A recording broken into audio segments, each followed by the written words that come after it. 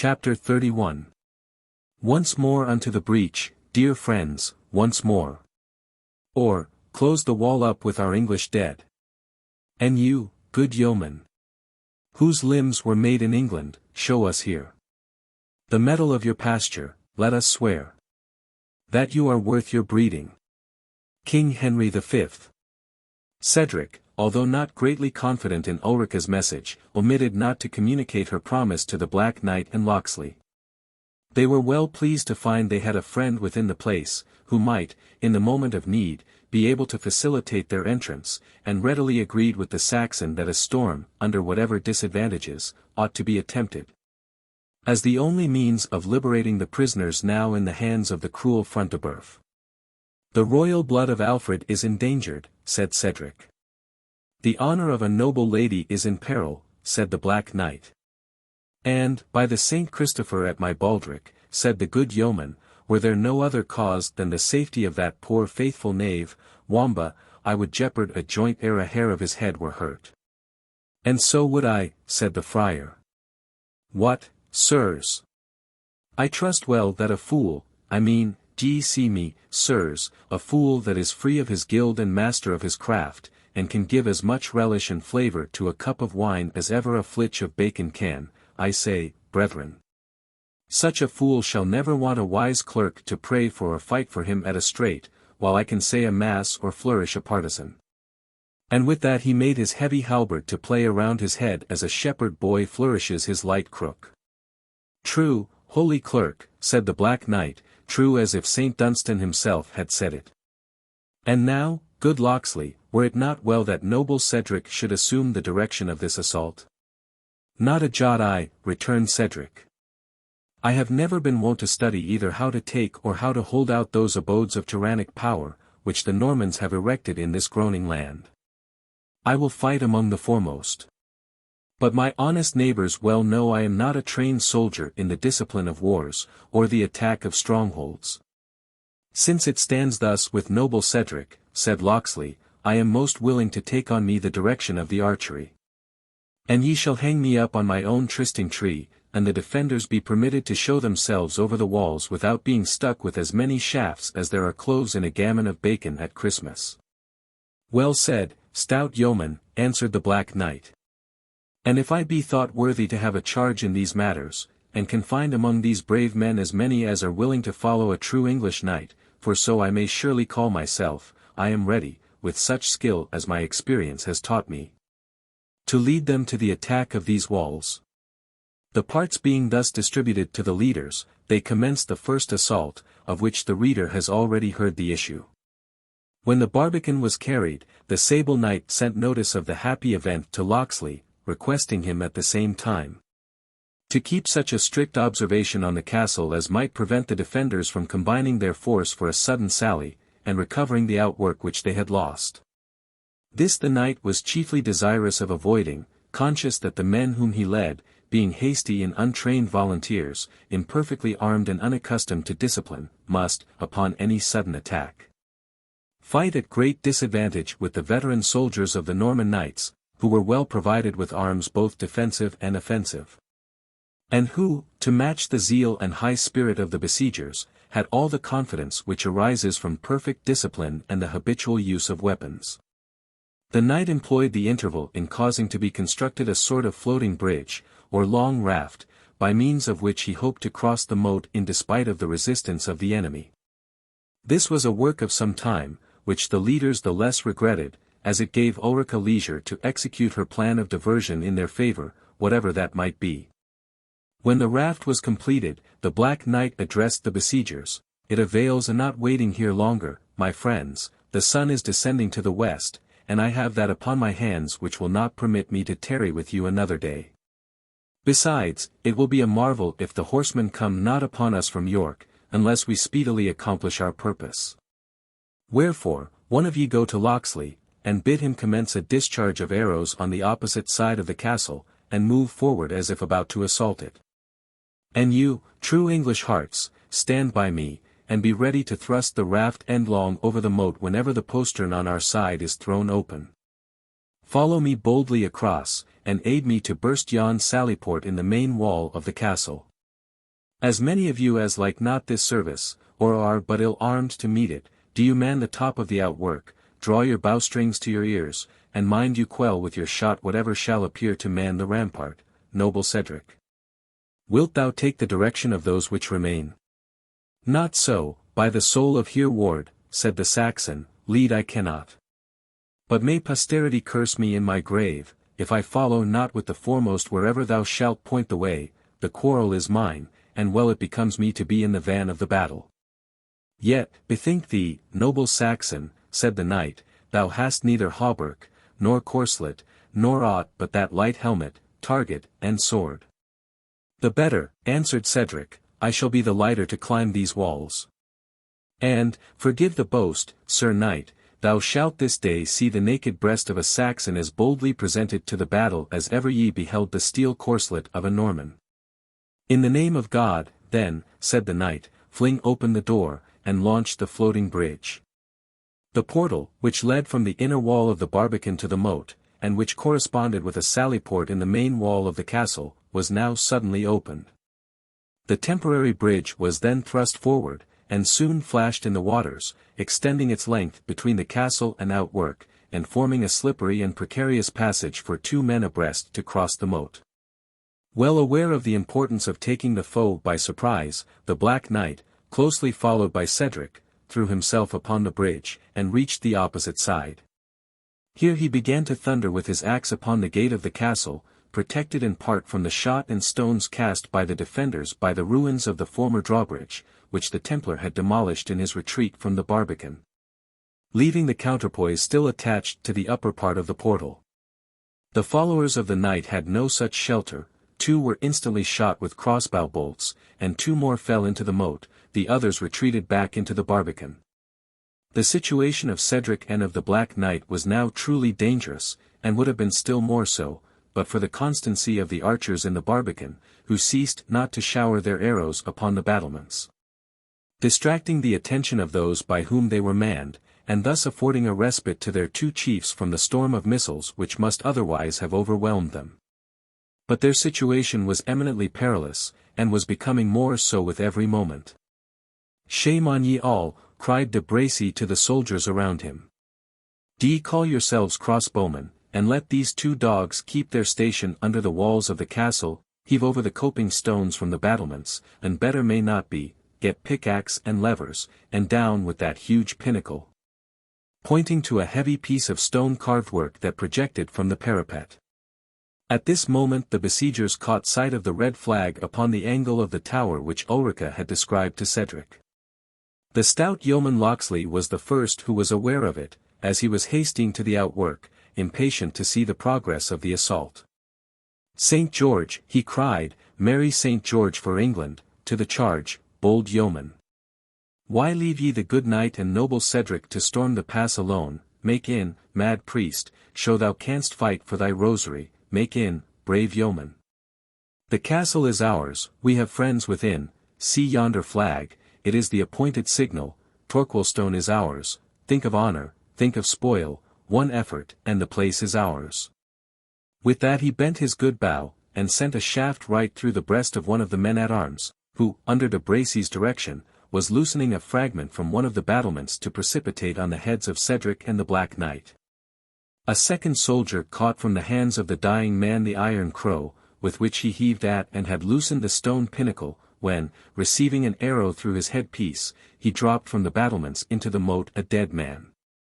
The men-at-arms were daunted, for no armor seemed proof against the shot of this tremendous archer. Do you give ground, base knaves, said de Bracy, Mountjoy St. Denis. Give me the lever. And, snatching it up, he again assailed the loosened pinnacle, which was of weight enough, if thrown down, not only to have destroyed the remnant of the drawbridge, which sheltered the 2 foremost assailants, but also to have sunk the rude float of planks over which they had crossed. All saw the danger, and the boldest, even the stout friar himself, avoided setting foot on the raft. Thrice did Locksley bend his shaft against de Bracy, and thrice did his arrow bound back from the knight's armor of proof. Curse on thy Spanish steel coat, said Locksley, had English smith forged it, these arrows had gone through, and as if it had been silk or sandal. He then began to call out, "Comrades! Friends! Noble Cedric! Bear back, and let the ruin fall." His warning voice was unheard, for the din which the knight himself occasioned by his strokes upon the postern would have drowned 20 war trumpets. The faithful Geth indeed sprung forward on the planked bridge, to warn Cedric of his impending fate, or to share it with him. But his warning would have come too late. The massive pinnacle already tottered, and de Bracy, who still heaved at his task, would have accomplished it, had not the voice of the Templar sounded close in his ears. "All is lost, de Bracy, the castle burns." "Thou art mad to say so," replied the knight. "It is all in a light flame on the western side. I have striven in vain to extinguish it." With the stern coolness which formed the basis of his character, Brian de Bois Guilbert communicated this hideous intelligence, which was not so calmly received by his astonished comrade. "Saints of Paradise," said de Bracy, "what is to be done?" "I vow to Saint Nicholas of Limoges a candlestick of pure gold." "Spare thy vow," said the Templar, "and mark me. Lead thy men down, as if to a sally. Throw the postern gate open, there are but 2 men who occupy the float, fling them into the moat, and push across for the barbican. I will charge from the main gate, and attack the barbican on the outside. And if we can regain that post, be assured we shall defend ourselves until we are relieved, or at least till they grant us fair quarter." "It is well thought upon," said de Bracy. "I will play my part, Templar, thou wilt not fail me." "Hand in glove, I will not," said Bois Guilbert. "But haste thee, in the name of God." De Bracy hastily drew his men together, and rushed down to the postern gate, which he caused instantly to be thrown open. But scarce was this done ere the portentous strength of the Black Knight forced his way inward in despite of de Bracy and his followers. 2 of the foremost instantly fell, and the rest gave way notwithstanding all their leaders' efforts to stop them. "Dogs," said de Bracy, "will ye let 2 men win our only pass for safety?" "He is the devil," said a veteran man-at-arms, bearing back from the blows of their sable antagonist. "And if he be the devil," replied de Bracy, "would you fly from him into the mouth of hell? The castle burns behind us, villains. Let despair give you courage, or let me forward. I will cope with this champion myself." And well and chivalrous did de Bracy that day maintain the fame he had acquired in the civil wars of that dreadful period. The vaulted passage to which the postern gave entrance, and in which these 2 redoubt champions were now fighting hand to hand, rung with the furious blows which they dealt each other, de Bracy with his sword, the Black Knight with his ponderous axe. At length the Norman received a blow, which, though its force was partly parried by his shield, for otherwise never more would de Bracy have again moved limb, descended yet with such violence on his crest, that he measured his length on the paved floor. "Yield thee, de Bracy," said the black champion, stooping over him, and holding against the bars of his helmet the fatal poniard with which the knights dispatched their enemies, and which was called the dagger of mercy. "Yield thee. Maurice de Bracy, rescue or no rescue, or thou art but a dead man." "I will not yield," replied de Bracy faintly, to an unknown conqueror. "Tell me thy name, or work thy pleasure on me. It shall never be said that Maurice de Bracy was prisoner to a nameless churl." The Black Knight whispered something into the ear of the vanquished. "I yield me to be true prisoner, rescue or no rescue," answered the Norman, exchanging his tone of stern and determined obstinacy for one of deep though sullen submission. "Go to the barbican," said the victor, in a tone of authority, "and there wait my further orders." "Yet first, let me say," said de Bracy, "what it imports thee to know. Wilfred of Ivanhoe is wounded and a prisoner, and will perish in the burning castle without present help." "Wilfred of Ivanhoe," exclaimed the Black Knight, "prisoner, and perish? The life of every man in the castle shall answer it if a hair of his head be singed. Show me his chamber." "Ascend yonder winding stair," said de Bracy, "it leads to his apartment. Wilt thou not accept my guidance?" he added, in a submissive voice. "No. To the barbican, and there wait my orders." "I trust thee not, de Bracy."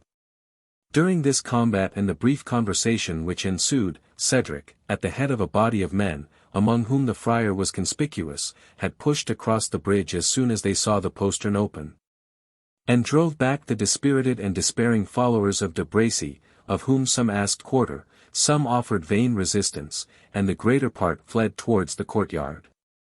De Bracy himself arose from the ground, and cast a sorrowful glance after his conqueror. "He trusts me not," he repeated, "but have I deserved his trust?"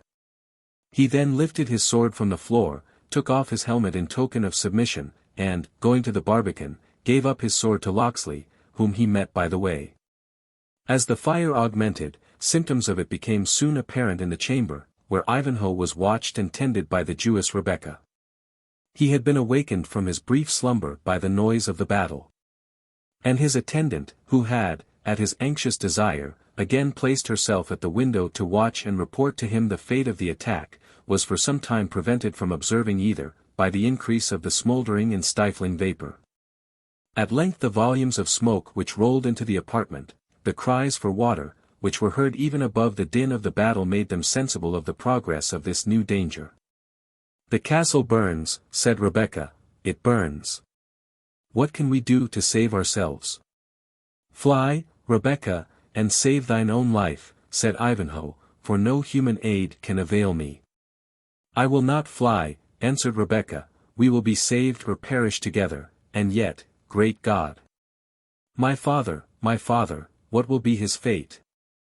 At this moment the door of the apartment flew open, and the Templar presented himself, a ghastly figure, for his gilded armor was broken and bloody, and the plume was partly shorn away, partly burnt from his casque. "I have found thee," said he to Rebecca, "thou shalt prove I will keep my word to share weal and woe with thee. There is but one path to safety, I have cut my way through 50 dangers to point it to thee, up, and instantly follow me."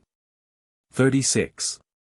"Alone," answered Rebecca, "I will not follow thee. If thou wert born of woman, if thou hast but a touch of human charity in thee, if thy heart be not hard as thy breastplate, save my aged father, save this wounded knight." "A knight," answered the Templar, with his characteristic calmness, "a knight, Rebecca, must encounter his fate, whether it meet him in the shape of sword or flame, and who recks how or where a Jew meets with his?" "Savage warrior," said Rebecca, "rather will I perish in the flames than accept safety from thee." "Thou shalt not choose, Rebecca, once didst thou foil me, but never mortal did so twice."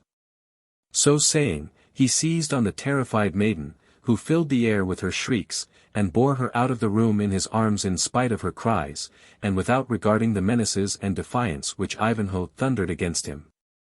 "Hound of the Temple, stain to thine order, set free the damsel." "Traitor of Bois Guilbert, it is Ivanhoe commands thee, villain, I will have thy heart's blood." "I had not found thee, Wilfred," said the Black Knight, who at that instant entered the apartment, "but for thy shouts." "If thou be'st true knight," said Wilfred, "think not of me, pursue yon ravisher, save the Lady Rowena, look to the noble Cedric." "In their turn," answered he of the Fetterlock, "but thine is first." And seizing upon Ivanhoe, he bore him off with as much ease as the Templar had carried off Rebecca, rushed with him to the postern, and having there delivered his burden to the care of 2 yeomen, he again entered the castle to assist in the rescue of the other prisoners. One turret was now in bright flames, which flashed out furiously from window and shot-hole. But in other parts, the great thickness of the walls and the vaulted roofs of the apartments resisted the progress of the flames, and there the rage of man still triumphed, as the scarce more dreadful element held mastery elsewhere. For the besiegers pursued the defenders of the castle from chamber to chamber, and satiated in their blood the vengeance which had long animated them against the soldiers of the tyrant Front-de-Bœuf. Most of the garrison resisted to the uttermost, few of them asked quarter, none received it. The air was filled with groans and clashing of arms, the floors were slippery with the blood of despairing and expiring wretches. Through this scene of confusion, Cedric rushed in quest of Rowena, while the faithful Geth, following him closely through the melee, neglected his own safety while he strove to avert the blows that were aimed at his master. The noble Saxon was so fortunate as to reach his ward's apartment just as she had abandoned all hope of safety, and, with a crucifix clasped in agony to her bosom, sat in expectation of instant death. He committed her to the charge of Geth, to be conducted in safety to the Barbican, the road to which was now cleared of the enemy, and not yet interrupted by the flames. This accomplished, the loyal Cedric hastened in quest of his friend Athelstane, determined, at every risk to himself, to save that last scion of Saxon royalty. But ere Cedric penetrated as far as the old hall in which he had himself been a prisoner, the inventive genius of Wamba had procured liberation for himself and his companion in adversity. When the noise of the conflict announced that it was at the hottest, the jester began to shout, with the utmost power of his lungs, "St. George and the Dragon, bonny St. George for merry England, the castle is won." And these sounds he rendered yet more fearful, by banging against each other 2 or 3 pieces of rusty armor which lay scattered around the hall. A guard, which had been stationed in the outer, or anteroom, and whose spirits were already in a state of alarm, took fright at Wamba's clamor, and, leaving the door open behind them, ran to tell the Templar that foemen had entered the old hall. Meantime the prisoners found no difficulty in making their escape into the anteroom, and from thence into the court of the castle, which was now the last scene of contest. Here sat the fierce Templar, mounted on horseback, surrounded by several of the garrison both on horse and foot, who had united their strength to that of this renowned leader, in order to secure the last chance of safety and retreat which remained to them. The drawbridge had been lowered by his orders, but the passage was beset.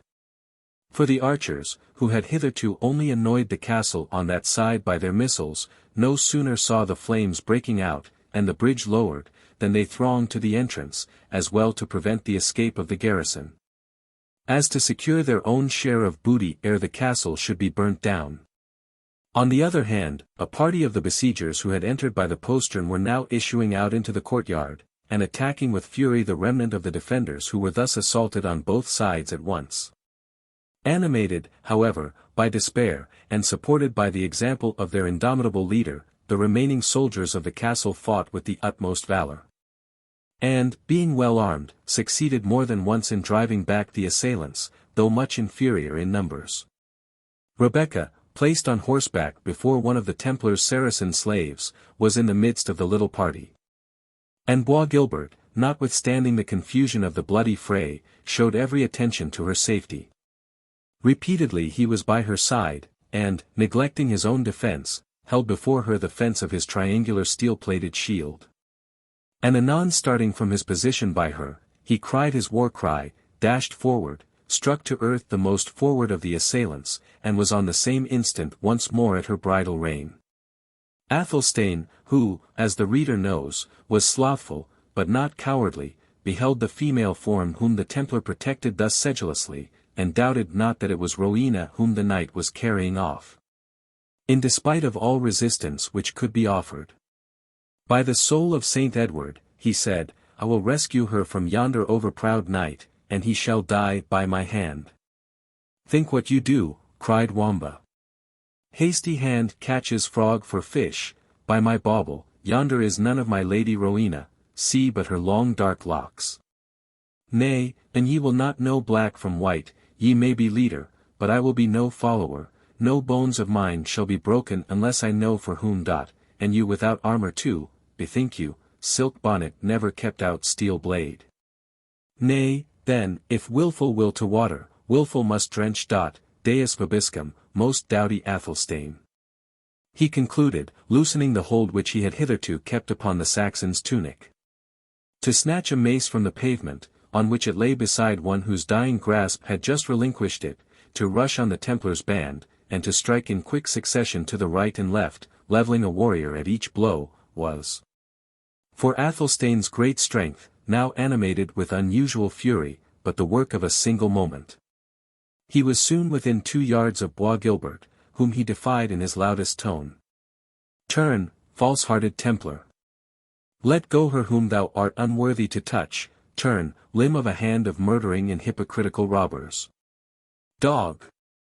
said the Templar, grinding his teeth, "I will teach thee to blaspheme the holy order of the Temple of Zion." And with these words, half-wheeling his steed, he made a demi-courbette towards the Saxon, and rising in the stirrups, so as to take full advantage of the descent of the horse, he discharged a fearful blow upon the head of Athelstane. Well said Wamba, that silken bonnet keeps out no steel blade. So trenchant was the Templar's weapon, that it shore asunder, as it had been a willow twig, the tough and plated handle of the mace, which the ill-fated Saxon reared to parry the blow, and, descending on his head, levelled him with the earth. Ha! Beau Saint, exclaimed Bois Guilbert, thus be it to the maligners of the Temple Knights. Taking advantage of the dismay which was spread by the fall of Athelstane, and calling aloud, those who would save themselves, follow me. He pushed across the drawbridge, dispersing the archers who would have intercepted them. He was followed by his Saracens, and some 5 or 6 men-at-arms, who had mounted their horses. The Templars' retreat was rendered perilous by the numbers of arrows shot off at him and his party. But this did not prevent him from galloping round to the barbican, of which, according to his previous plan, he supposed it possible de Bracy might have been in possession. De Bracy! De Bracy, he shouted, art thou there? I am here, replied de Bracy, but I am a prisoner. Can I rescue thee? Cried Bois Guilbert. No, replied de Bracy, I have rendered me, rescue or no rescue. I will be true prisoner. Save thyself, there are hawks abroad, put the seas betwixt you and England, I dare not say more. Well, answered the Templar, and thou wilt tarry there, remember I have redeemed word and glove. Be the hawks where they will, methinks the walls of the preceptory of Templestowe will be cover sufficient, and thither will I, like heron to her haunt. Having thus spoken, he galloped off with his followers. Those of the castle who had not gotten to horse, still continued to fight desperately with the besiegers, after the departure of the Templar, but rather in despair of quarter than that they entertained any hope of escape.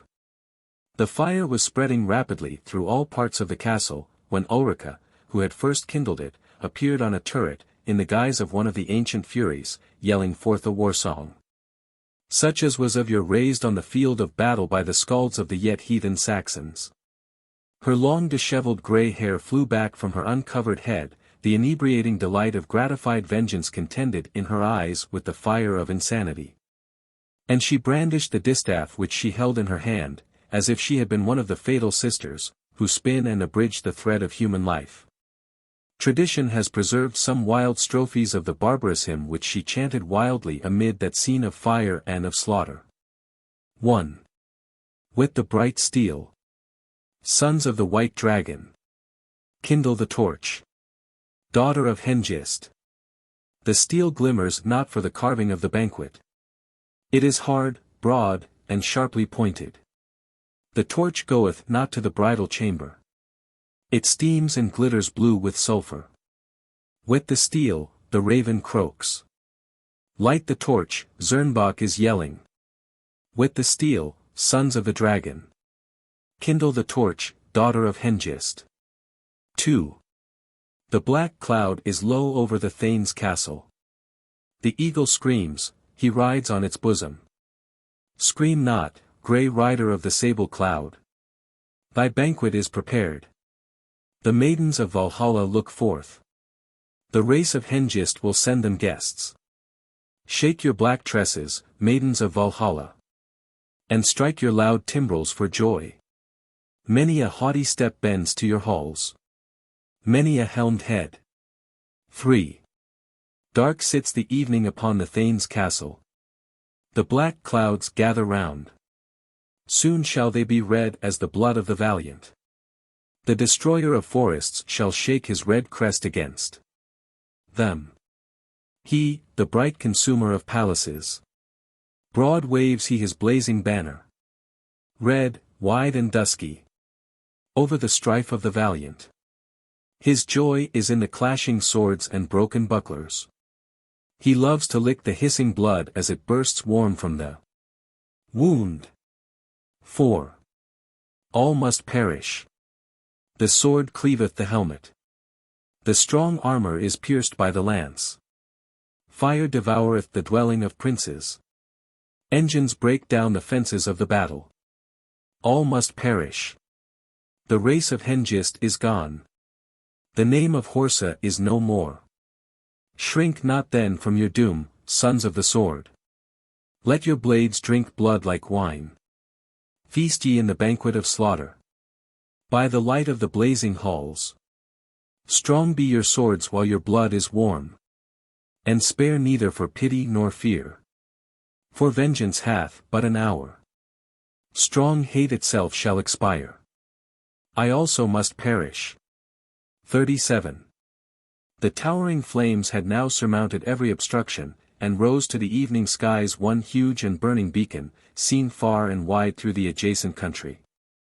Tower after tower crashed down, with blazing roof and rafter. And the combatants were driven from the courtyard. The vanquished, of whom very few remained, scattered and escaped into the neighboring wood. The victors, assembling in large bands, gazed with wonder, not unmixed with fear, upon the flames, in which their own ranks and arms glanced dusky red. The maniac figure of the Saxon Ulrica was for a long time visible on the lofty stand she had chosen, tossing her arms abroad with wild exultation, as if she reigned empress of the conflagration which she had raised. At length, with a terrific crash, the whole turret gave way, and she perished in the flames which had consumed her tyrant. An awful pause of horror silenced each murmur of the armed spectators, who, for the space of several minutes, stirred not a finger, save to sign the cross. The voice of Locksley was then heard, "Shout, yeomen, the den of tyrants is no more. Let each bring his spoil to our chosen place of rendezvous at the trysting tree in the Hart Hill Walk, for there at break of day will we make just partition among our own bands, together with our worthy allies in this great deed of vengeance." Chapter 32. Trust me, each state must have its policies. Kingdoms have edicts, cities have their charters. Even the wild outlaw, in his forest walk, keeps yet some touch of civil discipline. For not since Adam wore his verdant apron, hath man with man in social union dwelt. But laws were made to draw that union closer. Old play. The daylight had dawned upon the glades of the oak forest. The green boughs glittered with all their pearls of dew. The hind led her fawn from the covert of high fern to the more open walks of the greenwood, and no huntsman was there to watch or intercept the stately hart, as he paced at the head of the antlered herd. The outlaws were all assembled around the trysting tree in the Hart Hill Walk, where they had spent the night in refreshing themselves after the fatigues of the siege, some with wine, some with slumber. Many with hearing and recounting the events of the day, and computing the heaps of plunder which their success had placed at the disposal of their chief. The spoils were indeed very large. For, notwithstanding that much was consumed, a great deal of plate, rich armor, and splendid clothing, had been secured by the exertions of the dauntless outlaws, who could be appalled by no danger when such rewards were in view. Yet so strict were the laws of their society, that no one ventured to appropriate any part of the booty, which was brought into one common mass, to be at the disposal of their leader. The place of rendezvous was an aged oak. Not however the same to which Locksley had conducted Geth and Wamba in the earlier part of the story, but one which was the centre of a sylvan amphitheatre, within half a mile of the demolished castle of Torquilstone. Here Locksley assumed his seat, a throne of turf erected under the twisted branches of the huge oak, and the sylvan followers were gathered around him. He assigned to the Black Knight a seat at his right hand, and to Cedric a place upon his left. "Pardon my freedom, noble sirs," he said, "but in these glades I am monarch, they are my kingdom, and these my wild subjects would reck but little of my power, were I, within my own dominions, to yield place to mortal man. Now, sirs, who hath seen our chaplain? Where is our curtal friar? A mass amongst Christian men best begins a busy morning. No one had seen the clerk of Copmanhurst. Over gods forbode. Said the outlaw chief, I trust the jolly priest hath but a bid den by the winepot a thought too late. Who saw him since the castle was ta'en? I, quoth the miller, marked him busy about the door of a cellar, swearing by each saint in the calendar he would taste the smack of Front-de-Bœuf's Gascoigne wine. Now, the saints, as many as there be of them, said the captain, forfend, lest he has drunk too deep of the wine butts, and perished by the fall of the castle. Away, miller. Take with you enow of men, seek the place where you last saw him, throw water from the moat on the scorching ruins, I will have them removed stone by stone ere I lose my kirtle friar. The numbers who hastened to execute this duty, considering that an interesting division of spoil was about to take place, showed how much the troop had at heart the safety of their spiritual father. Meanwhile, let us proceed, said Locksley. For when this bold deed shall be sounded abroad, the bands of de Bracy, of Malvoisin, and other allies of Front de Bœuf, will be in motion against us, and it were well for our safety that we retreat from the vicinity. Noble Cedric, he said, turning to the Saxon, that spoil is divided into 2 portions, do thou make choice of that which best suits thee, to recompense thy people who were partakers with us in this adventure. Good yeoman, said Cedric, my heart is oppressed with sadness. The noble Athelstane of Königsberg is no more, the last sprout of the sainted confessor. Hopes have perished with him which can never return. A sparkle hath been quenched by his blood, which no human breath can again rekindle. My people, save the few who are now with me, do but tarry my presence to transport his honoured remains to their last mansion. The Lady Rowena is desirous to return to Rotherwood, and must be escorted by a sufficient force. I should, therefore, ere now, have left this place, and I waited, not to share the booty, for, so help me God and Saint Withold. As neither I nor any of mine will touch the value of a liard, I waited but to render my thanks to thee and to thy bold yeoman, for the life and honour ye have saved. Nay, but, said the chief outlaw, we did but half the work at most, take of the spoil what may reward your own neighbours and followers. I am rich enough to reward them from mine own wealth, answered Cedric. And some, said Wamba, have been wise enough to reward themselves, they do not march off empty-handed altogether. We do not all wear motley. They are welcome, said Locksley, our laws bind none but ourselves. But, thou, my poor knave, said Cedric, turning about and embracing his jester, how shall I reward thee, who feared not to give thy body to chains and death instead of mine, all forsook me, when the poor fool was faithful. A tear stood in the eye of the rough thane as he spoke, a mark of feeling which even the death of Athelstane had not extracted. But there was something in the half-instinctive attachment of his clown, that waked his nature more keenly than even grief itself. Nay, said the jester, extricating himself from master's caress, if you pay my service with the water of your eye, the jester must weep for company, and then what becomes of his vocation? But, uncle, if you would indeed pleasure me, I pray you to pardon my playfellow Geth, who stole a week from your service to bestow it on your son. Pardon him, exclaimed Cedric, I will both pardon and reward him. Kneel down, Geth. The swineherd was in an instant at his master's feet. Thow and Esne 38 art thou no longer, said Cedric touching him with a wand, folk free and sackless 39 art thou in town and from town, in the forest as in the field. A hide of land I give to thee in my steads of Walbergam, from me and mine to thee and thine eye and for ever, and God's molly sun on his head who this gainsays.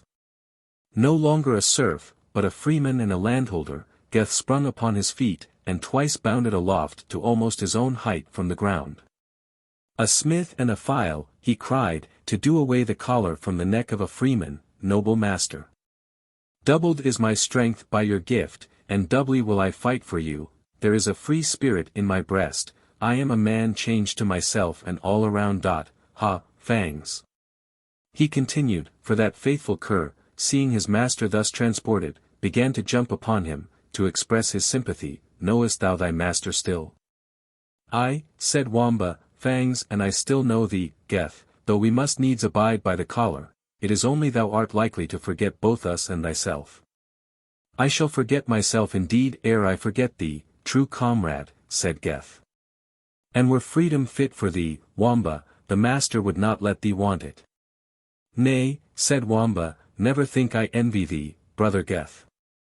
The serf sits by the hall fire when the freeman must forth to the field of battle, and what saith old Helm of Malmesbury, better a fool at a feast than a wise man at a fray. The tramp of horses was now heard, and the Lady Rowena appeared, surrounded by several riders, and a much stronger party of footmen, who joyfully shook their pikes and clashed their brown bills for joy of her freedom. She herself, richly attired, and mounted on a dark chestnut palfrey, had recovered all the dignity of her manner, and only an unwonted degree of paleness showed the sufferings she had undergone. Her lovely brow, though sorrowful, bore on it a cast of reviving hope for the future, as well as of grateful thankfulness for the past deliverance. She knew that Ivanhoe was safe, and she knew that Athelstane was dead. The former assurance filled her with the most sincere delight. And if she did not absolutely rejoice at the latter, she might be pardoned for feeling the full advantage of being freed from further persecution on the only subject in which she had ever been contradicted by her guardian Cedric. As Rowena bent her steed towards Locksley's seat, that bold yeoman, with all his followers, rose to receive her, as if by a general instinct of courtesy. The blood rose to her cheeks, as, courteously waving her hand, and bending so low that her beautiful and loose tresses were for an instant mixed with the flowing mane of her palfrey, she expressed in few but apt words her obligations and her gratitude to Locksley and her other deliverers. "God bless you, brave men," she concluded, "God and Our Lady bless you and requite you for gallantly perilling yourselves in the cause of the oppressed. If any of you should hunger, remember Rowena has food, if you should thirst, she has many a butt of wine and brown ale, and if the Normans drive ye from these walks, Rowena has forests of her own, where her gallant deliverers may range at full freedom, and never ranger ask whose arrow hath struck down the deer." "Thanks, gentle lady," said Locksley, "thanks for my company and myself. But, to have saved you requites itself. We who walk the greenwood do many a wild deed, and the Lady Rowena's deliverance may be received as an atonement." Again bowing from her palfrey, Rowena turned to depart, but pausing a moment, while Cedric, who was to attend her, was also taking his leave, she found herself unexpectedly close by the prisoner de Bracy. He stood under a tree in deep meditation, his arms crossed upon his breast, and Rowena was in hopes she might pass him unobserved. He looked up, however, and, when aware of her presence, a deep flush of shame suffused his handsome countenance. He stood a moment most irresolute, then, stepping forward, took her palfrey by the rein, and bent his knee before her. "Will the Lady Rowena deign to cast an eye, on a captive knight, on a dishonored soldier?" "Sir Knight," answered Rowena, "in enterprises such as yours, the real dishonor lies not in failure, but in success." "Conquest, lady, should soften the heart," answered de Bracy. "Let me but know that the Lady Rowena forgives the violence occasioned by an ill-fated passion, and she shall soon learn that de Bracy knows how to serve her in nobler ways." "I forgive you, Sir Knight," said Rowena, "as a Christian." "That means," said Wamba, "that she does not forgive him at all." "But I can never forgive the misery and desolation your madness has occasioned," continued Rowena. "Unloose your hold on the lady's rein," said Cedric, coming up. "By the bright sun above us, but it were shame, I would pin thee to the earth with my javelin, but be well assured, thou shalt smart, Maurice de Bracy, for thy share in this foul deed." "He threatens safely who threatens a prisoner," said de Bracy. "But when had a Saxon any touch of courtesy?" Then retiring 2 steps backward, he permitted the lady to move on. Cedric, ere they departed, expressed his peculiar gratitude to the Black Champion, and earnestly entreated him to accompany him to Rotherwood. "I know," he said, "that ye errant knights desire to carry your fortunes on the point of your lance, and reck not of land or goods, but war is a changeful mistress, and a home is sometimes desirable even to the champion whose trade is wandering. Thou hast earned one in the halls of Rotherwood, noble knight. Cedric has wealth enough to repair the injuries of fortune, and all he has is his deliverers. Come, therefore, to Rotherwood, not as a guest, but as a son or brother." "Cedric has already made me rich," said the knight, "he has taught me the value of Saxon virtue. To Rotherwood will I come, brave Saxon, and that speedily, but, as now, pressing matters of moment detain me from your halls. Peradventure when I come hither, I will ask such a boon as will put even thy generosity to the test." "It is granted ere spoken out," said Cedric, striking his ready hand into the gauntlet palm of the Black Knight, "it is granted already, were it to affect half my fortune." "Gage not thy promise so lightly," said the Knight of the Fetterlock. Yet well I hope to gain the boon I shall ask. Meanwhile, adieu. I have but to say, added the Saxon, that, during the funeral rites of the noble Athelstane, I shall be an inhabitant of the halls of his castle of Königsberg. They will be open to all who choose to partake of the funeral banqueting. And, I speak in name of the noble Edith, mother of the fallen prince, they will never be shut against him who laboured so bravely, though unsuccessfully, to save Athelstane from Norman chains and Norman steel. Aye, said Wamba, who had resumed his attendance on his master, rare feeding there will be, pity that the noble Athelstane cannot banquet at his own funeral. But he, continued the jester, lifting up his eyes gravely, is supping in paradise, and doubtless does honour to the cheer. Peace, and move on, said Cedric, his anger at this untimely jest being checked by the recollection of Wamba's recent services. Rowena waved a graceful adieu to him of the Fetterlock, the Saxon bade God speed him, and on they moved through a wide glade of the forest. They had scarce departed, ere a sudden procession moved from under the greenwood branches, swept slowly round the sylvan amphitheatre, and took the same direction with Rowena and her followers. The priests of a neighbouring convent, in expectation of the ample donation, or soul-scat, which Cedric had propined, attended upon the car in which the body of Athelstane was laid. And sang hymns as it was sadly and slowly borne on the shoulders of his vassals to his castle of Königsberg, to be there deposited in the grave of Hengist, from whom the deceased derived his long descent. Many of his vassals had assembled at the news of his death, and followed the bier with all the external marks, at least, of dejection and sorrow. Again the outlaws arose, and paid the same rude and spontaneous homage to death, which they had so lately rendered to beauty. The slow chant and mournful step of the priests brought back to their remembrance such of their comrades as had fallen in the yesterday's array. But such recollections dwell not long with those who lead a life of danger and enterprise, and ere the sound of the death hymn had died on the wind, the outlaws were again busied in the distribution of their spoil. Valiant knight, said Locksley to the black champion, without whose good heart and mighty arm our enterprise must altogether have failed, will it please you to take from that mass of spoil whatever may best serve to pleasure you? And to remind you of this my trysting tree? I accept the offer, said the knight, as frankly as it is given, and I ask permission to dispose of Sir Maurice de Bracy at my own pleasure. He is thine already, said Locksley, and well for him. Else the tyrant had graced the highest bough of this oak, with as many of his free companions as we could gather, hanging thick as acorns around him. But he is thy prisoner, and he is safe, though he had slain my father. De Bracy, said the knight, thou art free, depart. He whose prisoner thou art scorns to take mean revenge for what is past. But beware of the future, lest a worse thing befall thee. Maurice de Bracy, I say beware. De Bracy bowed low and in silence, and was about to withdraw, when the yeoman burst at once into a shout of execration and derision. The proud knight instantly stopped, turned back, folded his arms, drew up his form to its full height, and exclaimed, Peace, ye yelping curs! Who open upon a cry which ye followed not when the stag was at bay. De Bracy scorns your censure as he would disdain your applause. To your brakes and caves, ye outlawed thieves! And be silent when aught knightly or noble is but spoken within a league of your fox-earths. This ill-timed defiance might have procured for de Bracy a volley of arrows, but for the hasty and imperative interference of the outlaw chief. Meanwhile the knight caught a horse by the rein, for several which had been taken in the stables of Front-de-Bœuf stood accoutred around, and were a valuable part of the booty. He threw himself upon the saddle, and galloped off through the wood.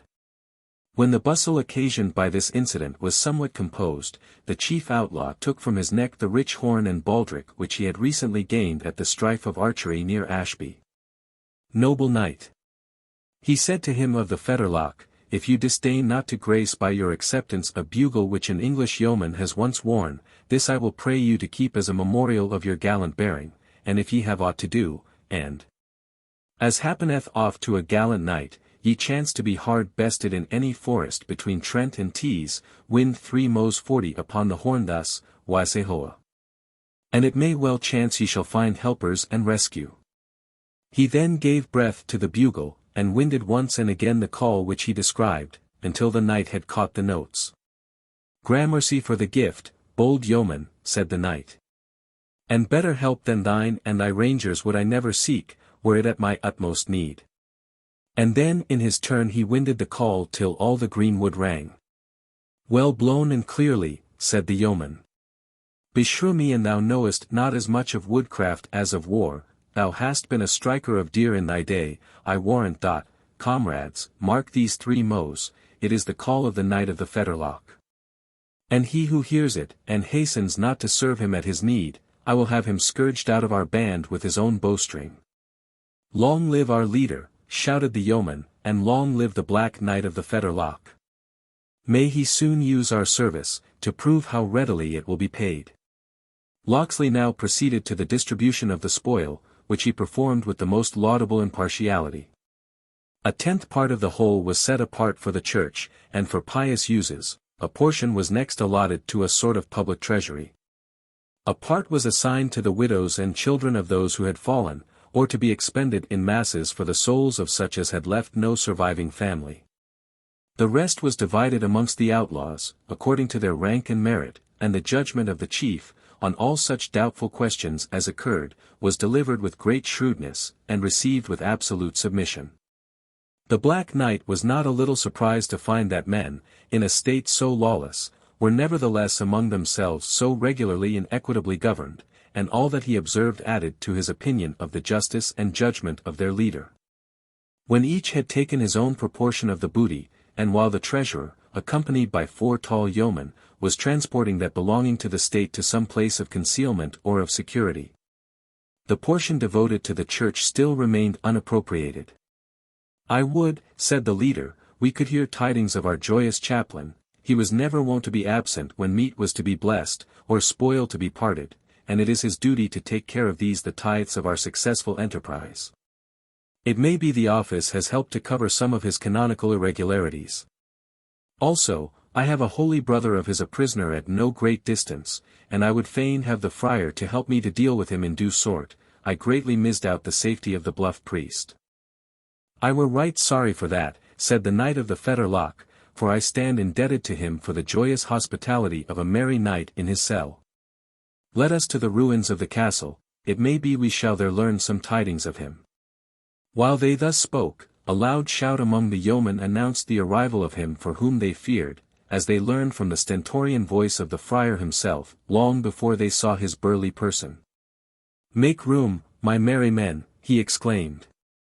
"Room for your godly father and his prisoner, cry welcome once more. I come, noble leader, like an eagle with my prey in my clutch."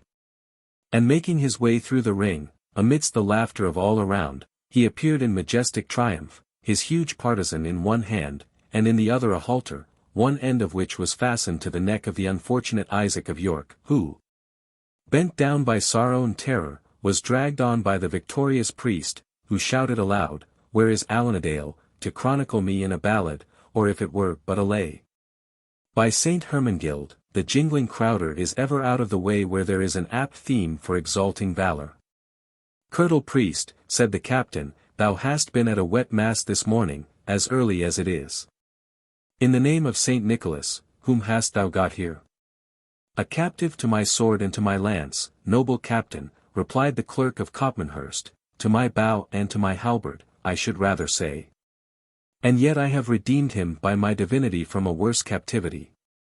Speak, Jew, have I not ransomed thee from Sathanas, have I not taught thee thy credo, thy pater, and thine Ave Maria? Did I not spend the whole night in drinking to thee, and in expounding of mysteries? For the love of God, ejaculated the poor Jew, will no one take me out of the keeping of this this holy man? How's this, Jew? Said the friar, with a menacing aspect, dost thou recant, Jew? Bethink thee, if thou dost relapse into thine infidelity, though thou art not so tender as a suckling pig, I would I had one to break my fast upon, thou art not too tough to be roasted. Be conformable, Isaac, and repeat the words after me. Ave Maria. Nay, we will have no profanation, mad priest, said Locksley, let us rather hear where you found this prisoner of thine.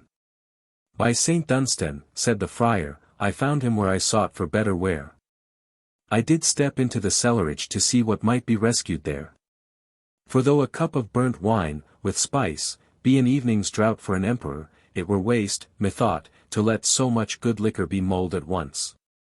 And I had caught up one runlet of sack, and was coming to call more aid among these lazy knaves, who are ever to seek when a good deed is to be done, when I was avist of a strong door. Aha!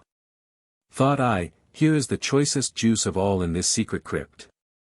And the knave butler, being disturbed in his vocation, hath left the key in the door, in therefore I went, and found just naught besides a commodity of rusted chains and this dog of a Jew, who presently rendered himself my prisoner. Rescue or no rescue? I did but refresh myself after the fatigue of the action, with the unbeliever, with one humming cup of sack, and was proceeding to lead forth my captive, when, crash after crash, as with wild thunder dint and levin fire, down toppled the masonry of an outer tower, Mary beshrew their hands that built it not the firmer, and blocked up the passage. The roar of one falling tower followed another. I gave up thought of life, and deeming it a dishonour to one of my profession to pass out of this world in company with a Jew, I heaved up my halberd to beat his brains out. But I took pity on his grey hairs, and judged it better to lay down the partisan, and take up my spiritual weapon for his conversion. And truly, by the blessing of Saint Dunstan, the seed has been sown in good soil. Only that, with speaking to him of mysteries through the whole night, and being in a manner fasting, for the few draughts of sack which I sharpened my wits with were not worth marking, my head is well nigh dizzied, I trow. But I was clean exhausted. Gilbert and Wibbled know in what state they found me, quite and clean exhausted. We can bear witness, said Gilbert. For when we had cleared away the ruin, and by Saint Dunstan's help lighted upon the dungeon stair, we found the runlet of sack half empty, the Jew half dead, and the friar more than half exhausted, as he calls it. Ye be knaves. Ye lie. Retorted the offended friar, it was you and your gormandizing companions that drank up the sack, and called it your morning draught. I am a pagan, and I kept it not for the captain's own throat. But what recks it? The Jew is converted, and understands all I have told him, very nearly, if not altogether, as well as myself. Jew, said the captain, is this true? Hast thou renounced thine unbelief? May I so find mercy in your eyes, said the Jew, as I know not one word which the reverend prelate spake to me all this fearful night. Alas! I was so distraught with agony, and fear, and grief, that had our holy father Abraham come to preach to me, he had found but a deaf listener. Thou liest, Jew, and thou knowest thou dost, said the friar. I will remind thee of but one word of our conference. Thou didst promise to give all thy substance to our holy order. So help me the promise, fair sirs, said Isaac, even more alarmed than before, as no such sounds ever crossed my lips. Alas! I am an aged beggared man, I fear me a childless, have ruth on me, and let me go. Nay, said the friar, if thou dost retract vows made in favour of holy church, thou must do penance. Accordingly, he raised his halberd, and would have laid the staff of it lustily on the Jew's shoulders, had not the Black Knight stopped the blow, and thereby transferred the holy clerk's resentment to himself. By St. Thomas of Kent, said he, and I buckle to my gear, I will teach thee, sir lazy lover, to mell with thine own matters, maugre thine iron case there. Nay, be not wroth with me, said the knight. Thou knowest I am thy sworn friend and comrade. I know no such thing, answered the friar, and defy thee for a meddling coxcomb. Nay, but, said the knight, who seemed to take a pleasure in provoking his quondam host, hast thou forgotten how, that for my sake, for I say nothing of the temptation of the flagon and the pasty, thou didst break thy vow of fast and vigil? Truly, friend, said the friar, clenching his huge fist, I will bestow a buffet on thee. I accept of no such presents, said the knight. I am content to take thy cuff 41 as a loan, but I will repay thee with usury as deep as ever thy prisoner there exacted in his traffic. I will prove that presently, said the friar. Hola, cried the captain, what art thou after, mad friar? Brawling beneath our trysting tree? No brawling, said the knight, it is but a friendly interchange of courtesy. Friar, strike an thou darest, I will stand thy blow, if thou wilt stand mine.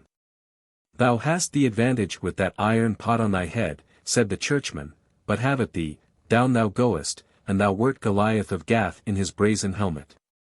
The friar bared his brawny arm up to the elbow, and putting his full strength to the blow, gave the knight a buffet that might have felled an ox. But his adversary stood firm as a rock. A loud shout was uttered by all the yeomen around.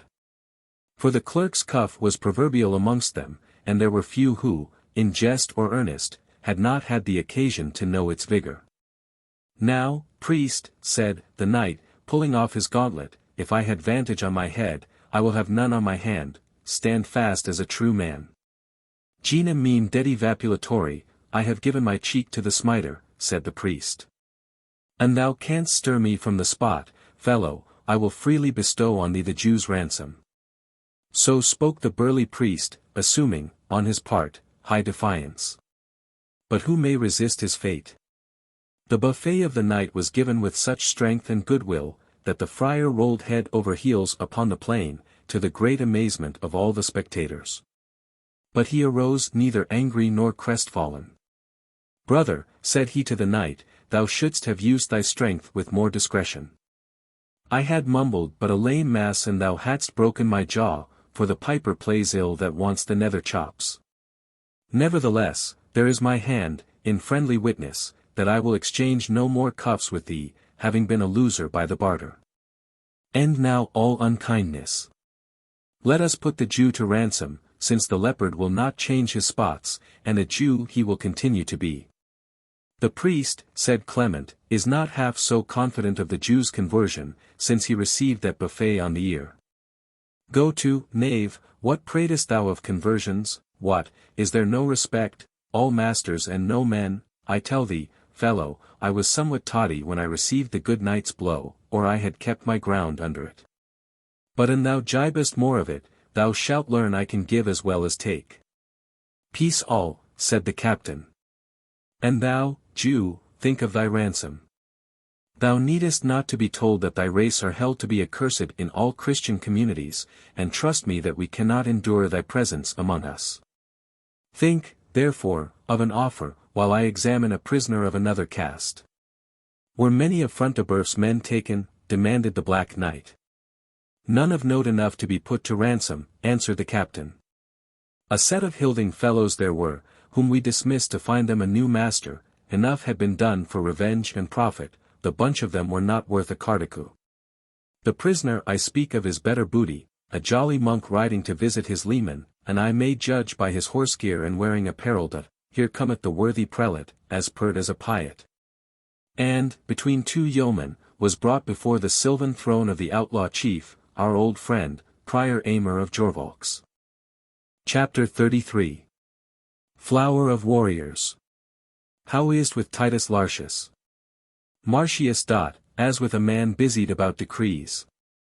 Condemning some to death and some to exile. Ransoming him or pitying, threatening the other. Coriolanus. The captive abbot's features and manners exhibited a whimsical mixture of offended pride, and deranged foppery and bodily terror. Why, how now, my masters, said he, with a voice in which all three emotions were blended. What order is this among ye?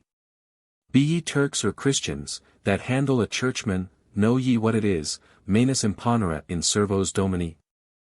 Ye have plundered my mails, torn my cope of curious cut lace, which might have served a cardinal. Another in my place would have been at his excommunicabo vas. But I am placeable, and if ye order forth my palfreys, release my brethren, and restore my mails, tell down with all speed 100 crowns to be expended in masses at the high altar of Jorvolks Abbey. And make your vow to eat no venison until next Pentecost, it may be you shall hear little more of this mad frolic. Holy Father, said the chief outlaw, it grieves me to think that you have met with such usage from any of my followers, as calls for your fatherly reprehension. Usage, echoed the priest, encouraged by the mild tone of the sylvan leader. It were usage fit for no hound of good race, much less for a Christian, far less for a priest, and least of all for the prior of the holy community of Jorvolks. Here is a profane and drunken minstrel, called Alanadale, nebulo quidem, who has menaced me with corporal punishment, nay, with death itself, and I pay not down 400 crowns of ransom. To the boot of all the treasure he hath already robbed me of, gold chains and gimmal rings to an unknown value. Besides what is broken and spoiled among their rude hands, such as my pouncerbox and silver crisping tongs. It is impossible that Alanadale can have thus treated a man of your reverend bearing, replied the captain. It is true as the gospel of Saint Nicodemus, said the prior, he swore, with many a cruel north country oath, that he would hang me up on the highest tree in the greenwood. Did he so in very deed? Nay, then, reverend father, I think you had better comply with his demands, for Alanadale is the very man to abide by his word when he has so pledged it. 42. You do but jest with me, said the astounded prior, with a forced laugh. And I love a good jest with all my heart. But, ha! Ha! Ha! When the mirth has lasted the livelong night, it is time to be grave in the morning.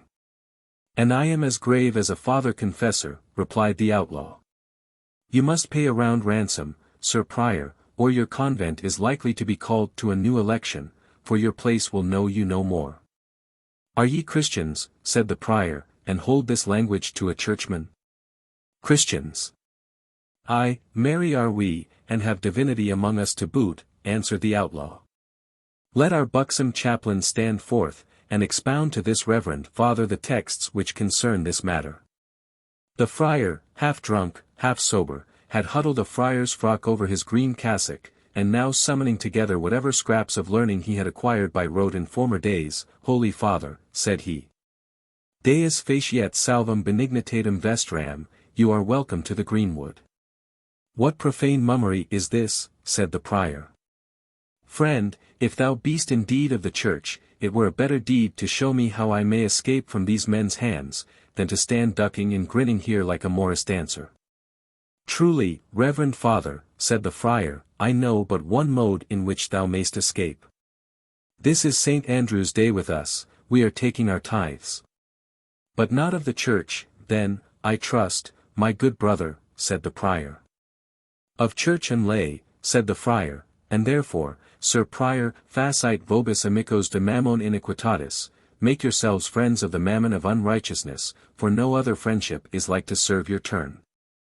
I love a jolly woodsman at heart, said the prior, softening his tone. Come, ye must not deal too hard with me, I can well of woodcraft, and can wind a horn clear and lustily, and hollow till every oak rings again. Come, ye must not deal too hard with me. Give him a horn, said the outlaw.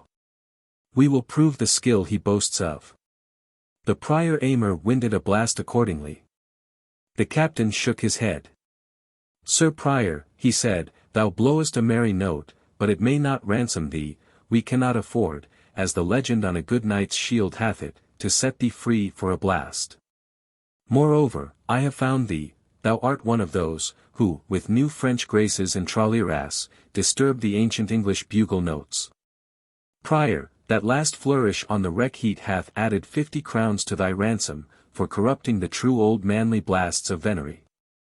Well, friend, said the abbot, peevishly, thou art ill to please with thy woodcraft. I pray thee be more conformable in this matter of my ransom. At a word, since I must needs, for once, hold a candle to the devil, what ransom am I to pay for walking on Watling Street, without having 50 men at my back? Were it not well, said the lieutenant of the gang apart to the captain, that the prior should name the Jew's ransom, and the Jew name the prior's? Thou art a mad knave, said the captain, but thy plan transcends. Here, Jew, step forth, look at that holy Father Aymer, prior of the rich abbey of Jorvolks, and tell us at what ransom we should hold him. Thou knowest the income of his convent, I warrant thee. Oh, assuredly, said Isaac. I have trafficked with the good fathers, and bought wheat and barley, and fruits of the earth, and also much wool. Oh, it is a rich abbey steed, and they do live upon the fat, and drink the sweet wines upon the lees, these good fathers of Jorvolks. Ah, if an outcast like me had such a home to go to, and such incomings by the year and by the month, I would pay much gold and silver to redeem my captivity. Hound of a Jew! Exclaimed the prior, no one knows better than thy own cursed self, that our holy house of God is indebted for the finishing of our chancel. And for the storing of your cellars in the last season with the due allowance of Gascon wine. Interrupted the Jew. But that is small matters. Hear the infidel dog, said the churchman, he jangles as if our holy community did come under debts for the wines we have a license to drink, propter necessitatem, ad frigus depellendum. The circumcised villain blasphemeth the holy church, and Christian men listen and rebuke him not. All this helps nothing, said the leader. Isaac, pronounce what he may pay, without flaying both hide and hair. And 600 crowns, said Isaac, the good prior might well pay to your honored valors, and never sit less soft in his stall. 600 crowns, said the leader, gravely, I am contented, thou hast well spoken, Isaac, 600 crowns. It is a sentence, Sir Prior. A sentence, exclaimed the band, Solomon had not done it better. Thou hearest thy doom, Prior, said the leader. Ye are mad, my masters, said the prior, where am I to find such a sum?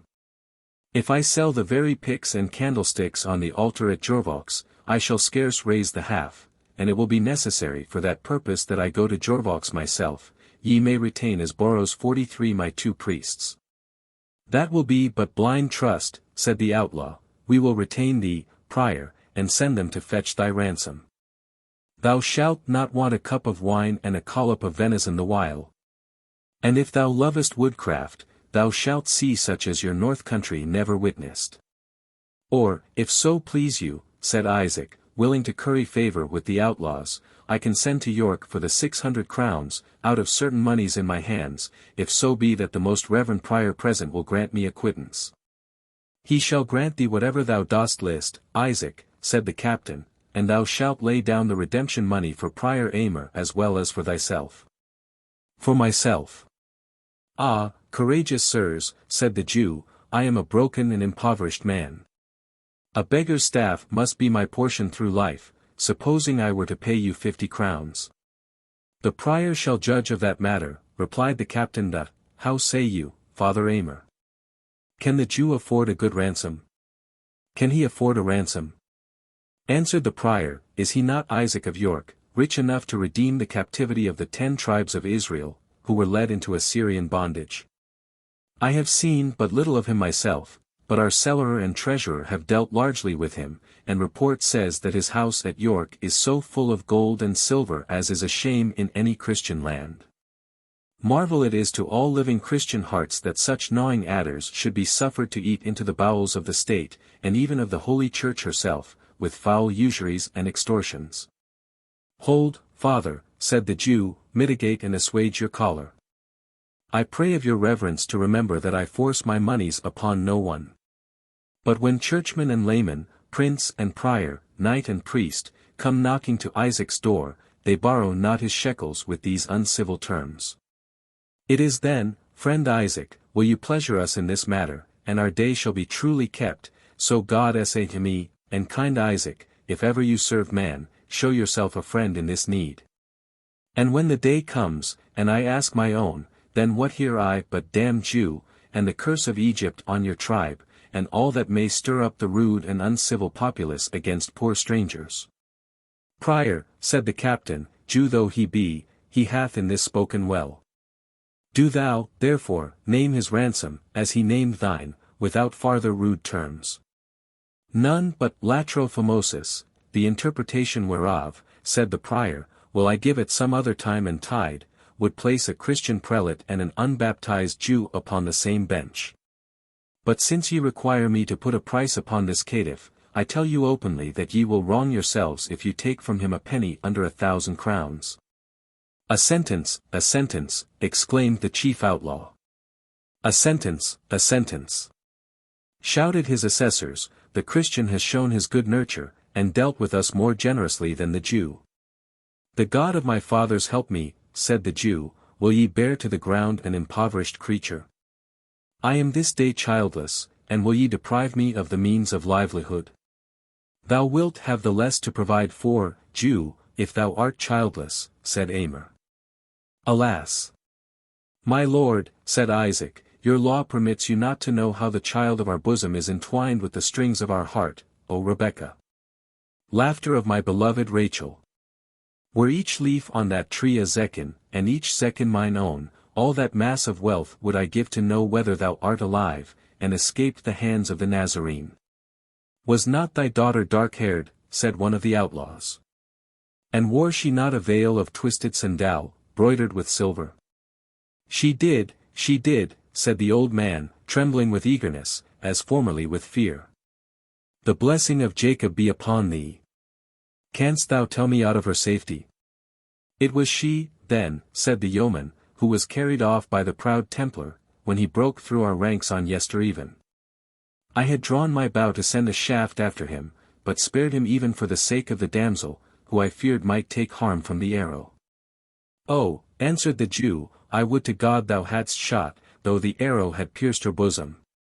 Better the tomb of her fathers than the dishonorable couch of the licentious and savage Templar. Ichabod! Ichabod! The glory hath departed from my house. Friends, said the chief, looking round, the old man is but a Jew, natheless his grief touches me. Deal uprightly with us, Isaac, will paying this ransom of 1,000 crowns leave thee altogether penniless? Isaac, recalled to think of his worldly goods, the love of which, by dint of inveterate habit, contended even with his parental affection, grew pale, stammered, and could not deny there might be some small surplus. Well, go to, what though there be, said the outlaw, we will not reckon with thee too closely. Without treasure thou mayst as well hope to redeem thy child from the clutches of Sir Brian de Bois Guilbert, as to shoot a stag royal with a headless shaft. We will take thee at the same ransom with Prior Aymer, or rather at 100 crowns lower, which 100 crowns shall be mine own peculiar loss, and not light upon this worshipful community. And so we shall avoid the heinous offence of rating a Jew merchant as high as a Christian prelate, and thou wilt have 600 crowns remaining to treat for thy daughter's ransom. Templars love the glitter of silver shekels as well as the sparkle of black eyes. Hasten to make thy crowns chink in the ear of de Bois Guilbert, ere worse comes of it. Thou wilt find him, as our scouts have brought notice, at the next preceptory house of his order. Said I well, my merry mates? The yeomen expressed their wonted acquiescence in their leader's opinion. And Isaac, relieved of one half of his apprehensions, by learning that his daughter lived, and might possibly be ransomed, threw himself at the feet of the generous outlaw, and, rubbing his beard against his buskins, sought to kiss the hem of his green cassock. The captain drew himself back, and extricated himself from the Jew's grasp, not without some marks of contempt. Nay, beshrew thee, man, up with thee. I am English born, and love no such Eastern prostrations, kneel to God, and not to a poor sinner, like me. I, Jew, said Prior Aymer. Kneel to God, as represented in the servant of his altar, and who knows, with thy sincere repentance and due gifts to the shrine of Saint Robert, what grace thou mayst acquire for thyself and thy daughter Rebekah.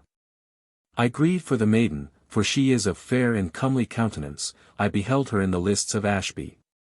Also Brian de Bois Guilbert is one with whom I may do much, bethink thee how thou mayst deserve my good word with him. Alas! Alas! Said the Jew, on every hand the spoilers arise against me, I am given as a prey unto the Assyrian, and a prey unto him of Egypt. And what else should be the lot of thy accursed race, answered the prior. For what saith Holy Writ, verbum Domini progesserunt, e sapientia est nulla in eis, they have cast forth the word of the Lord, and there is no wisdom in them. Propteria debo muliers eram exteris, I will give their women to strangers, that is to the Templar, as in the present matter, eti thesauros eram heredibus alienis, and their treasures to others, as in the present case to these honest gentlemen. Isaac groaned deeply, and began to wring his hands, and to relapse into his state of desolation and despair. But the leader of the yeomen led him aside. Advise thee well, Isaac, said Locksley, what thou wilt do in this matter. My counsel to thee is to make a friend of this churchman. He is vain, Isaac, and he is covetous, at least he needs money to supply his profusion. Thou canst easily gratify his greed, for think not that I am blinded by thy pretexts of poverty. I am intimately acquainted, Isaac, with the very iron chest in which thou dost keep thy money-bags. What? Know I not the great stone beneath the apple tree, that leads into the vaulted chamber under thy garden at York? The Jew grew as pale as death, but fear nothing from me, continued the yeoman, for we are of old acquainted. Dost thou not remember the sick yeoman whom thy fair daughter Rebecca redeemed from the gyves at York, and kept him in thy house till his health was restored, when thou didst dismiss him recovered, and with a piece of money?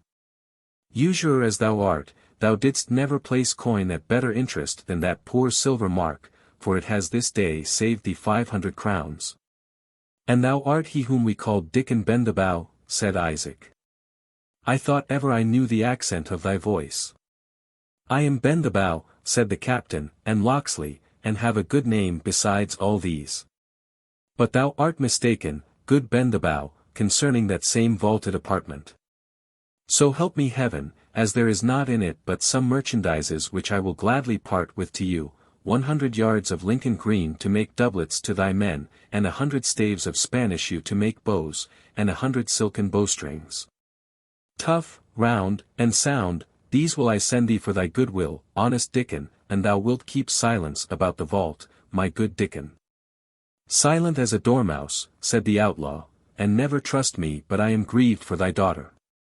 But I may not help it, the Templars' lances are too strong for my archery in the open field, they would scatter us like dust. Had I but known it was Rebecca when she was borne off, something might have been done, but now thou must needs proceed by policy. Come, shall I treat for thee with the prior? In God's name, Dickon, and thou canst, aid me to recover the child of my bosom. Do not thou interrupt me with thine ill-timed avarice, said the outlaw, and I will deal with him in thy behalf. He then turned from the Jew, who followed him, however, as closely as his shadow. Prior Aymer, said the captain, come apart with me under this tree. Men say thou dost love wine, and a lady's smile, better than beseems thy order, sir priest. But with that I have naught to do. I have heard, too, thou dost love a brace of good dogs and a fleet horse, and it may well be that, loving things which are costly to come by, thou hatest not a purse of gold. But I have never heard that thou didst love oppression or cruelty. Now, here is Isaac willing to give thee the means of pleasure and pastime in a bag containing 100 marks of silver, if thy intercession with thine ally the Templar shall avail to procure the freedom of his daughter. In safety and honor, as when taken from me, said the Jew, otherwise it is no bargain. Peace, Isaac, said the outlaw, or I give up thine interest. What say you to this my purpose, Prior Aymer? The matter, quoth the prior, is of a mixed condition, for, if I do a good deal on the one hand, yet, on the other, it goeth to the vantage of a Jew, and in so much is against my conscience. Yet, if the Israelite will advantage the church by giving me somewhat over to the building of our dortour, 44 I will take it on my conscience to aid him in the matter of his daughter. For a score of marks to the dortour, said the outlaw, be still, I say, Isaac, or for a brace of silver candlesticks to the altar, we will not stand with you. Nay, but, good Dickon bend the bow, said Isaac, endeavoring to interpose. Good Jew, good beast, good earthworm, said the yeoman, losing patience. And thou dost go on to put thy filthy lucre in the balance with thy daughter's life and honor, by heaven, I will strip thee of every maravedi thou hast in the world, before 3 days are out. Isaac shrunk together, and was silent. And what pledge am I to have for all this, said the prior. When Isaac returns successful through your mediation, said the outlaw, I swear by Saint Hubert, I will see that he pays thee the money in good silver, or I will reckon with him for it in such sort, he had better have paid 20 such sums. Well then, Jew, said Aymer, since I must needs meddle in this matter, let me have the use of thy writing tablets, though, hold, rather than use thy pen, I would fast for 24 hours, and where shall I find one? If your holy scruples can dispense with using the Jew's tablets, for the pen I can find a remedy, said the yeoman. And, bending his bow, he aimed his shaft at a wild goose which was soaring over their heads, the advanced guard of a phalanx of his tribe, which were winging their way to the distant and solitary fens of Holderness. The bird came fluttering down, transfixed with the arrow. "There, Prior," said the captain, "are quills enow to supply all the monks of Jorvaulx for the next 100 years, and they take not to writing chronicles." The prior sat down, and at great leisure indited an epistle to Brian de Bois Guilbert, and having carefully sealed up the tablets, delivered them to the Jew, saying, "This will be thy safe conduct to the preceptory of Templestowe, and, as I think, is most likely to accomplish the delivery of thy daughter, if it be well backed with proffers of advantage and commodity at thine own hand. For, trust me well, the good knight Bois Guilbert is of their confraternity that do not for naught." "Well, Prior," said the outlaw, "I will detain thee no longer here than to give the Jew a quittance for the 600 crowns at which thy ransom is fixed. I accept of him for my paymaster. And if I hear that ye boggle at allowing him in his accompts the sums so paid by him, Saint Mary refuse me, and I burn not the abbey over thine head, though I hang 10 years the sooner." With a much worse grace than that wherewith he had penned the letter to Bois Guilbert, the prior wrote an acquittance, discharging Isaac of York of 600 crowns, advanced to him in his need for acquittal of his ransom, and faithfully promising to hold true compt with him for that sum. "And now," said Prior Aymer, "I will pray you of restitution of my mules and palfreys, and the freedom of the reverend brethren attending upon me, and also of the Jimmal rings, jewels, and fair vestures, of which I have been despoiled. Having now satisfied you for my ransom as a true prisoner. Touching your brethren, Sir Prior," said Locksley, "they shall have present freedom, it were unjust to detain them. Touching your horses and mules, they shall also be restored, with such spending money as may enable you to reach York, for it were cruel to deprive you of the means of journeying. But as concerning rings, jewels, chains, and what else, you must understand that we are men of tender consciences, and will not yield to a venerable man like yourself, who should be dead to the vanities of this life. The strong temptation to break the rule of his foundation, by wearing rings, chains, or other vain gauds. Think what you do, my masters," said the prior, "ere you put your hand on the church's patrimony. These things are interresidential sacras, and I wot not what judgment might ensue were they to be handled by laical hands." "I will take care of that, reverend prior," said the hermit of Copmanhurst, "for I will wear them myself." "Friend, or brother," said the prior, in answer to this solution of his doubts, "if thou hast really taken religious orders, I pray thee to look how thou wilt answer to thine official for the share thou hast taken in this day's work." "Friend prior," returned the hermit, "you are to know that I belong to a little diocese, where I am my own diocesan, and care as little for the Bishop of York as I do for the Abbot of Jorvaulx, the prior, and all the convent." "Thou art utterly irregular," said the prior, "one of those disorderly men, who, taking on them the sacred character without due cause, profane the holy rites, and endanger the souls of those who take counsel at their hands. Lapides pro pane condonants iis, giving them stones instead of bread as the Vulgate hath it." "Nay," said the friar, "and my brain pan could have been broken by Latin, it had not held so long together. I say, that easing a world of such misproud priests as thou art of their jewels and their gimcracks, is a lawful spoiling of the Egyptians." "Thou beest a hedge priest," 45 said the prior, in great wrath, excommunicabo vas. "Thou beest thyself more like a thief and a heretic," said the friar, equally indignant, "I will pouch up no such affront before my parishioners, as thou thinkest it not shame to put upon me, although I be a reverend brother to thee. Ossa aegis perfringam, I will break your bones, as the Vulgate hath it." "Ola," cried the captain, "come the reverend brethren to such terms, keep thine assurance of peace, friar." "Prior, and thou hast not made thy peace perfect with God, provoke the friar no further. Hermit, let the reverend father depart in peace, as a ransomed man." The yeomen separated the incensed priests, who continued to raise their voices, vituperating each other in bad Latin, which the prior delivered the more fluently, and the hermit with the greater vehemence. The prior at length recollected himself sufficiently to be aware that he was compromising his dignity, by squabbling with such a hedge priest as the outlaw's chaplain, and being joined by his attendants, rode off with considerably less pomp. And in a much more apostolical condition, so far as worldly matters were concerned, than he had exhibited before this rencounter. It remained that the Jew should produce some security for the ransom which he was to pay on the prior's account, as well as upon his own.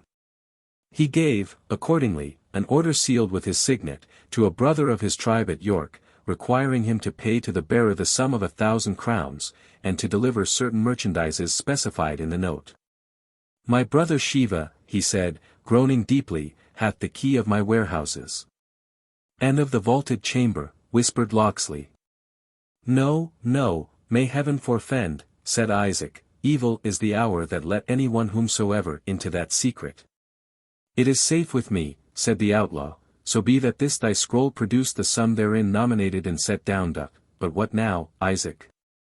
Art dead? Art stupefied? Hath the payment of 1,000 crowns put thy daughter's peril out of thy mind?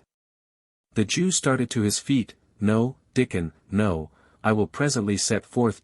Farewell, thou whom I may not call good, and dare not and will not call evil. Yet ere Isaac departed, the outlaw chief bestowed on him this parting advice: Be liberal of thine offers, Isaac, and spare not thy purse for thy daughter's safety. Credit me, that the gold thou shalt spare in her cause, will hereafter give thee as much agony as if it were poured molten down thy throat. Isaac acquiesced with a deep groan, and set forth on his journey, accompanied by 2 tall foresters, who were to be his guides, and at the same time his guards, through the wood. The Black Knight, who had seen with no small interest these various proceedings, now took his leave of the outlaw in turn. Nor could he avoid expressing his surprise at having witnessed so much of civil policy amongst persons cast out from all the ordinary protection and influence of the laws. Good fruit, Sir Knight, said the yeoman, will sometimes grow on a sorry tree, and evil times are not always productive of evil alone and unmixed. Amongst those who are drawn into this lawless state, there are, doubtless, numbers who wish to exercise its license with some moderation, and some who regret, it may be, that they are obliged to follow such a trade at all. And to one of those, said the knight, I am now, I presume, speaking. Sir Knight, said the outlaw, we have each our secret. You are welcome to form your judgment of me, and I may use my conjectures touching you, though neither of our shafts may hit the mark they are shot at. But as I do not pray to be admitted into your mystery, be not offended that I preserve my own. I crave pardon, brave outlaw, said the knight, your reproof is just.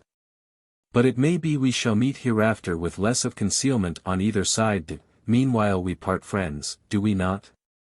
There is my hand upon it, said Locksley. And I will call it the hand of a true Englishman, though an outlaw for the present. And there is mine in return, said the knight, and I hold it honored by being clasped with yours. For he that does good, having the unlimited power to do evil, deserves praise not only for the good which he performs, but for the evil which he forbears. Fare thee well, gallant outlaw. Thus parted that fair fellowship. And he of the fetterlock, mounting upon his strong war-horse, rode off through the forest. Chapter 34. King John I'll tell thee what, my friend. He is a very serpent in my way. And wheresoe'er this foot of mine doth tread, he lies before me. Dost thou understand me? King John. There was brave feasting in the castle of York, to which Prince John had invited those nobles, prelates, and leaders, by whose assistance he hoped to carry through his ambitious projects upon his brother's throne. Waldemar Fitzers, his able and politic agent, was at secret work among them, tempering all to that pitch of courage which was necessary in making an open declaration of their purpose. But their enterprise was delayed by the absence of more than one main limb of the confederacy. The stubborn and daring, though brutal courage of Front-de-Bœuf, the buoyant spirits and bold bearing of de Bracy.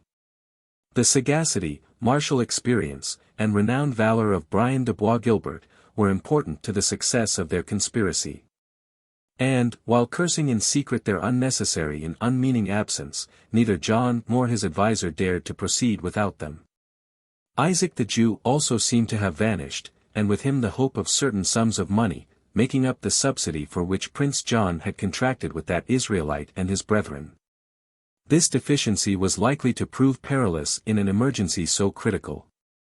It was on the morning after the fall of Torquilstone, that a confused report began to spread abroad in the city of York, that de Bracy and Bois Guilbert, with their confederate Front-de-Bœuf, had been taken or slain. Waldemar brought the rumor to Prince John, announcing, that he feared its truth the more that they had set out with a small attendance, for the purpose of committing an assault on the Saxon Cedric and his attendants. At another time the prince would have treated this deed of violence as a good jest. But now, that it interfered with and impeded his own plans, he exclaimed against the perpetrators, and spoke of the broken laws, and the infringement of public order and of private property, in a tone which might have become King Alfred. The unprincipled marauders, he said, were I ever to become monarch of England, I would hang such transgressors over the drawbridges of their own castles. But to become monarch of England, said his Ahithophel coolly, it is necessary not only that your grace should endure the transgressions of these unprincipled marauders, but that you should afford them your protection. Notwithstanding your laudable zeal for the laws they are in the habit of infringing. We shall be finely helped, if the churl Saxons should have realized your grace's vision, of converting feudal drawbridges into gibbets, and yonder bold-spirited Cedric seemeth one to whom such an imagination might occur. Your grace is well aware, it will be dangerous to stir without Front-de-Bœuf, de Bracy, and the Templar, and yet we have gone too far to recede with safety.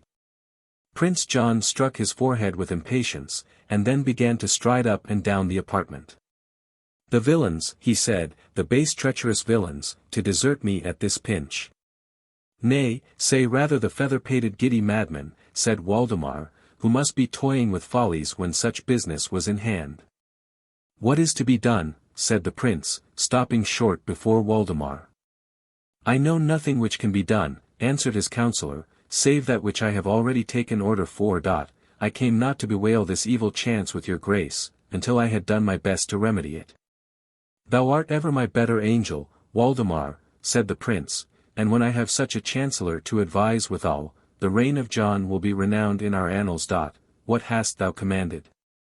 I have ordered Louis Winkelbrand, de Bracy's lieutenant, to cause his trumpet sound to horse, and to display his banner, and to set presently forth towards the castle of Front-de-Bœuf, to do what yet may be done for the succor of our friends. Prince John's face flushed with the pride of a spoilt child, who has undergone what it conceives to be an insult. By the face of God, he said, Waldemar Fitzurse, much hast thou taken upon thee. And over malapert thou wert to cause trumpet to blow, or banner to be raised, in a town where ourselves were in presence, without our express command. I crave your grace's pardon, said Fitzurse, internally cursing the idle vanity of his patron. But when time pressed, and even the loss of minutes might be fatal, I judged it best to take this much burden upon me, in a matter of such importance to your grace's interest. Thou art pardoned, Fitzurse, said the prince, gravely. Thy purpose hath atoned for thy hasty rashness. But whom have we here? De Bracy himself, by the rood, and in strange guise doth he come before us. It was indeed de Bracy, bloody with spurring, fiery red with speed. His armor bore all the marks of the late obstinate fray, being broken, defaced, and stained with blood in many places, and covered with clay and dust from the crest to the spur. Undoing his helmet, he placed it on the table, and stood a moment as if to collect himself before he told his news. De Bracy, said Prince John, what means this? Speak, I charge thee, are the Saxons in rebellion? Speak, de Bracy, said Fitzurse, almost in the same moment with his master, thou wert wont to be a man, where is the Templar, where Front-de-Bœuf? The Templar is fled, said de Bracy, Front-de-Bœuf you will never see more. He has found a red grave among the blazing rafters of his own castle and I alone am escaped to tell you. Cold news, said Waldemar, to us, though you speak of fire and conflagration. The worst news is not yet said, answered de Bracy. And, coming up to Prince John, he uttered in a low and emphatic tone, Richard is in England, I have seen and spoken with him. Prince John turned pale, tottered, and caught at the back of an oaken bench to support himself, much like to a man who receives an arrow in his bosom. Thou ravest, de Bracy, said Fitzurse, it cannot be. It is as true as truth itself, said de Bracy, I was his prisoner, and spoke with him. With Richard Plantagenet, sayest thou, continued Fitzurse. With Richard Plantagenet, replied de Bracy, with Richard Coeur de Lion, with Richard of England. And thou wert his prisoner, said Waldemar, he is then at the head of a power? No, only a few outlawed yeomen were around him, and to these his person is unknown. I heard him say he was about to depart from them. He joined them only to assist at the storming of Torquilstone. Ay, said Fitzurse, such is indeed the fashion of Richard, a true knight-errant he, and will wander in wild adventure, trusting the prowess of his single arm, like any Sir Guy or Sir Bevis, while the weighty affairs of his kingdom slumber. And his own safety is endangered. What dost thou propose to do, de Bracy? I offered Richard the service of my free lances, and he refused them. I will lead them to Hull, seize on shipping, and embark for Flanders. Thanks to the bustling times, a man of action will always find employment. And thou, Waldemar, wilt thou take lance and shield, and lay down thy policies, and wend along with me, and share the fate which God sends us? I am too old, Maurice, and I have a daughter, answered Waldemar. Give her to me, Fitzurse, and I will maintain her as fits her rank, with the help of lance and stirrup, said de Bracy. Not so, answered Fitzurse. I will take sanctuary in this church of St. Peter, the Archbishop is my sworn brother. During this discourse, Prince John had gradually awakened from the stupor into which he had been thrown by the unexpected intelligence, and had been attentive to the conversation which passed betwixt his followers. They fall off from me, he said to himself, they hold no more by me than a withered leaf by the bough when a breeze blows on it, hell and fiends. Can I shape no means for myself when I am deserted by these cravens? He paused, and there was an expression of diabolical passion in the constrained laugh with which he at length broke in on their conversation. Ha, ha, ha. My good lords, by the light of Our Lady's brow, I held ye sage men, bold men, ready-witted men, yet ye throw down wealth, honor, pleasure, all that our noble game promised you, at the moment it might be won by one bold cast. I understand you not, said de Bracy. As soon as Richard's return is blown abroad, he will be at the head of an army, and all is then over with us. I would counsel you, my lord, either to fly to France or take the protection of the Queen Mother. I seek no safety for myself, said Prince John, haughtily, that I could secure by a word spoken to my brother. But although you, de Bracy, and you, Waldemar Fitzurse, are so ready to abandon me, I should not greatly delight to see your heads blackening on Clifford's gate yonder. Thinkest thou, Waldemar, that the wily Archbishop will not suffer thee to be taken from the very horns of the altar, would it make his peace with King Richard? And forgettest thou, de Bracy, that Robert Estoteville lies betwixt thee and Hull with all his forces, and that the Earl of Essex is gathering his followers? If we had reason to fear these levies even before Richard's return, trowest thou there is any doubt now which party their leaders will take? Trust me, Estoteville alone has strength enough to drive all thy free lances into the Humber. Waldemar Fitzurse and de Bracy looked in each other's faces with blank dismay. There is but one road to safety, continued the prince, and his brow grew black as midnight, this object of our terror journeys alone, he must be met withal. Not by me, said de Bracy, hastily, I was his prisoner, and he took me to mercy. I will not harm a feather in his crest. Who spoke of harming him, said Prince John, with a hardened laugh. The knave will say next that I meant he should slay him. No, a prison were better, and whether in Britain or Austria, what matters it? Things will be but as they were when we commenced our enterprise. It was founded on the hope that Richard would remain a captive in Germany. Our uncle Robert lived and died in the castle of Cardiff. Ay, but, said Waldemar, your sire Henry sate more firm in his seat than your grace can. I say the best prison is that which is made by the sexton, no dungeon like a church vault. I have said my say. Prison or tomb, said de Bracy, I wash my hands of the whole matter. Villain, said Prince John, thou wouldst not bewray our counsel. Counsel was never bewrayed by me, said de Bracy, haughtily, nor must the name of villain be coupled with mine. Peace, Sir Knight, said Waldemar, and you, good my lord, forgive the scruples of valiant de Bracy. I trust one shall soon remove them. That passes your eloquence, Fitzers, replied the knight. Why, good Sir Maurice, rejoined the wily politician, start not aside like a scared steed, without, at least, considering the object of your terror. This Richard, but a day since, and it would have been thy dearest wish to have met him hand to hand in the ranks of battle, 100 times I have heard thee wish it.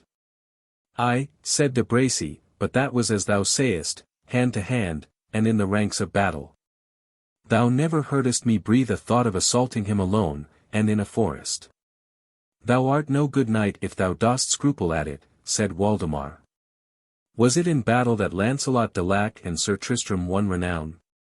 Or was it not by encountering gigantic knights under the shade of deep and unknown forests?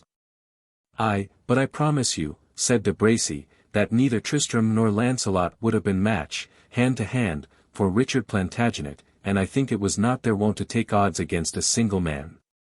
Thou art mad, de Bracy. What is it we propose to thee, a hired and retained captain of free companions, whose swords are purchased for Prince John's service? Thou art apprised of our enemy, and then thou scruplest, though thy patron's fortunes, those of thy comrades, thine own, and the life and honor of every one amongst us, be at stake. I tell you, said de Bracy, sullenly, that he gave me my life. True, he sent me from his presence, and refused my homage. So far I owe him neither favor nor allegiance, but I will not lift hand against him. It needs not, send Louis Winkelbrand and a score of thy lances. Ye have sufficient ruffians of your own, said de Bracy, not one of mine shall budge on such an errand. Art thou so obstinate, de Bracy, said Prince John, and wilt thou forsake me, after so many protestations of zeal for my service? I mean it not, said de Bracy, I will abide by you in aught that becomes a knight, whether in the lists or in the camp, but this highway practice comes not within my vow. Come hither, Waldemar, said Prince John. An unhappy prince am I. My father, King Henry, had faithful servants, he had but to say that he was plagued with a factious priest, and the blood of Thomas à Becket, saint though he was, stained the steps of his own altar. Tracy, Morville, Brito 46 loyal and daring subjects, your names, your spirit, are extinct. And although Reginald Fitzers hath left a son, he hath fallen off from his father's fidelity and courage. He has fallen off from neither, said Waldemar Fitzers, and since it may not better be, I will take on me the conduct of this perilous enterprise. Dearly, however, did my father purchase the praise of a zealous friend. And yet did his proof of loyalty to Henry fall far short of what I am about to afford, for rather would I assail a whole calendar of saints, than put spear in rest against Coeur de Lion. De Bracy, to thee I must trust to keep up the spirits of the doubtful, and to guard Prince John's person. If you receive such news as I trust to send you, our enterprise will no longer wear a doubtful aspect. Page, he said, hie to my lodgings, and tell my armourer to be there in readiness, and bid Stephen Wetherell, Broad Thoresby, and the 3 spears of Spyinghow, come to me instantly, and let the scoutmaster, Hugh Bardon, attend me also. Adieu, my prince, till better times. Thus speaking, he left the apartment. He goes to make my brother prisoner, said Prince John to de Bracy, with as little touch of compunction, as if it but concerned the liberty of a Saxon franklin. I trust he will observe our orders, and use our dear Richard's person with all due respect. De Bracy only answered by a smile. By the light of Our Lady's brow, said Prince John, our orders to him were most precise, though it may be you heard them not. As we stood together in the oriel window, most clear and positive was our charge that Richard's safety should be cared for, and woe to Waldemar's head if he transgress it. I had better pass to his lodgings, said de Bracy, and make him fully aware of your grace's pleasure, for, as it quite escaped my ear, it may not perchance have reached that of Waldemar. Nay, nay, said Prince John, impatiently, I promise thee he heard me, and, besides, I have farther occupation for thee. Maurice, come hither, let me lean on thy shoulder. They walked a turn through the hall in this familiar posture, and Prince John, with an air of the most confidential intimacy, proceeded to say, "What thinkest thou of this Waldemar Fitzurse, my de Bracy? He trusts to be our chancellor. Surely we will pause ere we give an office so high to one who shows evidently how little he reverences our blood, by his so readily undertaking this enterprise against Richard. Thou dost think, I warrant, that thou hast lost somewhat of our regard, by thy boldly declining this unpleasing task, but no, Maurice. I rather honor thee for thy virtuous constancy. There are things most necessary to be done, the perpetrator of which we neither love nor honor, and there may be refusals to serve us, which shall rather exalt in our estimation those who deny our request. The arrest of my unfortunate brother forms no such good title to the high office of chancellor, as thy chivalrous and courageous denial establishes in thee to the truncheon of high marshal. Think of this, de Bracy, and begone to thy charge." "Fickle tyrant," muttered de Bracy, as he left the presence of the prince, "evil luck have they who trust thee. Thy chancellor, indeed, he who hath the keeping of thy conscience shall have an easy charge, I trow. But High Marshal of England. That," he said, extending his arm, as if to grasp the baton of office, and assuming a loftier stride along the antechamber, "that is indeed a prize worth playing for." De Bracy had no sooner left the apartment than Prince John summoned an attendant. "Bid Hugh Bardon, our scoutmaster, come hither, as soon as he shall have spoken with Waldemar Fitzurse." The scoutmaster arrived after a brief delay, during which John traversed the apartment with unequal and disordered steps. "Bardon," said he, "what did Waldemar desire of thee?" Two resolute men, well acquainted with these northern wilds, and skilful in tracking the tread of man and horse. "And thou hast fitted him?" "Let your grace never trust me else," answered the master of the spies. "One is from Hexhamshire. He is wont to trace the Tynedale and Teviotdale thieves, as a bloodhound follows the slot of a hurt deer. The other is Yorkshire bred, and has twanged his bowstring right oft in merry Sherwood. He knows each glade and dingle, copse and high wood, betwixt this and Richmond." "'Tis well," said the Prince.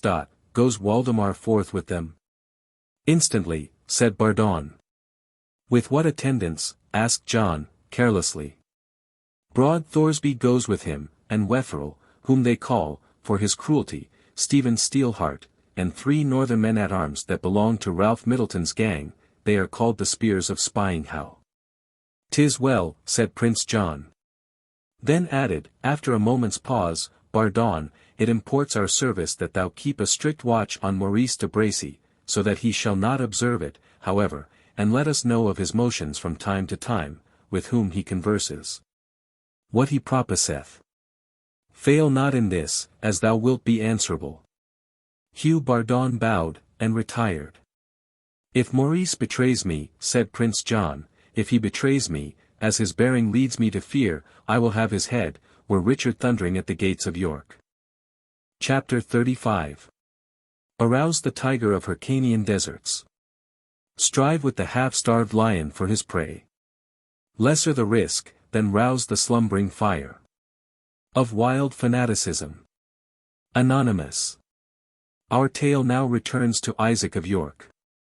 Mounted upon a mule, the gift of the outlaw, with 2 tall yeomen to act as his guard and guides, the Jew had set out for the preceptory of Templestowe, for the purpose of negotiating his daughter's redemption. The preceptory was but a day's journey from the demolished castle of Torquilstone, and the Jew had hoped to reach it before nightfall. Accordingly, having dismissed his guides at the verge of the forest, and rewarded them with a piece of silver, he began to press on with such speed as his weariness permitted him to exert. But his strength failed him totally ere he had reached within 4 miles of the temple court. Racking pains shot along his back and through his limbs, and the excessive anguish which he felt at heart being now augmented by bodily suffering, he was rendered altogether incapable of proceeding farther than a small market town, where dwelt a Jewish rabbi of his tribe, eminent in the medical profession, and to whom Isaac was well known. Nathan ben Israel received his suffering countrymen with that kindness which the law prescribed, and which the Jews practiced to each other. He insisted on his betaking himself to repose, and used such remedies as were then in most repute to check the progress of the fever, which terror, fatigue, ill usage, and sorrow, had brought upon the poor old Jew. On the morrow, when Isaac proposed to arise and pursue his journey, Nathan remonstrated against his purpose, both as his host and as his physician. It might cost him, he said, his life. But Isaac replied, that more than life and death depended upon his going that morning to Templestowe. To Templestowe, said his host with surprise, again felt his pulse, and then muttered to himself, his fever is abated, yet seems his mind somewhat alienated and disturbed. And why not to Templestowe? Answered his patient.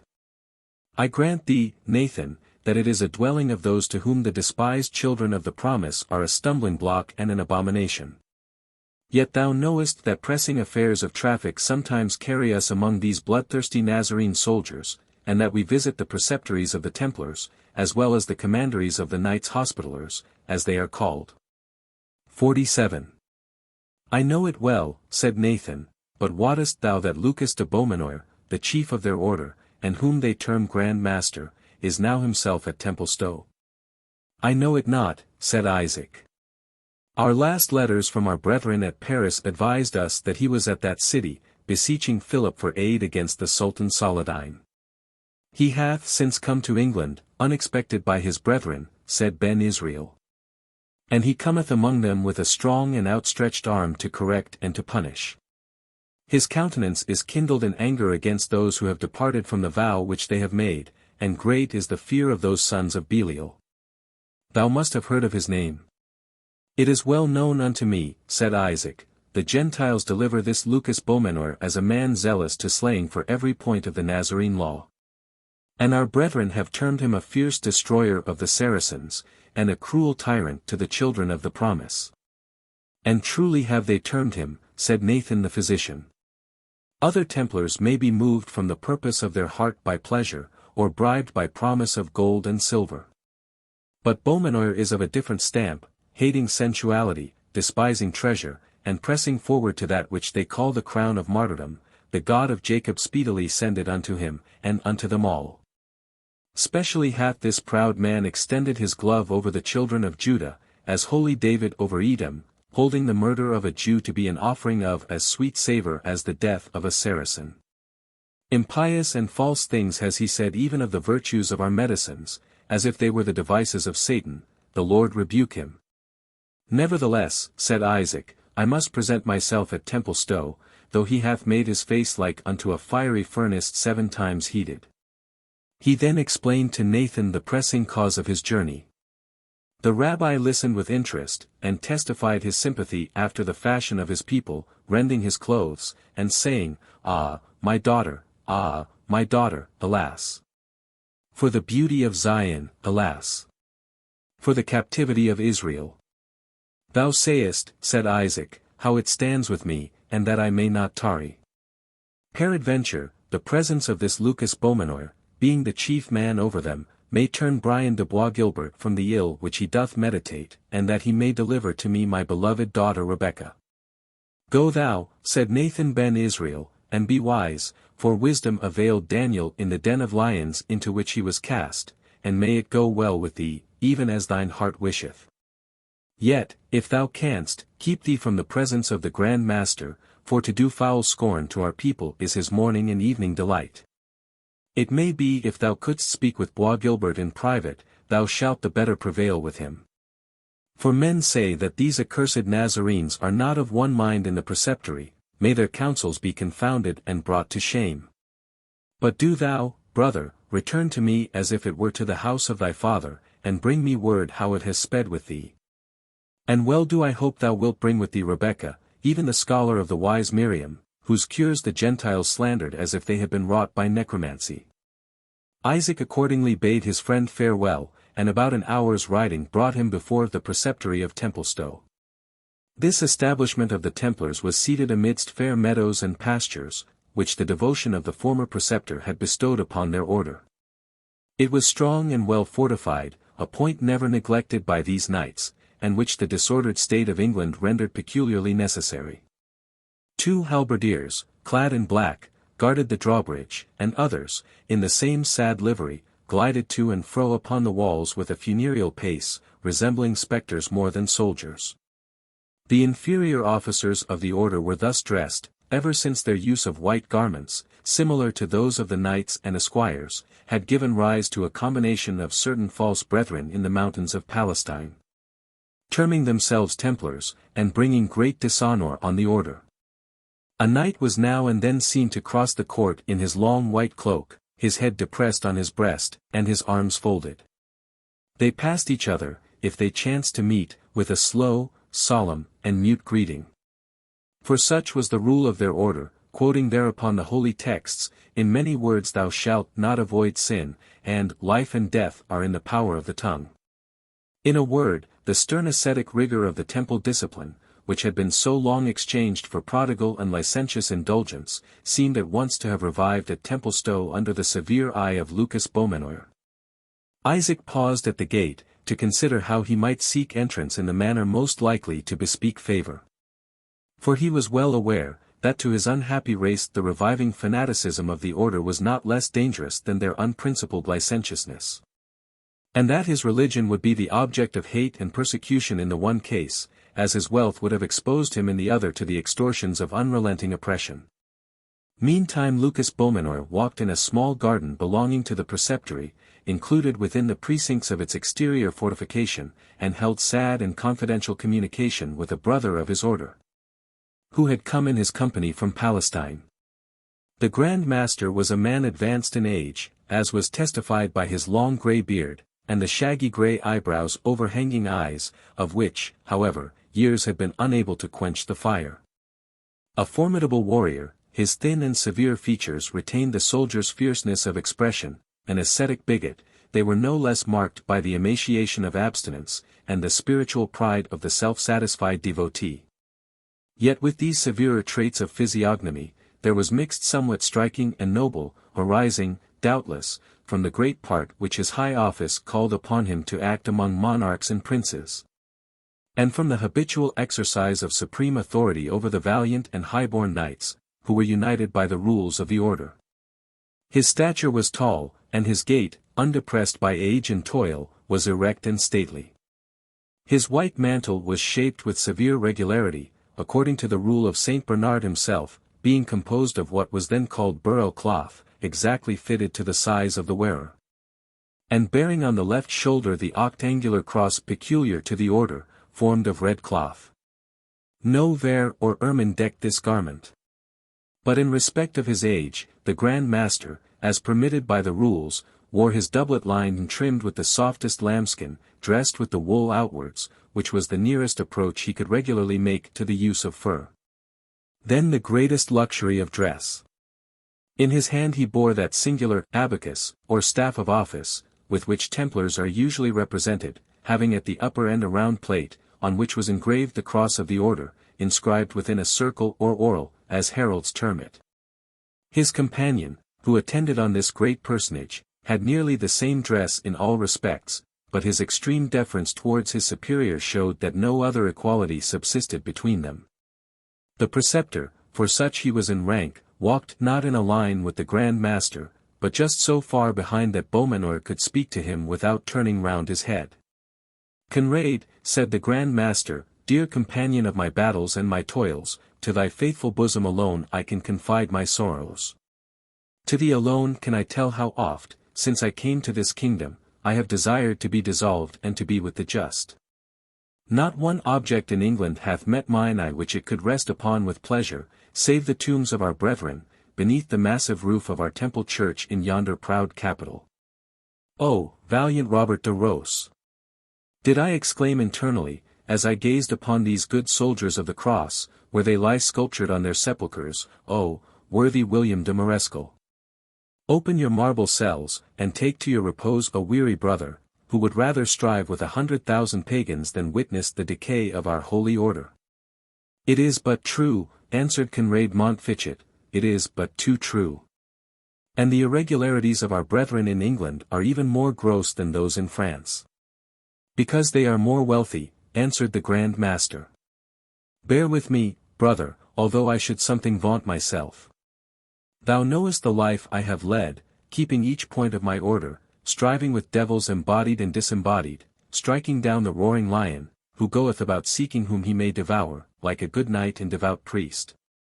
Wheresoever I met with him, even as blessed Saint Bernard hath prescribed to us in the 45th capital of our rule, ut Leo semper feriator. 48. But by the holy temple, the zeal which hath devoured my substance and my life, yea, the very nerves and marrow of my bones. By that very holy temple I swear to thee, that save thyself and some few that still retain the ancient severity of our order, I look upon no brethren whom I can bring my soul to embrace under that holy name. What say our statutes, and how do our brethren observe them? They should wear no vain or worldly ornament, no crest upon their helmet, no gold upon stirrup or bridle bit. Yet who now go pranked out so proudly and so gaily as the poor soldiers of the temple? They are forbidden by our statutes to take one bird by means of another, to shoot beasts with bow or arblast, to halloo to a hunting horn, or to spur the horse after game. But now, at hunting and hawking, and each idle sport of wood and river, who's so prompt as the Templars in all these fond vanities? They are forbidden to read, save what their superior permitted, or listen to what is read, save such holy things as may be recited aloud during the hours of refaction, but lo! Their ears are at the command of idle minstrels, and their eyes study empty romance. They were commanded to extirpate magic and heresy. Lo! They are charged with studying the accursed Kabbalistical secrets of the Jews, and the magic of the Paynim Saracens. Simpleness of diet was prescribed to them, roots, pottage, gruels, eating flesh but thrice a week, because the accustomed feeding on flesh is a dishonorable corruption of the body, and behold, their tables groan under delicate fare. Their drink was to be water, and now, to drink like a Templar, is the boast of each jolly boon companion. This very garden, filled as it is with curious herbs and trees sent from the eastern climes, better becomes the harem of an unbelieving emir, than the plot which Christian monks should devote to raise their homely potherbs. And oh, Conrade! Well, it were that the relaxation of discipline stopped even here. Well, thou knowest that we were forbidden to receive those devout women, who at the beginning were associated as sisters of our order, because, saith the 46th chapter, the ancient enemy hath, by female society, withdrawn many from the right path to paradise. Nay, in the last capital, being, as it were, the copestone which our blessed founder placed on the pure and undefiled doctrine which he had enjoined, we are prohibited from offering, even to our sisters and our mothers, the kiss of affection, ut omnium mulierem fugiantur oscula. I shame to speak, I shame to think, of the corruptions which have rushed in upon us even like a flood. The souls of our pure founders, the spirits of Hugh de Payen and Godfrey de Saint Omer, and of the blessed seven who first joined in dedicating their lives to the service of the temple, are disturbed even in the enjoyment of paradise itself. I have seen them, Conrade, in the visions of the night, their sainted eyes shed tears for the sins and follies of their brethren, and for the foul and shameful luxury in which they wallow. Beaumanoir, they say, thou slumberest, awake. There is a stain in the fabric of the temple, deep and foul as that left by the streaks of leprosy on the walls of the infected houses of old. 49. The soldiers of the cross, who should shun the glance of a woman as the eye of a basilisk, live in open sin, not with the females of their own race only, but with the daughters of the accursed heathen, and more accursed Jew. Beaumanoir, thou sleepest, up, and avenge our cause, slay the sinners, male and female, take to thee the brand of Phineas. The vision fled, Conrade, but as I awaked I could still hear the clank of their mail, and see the waving of their white mantles. And I will do according to their word, I will purify the fabric of the temple. And the unclean stones in which the plague is, I will remove and cast out of the building. Yet bethink thee, reverend father, said Montfichet, the stain hath become ingrained by time and consuetude. Let thy reformation be cautious, as it is just and wise. No, Montfichet, answered the stern old man, it must be sharp and sudden, the order is on the crisis of its fate. The sobriety, self-devotion, and piety of our predecessors, made us powerful friends, our presumption, our wealth, our luxury, have raised up against us mighty enemies. We must cast away these riches, which are a temptation to princes, we must lay down that presumption, which is an offense to them, we must reform that license of manners, which is a scandal to the whole Christian world. Or, mark my words, the order of the temple will be utterly demolished, and the place thereof shall no more be known among the nations. Now may God avert such a calamity, said the preceptor. Amen, said the Grand Master, with solemnity, but we must deserve his aid. I tell thee, Conrade, that neither the powers in heaven, nor the powers on earth, will longer endure the wickedness of this generation. My intelligence is sure, the ground on which our fabric is reared is already undermined. And each addition we make to the structure of our greatness will only sink it the sooner in the abyss. We must retrace our steps, and show ourselves the faithful champions of the cross, sacrificing to our calling, not alone our blood and our lives, not alone our lusts and our vices, but our ease, our comforts, and our natural affections. And act as men convinced that many a pleasure which may be lawful to others, is forbidden to the vowed soldier of the temple.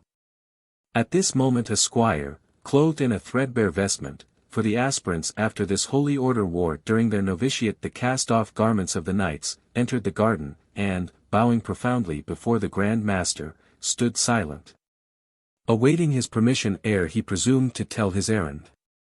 Is it not more seemly, said the Grand Master, to see this Damian, clothed in the garments of Christian humility, thus appear with reverend silence before his superior, than but 2 days since, when the fond fool was decked in a painted coat, and jangling as pert and as proud as any popinjay? Speak, Damian, we permit thee, what is thine errand? A Jew stands without the gate, noble and reverend father, said the squire, who prays to speak with brother Brian de Bois Guilbert. Thou wert right to give me knowledge of it, said the Grand Master. In our presence a preceptor is but as a common compeer of our order, who may not walk according to his own will, but to that of his master, even according to the text, in the hearing of the ear he hath obeyed me. It imports us especially to know of this Bois Guilbert's proceedings, said he, turning to his companion. Report speaks him brave and valiant, said Conrade.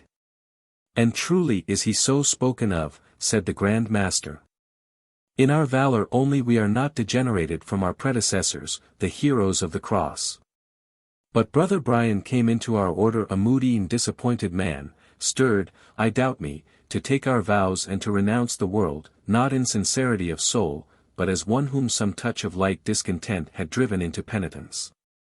Since then, he hath become an active and earnest agitator, a murmurer, and a machinator, and a leader amongst those who impugn our authority. Not considering that the rule is given to the master even by the symbol of the staff and the staff to support the infirmities of the weak, the rod to correct the faults of delinquents. Damian, he continued, lead the Jew to our presence. The squire departed with a profound reverence, and in a few minutes returned, marshalling in Isaac of York. No naked slave, ushered into the presence of some mighty prince, could approach his judgment seat with more profound reverence and terror than that with which the Jew drew near to the presence of the Grand Master. When he had approached within the distance of 3 yards, Beaumanoir made a sign with his staff that he should come no farther. The Jew kneeled down on the earth which he kissed in token of reverence. Then rising, stood before the Templars, his hands folded on his bosom, his head bowed on his breast, in all the submission of Oriental slavery. Damian, said the Grand Master, retire, and have a guard ready to await our sudden call. And suffer no one to enter the garden until we shall leave it. The squire bowed and retreated. Jew, continued the haughty old man, mark me. It suits not our condition to hold with thee long communication, nor do we waste words or time upon any one. Wherefore be brief in thy answers to what questions I shall ask thee, and let thy words be of truth. For if thy tongue doubles with me, I will have it torn from thy misbelieving jaws. The Jew was about to reply, but the Grand Master went on. Peace, unbeliever, not a word in our presence, save in answer to our questions. What is thy business with our brother Brian de Bois Guilbert? Isaac gasped with terror and uncertainty. To tell his tale might be interpreted into scandalizing the order. Yet, unless he told it, what hope could he have of achieving his daughter's deliverance? Beaumanoir saw his mortal apprehension, and condescended to give him some assurance. Fear nothing, he said, for thy wretched person, Jew, so thou dealest uprightly in this matter. I demand again to know from thee thy business with Brian de Bois Guilbert. I am bearer of a letter, stammered out the Jew, so please your reverend valour, to that good knight, from Prior Aymer of the Abbey of Jorvaulx. Said I not these were evil times, Conrade, said the master. A Cistercian prior sends a letter to a soldier of the temple, and can find no more fitting messenger than an unbelieving Jew. Give me the letter. The Jew, with trembling hands, undid the folds of his Armenian cap, in which he had deposited the prior's tablets for the greater security, and was about to approach, with hand extended and body crouched, to place it within the reach of his grim interrogator. Back, dog, said the Grand Master, I touch not misbelievers, save with the sword. Conrade, take thou the letter from the Jew, and give it to me. Beaumanoir, being thus possessed of the tablets, inspected the outside carefully, and then proceeded to undo the packthread which secured its folds. Reverend Father, said Conrade, interposing, though with much deference, wilt thou break the seal? And will I not? Said Beaumanoir, with a frown. Is it not written in the 42nd capital, Delectione Literarum, that a Templar shall not receive a letter, no not from his father, without communicating the same to the Grand Master, and reading it in his presence? He then perused the letter in haste, with an expression of surprise and horror, read it over again more slowly. Then holding it out to Conrade with one hand, and slightly striking it with the other, exclaimed, Here is goodly stuff for one Christian man to write to another, and both members, and no inconsiderable members, of religious professions. When, said he solemnly, and looking upward, wilt thou come with thy fanners to purge the thrashing floor? Montfichet took the letter from his superior, and was about to peruse it. Read it aloud, Conrade, said the Grand Master, and do thou, to Isaac, attend to the purport of it, for we will question thee concerning it. Conrade read the letter, which was in these words, Aymer, by divine grace, prior of the Cistercian house of St. Mary's of Jorvaulx, to Sir Brian de Bois Guilbert, a knight of the Holy Order of the Temple, wisheth health. With the bounties of King Bacchus and of my Lady Venus. Touching our present condition, dear brother, we are a captive in the hands of certain lawless and godless men, who have not feared to detain our person, and put us to ransom. Whereby we have also learned of Front-de-Bœuf's misfortune, and that thou hast escaped with that fair Jewish sorceress, whose black eyes have bewitched thee. We are heartily rejoiced of thy safety. Nevertheless, we pray thee to be on thy guard in the matter of this second witch of Ender. For we are privately assured that your great master, who careth not a bean for cherry cheeks and black eyes, comes from Normandy to diminish your mirth, and amend your misdoings. Wherefore we pray you heartily to beware, and to be found watching, even as the holy text hath it, invenientur vigilantes. And the wealthy Jew her father, Isaac of York, having prayed of me letters in his behalf, I gave him these, earnestly advising, and in a sort entreating, that you do hold the damsel to ransom. Seeing he will pay you from his bags as much as may find 50 damsels upon safer terms, whereof I trust to have my part when we make merry together, as true brothers, not forgetting the wine-cup. For what saith the text, vinum laetificat cor homines, and again, rex delectabitur pulchritudine tua. Till which merry meeting, we wish you farewell. Given from this den of thieves, about the hour of matins. Aymer Prs. M. Jorvaulxiensis. Postscriptum. Truly your golden chain hath not long abid den with me, and will now sustain, around the neck of an outlaw deer-stealer, the whistle wherewith he calleth on his hounds. What sayest thou to this, Conrade?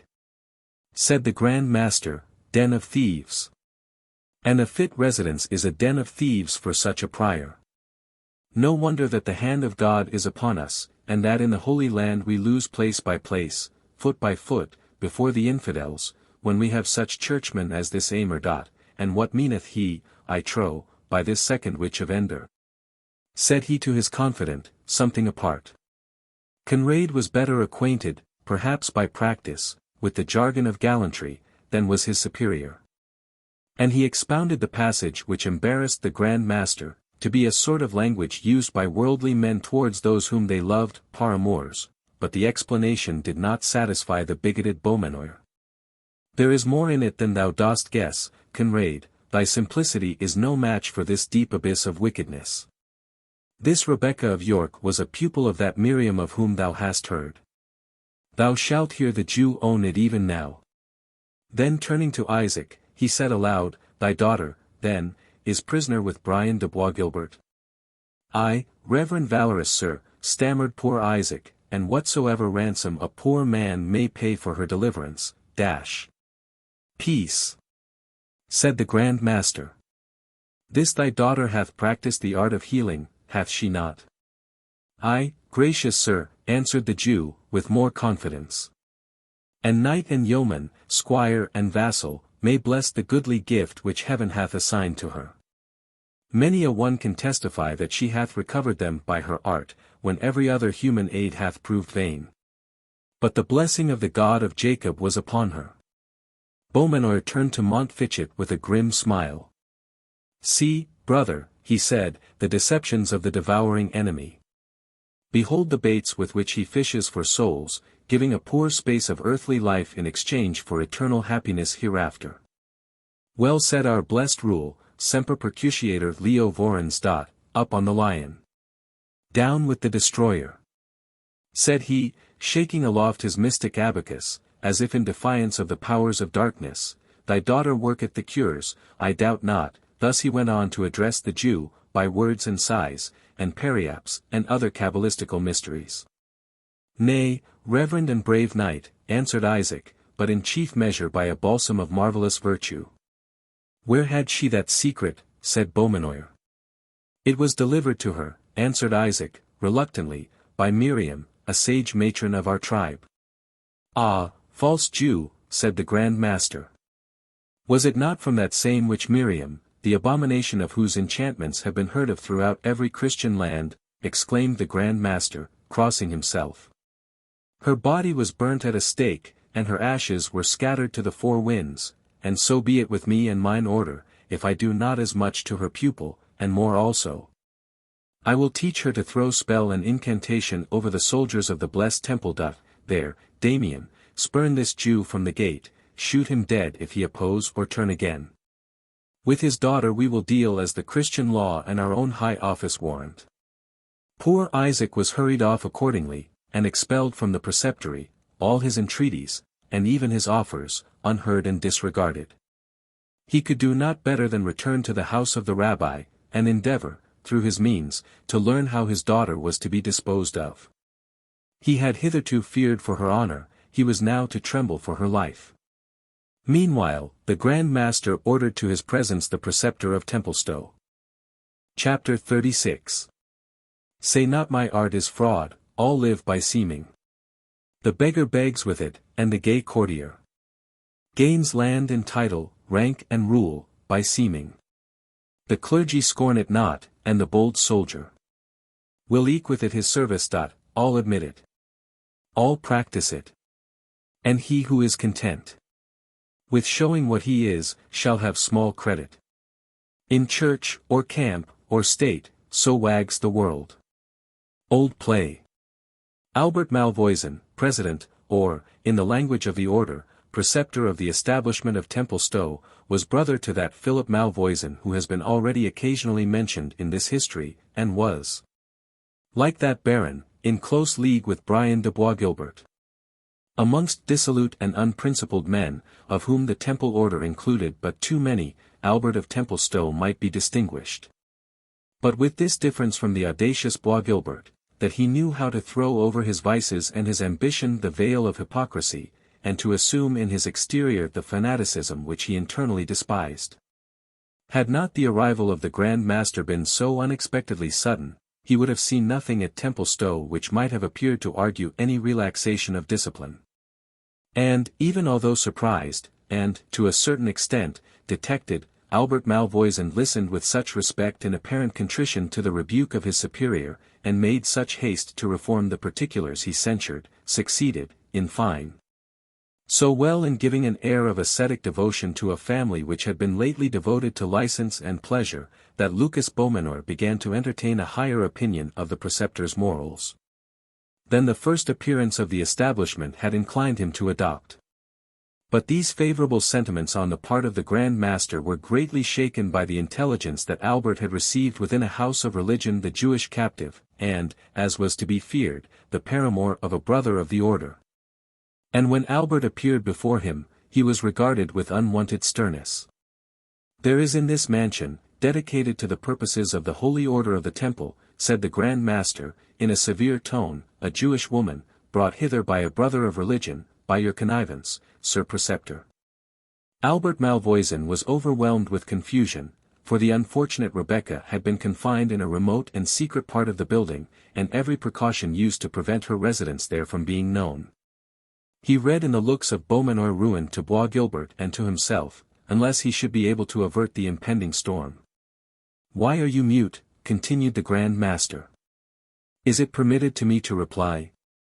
answered the Preceptor, in a tone of the deepest humility, although by the question he only meant to gain an instant's space for arranging his ideas. "Speak, you are permitted," said the Grand Master, "speak, and say, knowest thou the capital of our holy rule, the Camilitonibus Templi in Sancta Civitate, Cacum Miserimus Mulieribus Versanter, Propter Oblectationem Carnis?" 50. "Surely, most reverend Father," answered the Preceptor, "I have not risen to this office in the order, being ignorant of one of its most important prohibitions. How comes it, then, I demand of thee once more, that thou hast suffered a brother to bring a paramour, and that paramour a Jewish sorceress, into this holy place, to the stain and pollution thereof?" "A Jewish sorceress," echoed Albert Malvoisin. "Good angels guard us!" "Ay, brother, a Jewish sorceress," said the Grand Master, sternly. "I have said it. Darest thou deny that this Rebecca, the daughter of that wretched usurer Isaac of York, and the pupil of the foul witch Miriam, is now, shame to be thought or spoken, lodged within this thy preceptory?" "Your wisdom, reverend Father," answered the Preceptor, "hath rolled away the darkness from my understanding. Much did I wonder that so good a knight as Brian de Bois Guilbert seemed so fondly besotted on the charms of this female, whom I received into this house merely to place a bar betwixt their growing intimacy, which else might have been cemented at the expense of the fall of our valiant and religious brother.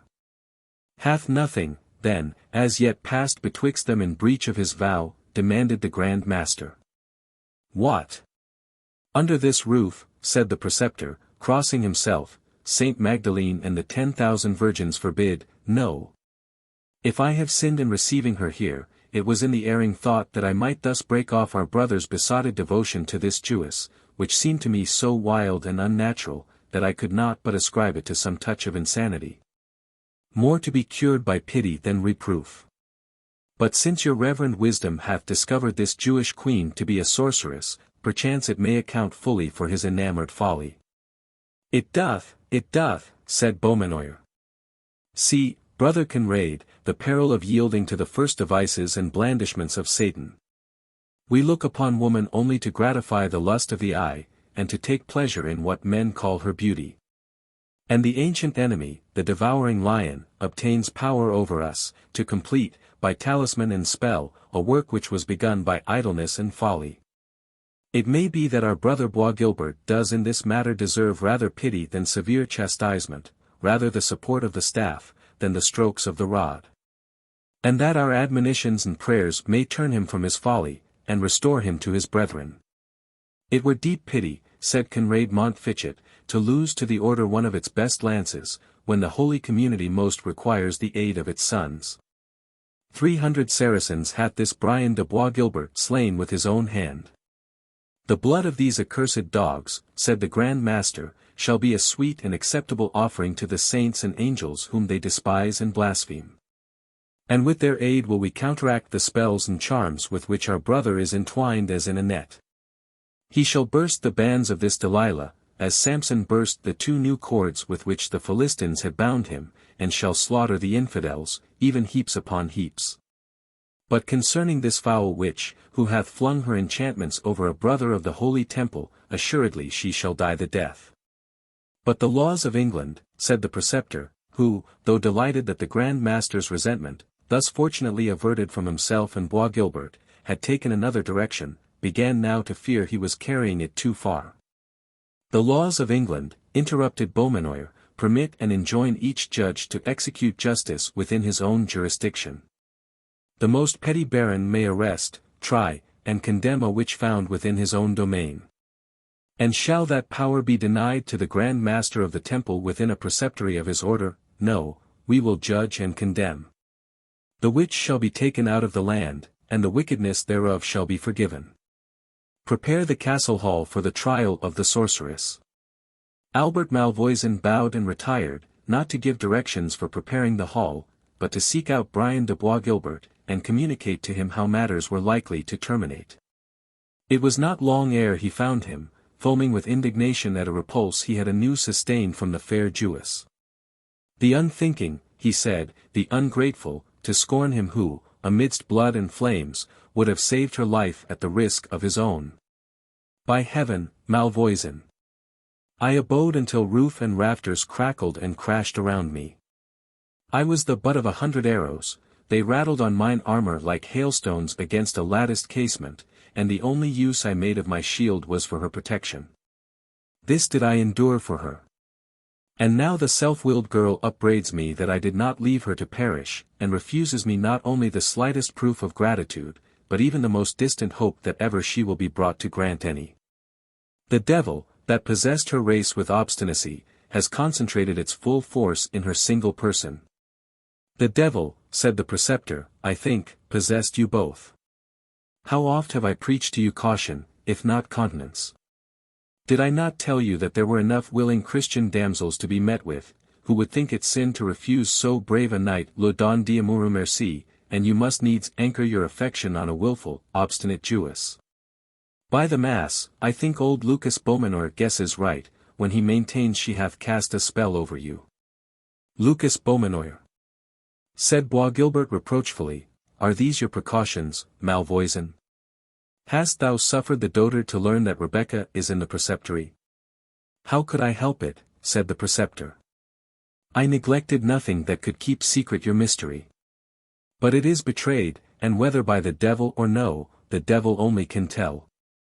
But I have turned the matter as I could, you are safe if you renounce Rebecca. You are pitted, the victim of magical delusion. She is a sorceress, and must suffer as such. She shall not, by heaven, said Bois Guilbert. By heaven, she must and will, said Malvoisin. Neither you nor any one else can save her. Lucas Beaumanoir hath settled that the death of a Jewess will be a sin-offering sufficient to atone for all the amorous indulgences of the Knights Templars. And thou knowest he hath both the power and will to execute so reasonable and pious a purpose. Will future ages believe that such stupid bigotry ever existed, said Bois Guilbert, striding up and down the apartment. What they may believe, I know not, said Malvoisin, calmly, but I know well, that in this our day, clergy and laymen, take 99 to the 100, will cry Amen to the Grand Master's sentence. I have it, said Bois Guilbert. Albert, thou art my friend. Thou must connive at her escape, Malvoisin, and I will transport her to some place of greater security and secrecy. I cannot, if I would, replied the preceptor. The mansion is filled with the attendants of the Grand Master, and others who are devoted to him. And, to be frank with you, brother, I would not embark with you in this matter, even if I could hope to bring my bark to haven. I have risked enough already for your sake. I have no mind to encounter a sentence of degradation, or even to lose my preceptory, for the sake of a painted piece of Jewish flesh and blood. And you, if you will be guided by my counsel, will give up this wild goose chase, and fly your hawk at some other game. Think, Bois Guilbert, thy present rank, thy future honors, all depend on thy place in the order. Shouldst thou adhere perversely to thy passion for this Rebecca, thou wilt give Beaumanoir the power of expelling thee, and he will not neglect it. He is jealous of the truncheon which he holds in his trembling gripe, and he knows thou stretchest thy bold hand towards it. Doubt not he will ruin thee, if thou affordest him a pretext so fair as thy protection of a Jewish sorceress. Give him his scope in this matter, for thou canst not control him. When the staff is in thine own firm grasp, thou mayest caress the daughters of Judah, or burn them, as may best suit thine own humour. Malvoisin, said Bois Guilbert, thou art a cold-blooded friend, said the preceptor, hastening to fill up the blank, in which Bois Guilbert would probably have placed a worse word. A cold-blooded friend I am, and therefore more fit to give thee advice. I tell thee once more, that thou canst not save Rebecca. I tell thee once more, thou canst but perish with her. Go hie thee to the Grand Master, throw thyself at his feet and tell him. Not at his feet, by heaven. But to the dotard's very beard will I say. Say to him, then, to his beard, continued Malvoisin, coolly, that you love this captive Jewess to distraction. And the more thou dost enlarge on thy passion, the greater will be his haste to end it by the death of the fair enchantress. While thou, taken in flagrant delict by the avowal of a crime contrary to thine oath, canst hope no aid of thy brethren, and must exchange all thy brilliant visions of ambition and power, to lift perhaps a mercenary spear in some of the petty quarrels between Flanders and Burgundy. Thou speakest the truth, Malvoisin, said Brian de Bois Guilbert, after a moment's reflection. I will give the hoary bigot no advantage over me, and for Rebecca, she hath not merited at my hand that I should expose rank and honour for her sake. I will cast her off, yes, I will leave her to her fate, unless. Qualify not thy wise and necessary resolution, said Malvoisin, women are but the toys which amuse our lighter hours, ambition is the serious business of life. Perish 1,000 such frail baubles as this Jewess, before thy manly step pause in the brilliant career that lies stretched before thee. For the present we part, nor must we be seen to hold close conversation. I must order the hall for his judgment seat. What, said Bois Guilbert, so soon? Aye, replied the preceptor, trial moves rapidly on when the judge has determined the sentence beforehand. Rebecca, said Bois Guilbert, when he was left alone, thou art like to cost me dear. Why cannot I abandon thee to thy fate, as this calm hypocrite recommends? One effort will I make to save thee, but beware of ingratitude. For if I am again repulsed, my vengeance shall equal my love. The life and honour of Bois Guilbert must not be hazarded, where contempt and reproaches are his only reward. The preceptor had hardly given the necessary orders, when he was joined by Conrade Montfichet, who acquainted him with the Grand Master's resolution to bring the Jewess to instant trial for sorcery. It is surely a dream, said the preceptor.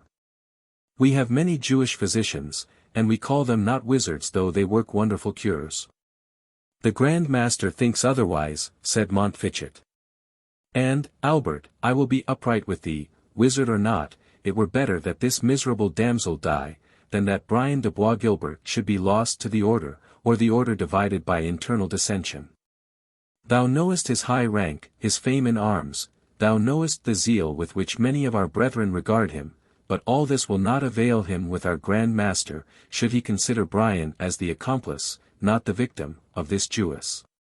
Were the souls of the 12 tribes in her single body, it were better she suffered alone, than that Bois Guilbert were partner in her destruction. I have been working him even now to abandon her, said Malvoisin. But still, are there grounds enough to condemn this Rebecca for sorcery? Will not the Grand Master change his mind when he sees that the proofs are so weak? They must be strengthened, Albert, replied Montfichet, they must be strengthened. Dost thou understand me? I do, said the preceptor, nor do I scruple to do aught for advancement of the order, but there is little time to find engines fitting. Malvoisin, they must be found, said Conrade. Well will it advantage both the order and thee. This Templestowe is a poor preceptory, that of Maisondieu is worth double its value. Thou knowest my interest with our old chief, find those who can carry this matter through, and thou art preceptor of Maisondieu in the fertile Kent, how sayest thou? There is, replied Malvoisin, among those who came hither with Bois Guilbert, 2 fellows whom I well know. Servants they were to my brother Philip de Malvoisin, and passed from his service to that of Front de Bœuf. It may be they know something of the witcheries of this woman. Away, seek them out instantly, and hark thee, if a bezant or 2 will sharpen their memory, let them not be wanting. They would swear the mother that bore them a sorceress for a zecchin, said the preceptor. Away, then, said Montfichet. At noon the affair will proceed. I have not seen our senior in such earnest preparation since he condemned to the stake Hamid al-Fajai, a convert who relapsed to the Moslem faith. The ponderous castle bell had tolled the point of noon, when Rebecca heard a trampling of feet upon the private stair which led to her place of confinement. The noise announced the arrival of several persons, and the circumstance rather gave her joy, for she was more afraid of the solitary visits of the fierce and passionate Bois Guilbert than of any evil that could befall her besides. The door of the chamber was unlocked, and Kinraid and the preceptor Malvoisin entered, attended by 4 warders clothed in black, and bearing halberds. Daughter of an accursed race, said the preceptor, arise and follow us. Whither, said Rebecca, and for what purpose? Damsel, answered Kinraid, it is not for thee to question, but to obey. Nevertheless, be it known to thee, that thou art to be brought before the tribunal of the Grand Master of our holy order, there to answer for thine offences. May the God of Abraham be praised, said Rebecca, folding her hands devoutly. The name of a judge, though an enemy to my people, is to me as the name of a protector. Most willingly do I follow thee, permit me only to wrap my veil around my head. They descended the stair with slow and solemn step, traversed a long gallery, and, by a pair of folding doors placed at the end, entered the great hall in which the Grand Master had for the time established his court of justice. The lower part of this ample apartment was filled with squires and yeomen, who made way not without some difficulty for Rebecca, attended by the preceptor and Montfichet, and followed by the guard of halberdiers, to move forward to the seat appointed for her. As she passed through the crowd, her arms folded and her head depressed, a scrap of paper was thrust into her hand, which she received almost unconsciously, and continued to hold without examining its contents. The assurance that she possessed some friend in this awful assembly gave her courage to look around, and to mark into whose presence she had been conducted. She gazed, accordingly, upon the scene, which we shall endeavour to describe in the next chapter. Chapter 37. Stern was the law which bade its votaries leave at human woes with human hearts to grieve. Stern was the law, which at the winning while of frank and harmless mirth forbade to smile. But sterner still, when high the iron rod of tyrant power she shook, and called that power of God. The Middle Ages. The tribunal, erected for the trial of the innocent and unhappy Rebecca, occupied the dais or elevated part of the upper end of the great hall, a platform, which we have already described as the place of honor, destined to be occupied by the most distinguished inhabitants or guests of an ancient mansion. On an elevated seat, directly before the accused, sat the Grand Master of the Temple, in full and ample robes of flowing white, holding in his hand the mystic staff, which bore the symbol of the order. At his feet was placed a table, occupied by 2 scribes, chaplains of the order, whose duty it was to reduce to formal record the proceedings of the day. The black dresses, bare scalps, and demure looks of these churchmen, formed a strong contrast to the warlike appearance of the knights who attended, either as residing in the preceptory, or as come thither to attend upon their Grand Master. The preceptors, of whom there were 4 present, occupied seats lower in height, and somewhat drawn back behind that of their superior. And the knights, who enjoyed no such rank in the order, were placed on benches still lower, and preserving the same distance from the preceptors as these from the Grand Master. Behind them, but still upon the dais or elevated portion of the hall, stood the esquires of the order, in white dresses of an inferior quality. The whole assembly wore an aspect of the most profound gravity. And in the faces of the knights might be perceived traces of military daring, united with the solemn carriage becoming men of a religious profession, and which, in the presence of their Grand Master, failed not to sit upon every brow. The remaining lower part of the hall was filled with guards, holding partisans, and with other attendants whom curiosity had drawn thither, to see at once a Grand Master and a Jewish sorceress. By far the greater part of those inferior persons were, in one rank or other, connected with the order, and were accordingly distinguished by their black dresses. But peasants from the neighboring country were not refused admittance. For it was the pride of Beaumanoir to render the edifying spectacle of the justice which he administered as public as possible. His large blue eyes seemed to expand as he gazed around the assembly, and his countenance appeared elated by the conscious dignity, and imaginary merit, of the part which he was about to perform. A psalm, which he himself accompanied with a deep mellow voice, which age had not deprived of its powers, commenced the proceedings of the day. And the solemn sounds, Venite exultimus Domino, so often sung by the Templars before engaging with earthly adversaries, was judged by Lucas most appropriate to introduce the approaching triumph, for such he deemed it, over the powers of darkness. The deep prolonged notes, raised by 100 masculine voices accustomed to combine in the choral chant, arose to the vaulted roof of the hall, and rolled on amongst its arches with the pleasing yet solemn sound of the rushing of mighty waters. When the sound ceased, the Grand Master glanced his eye slowly around the circle, and observed that the seat of one of the preceptors was vacant.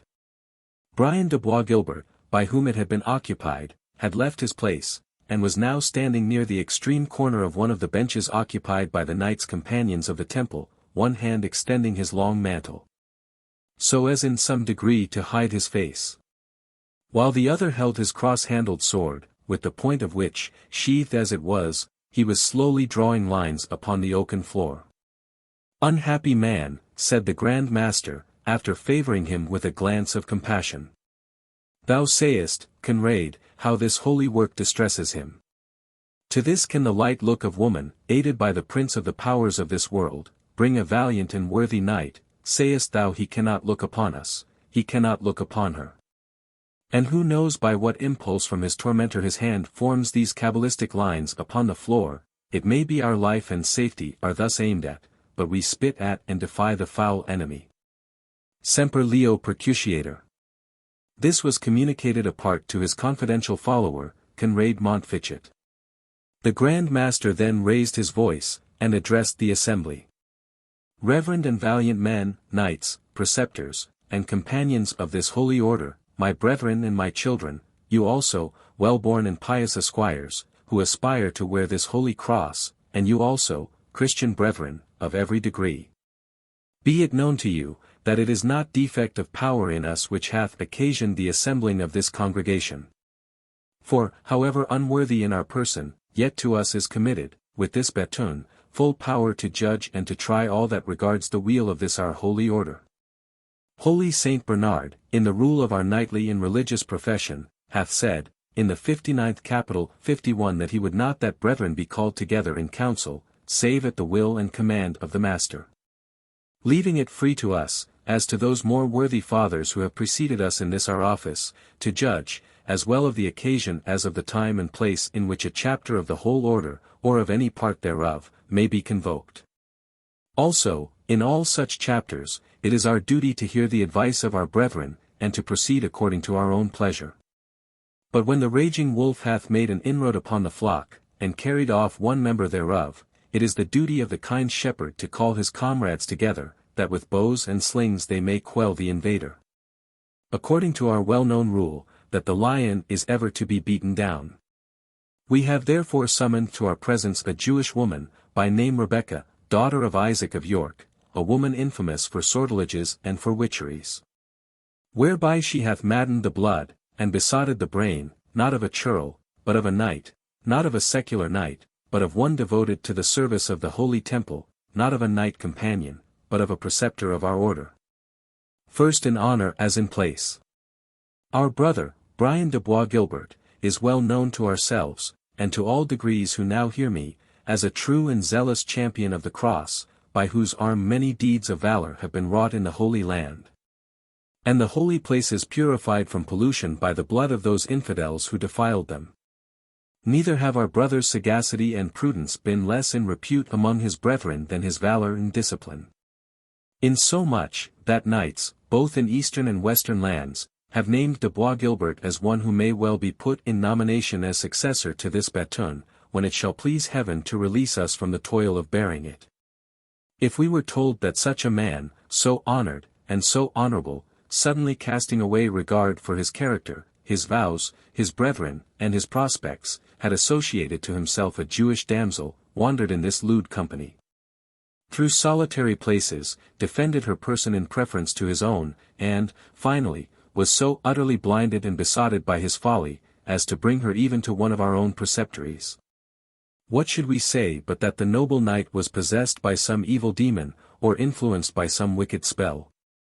If we could suppose it otherwise, think not rank, valor, high repute, or any earthly consideration, should prevent us from visiting him with punishment, that the evil thing might be removed, even according to the text, offert malum ex vobis.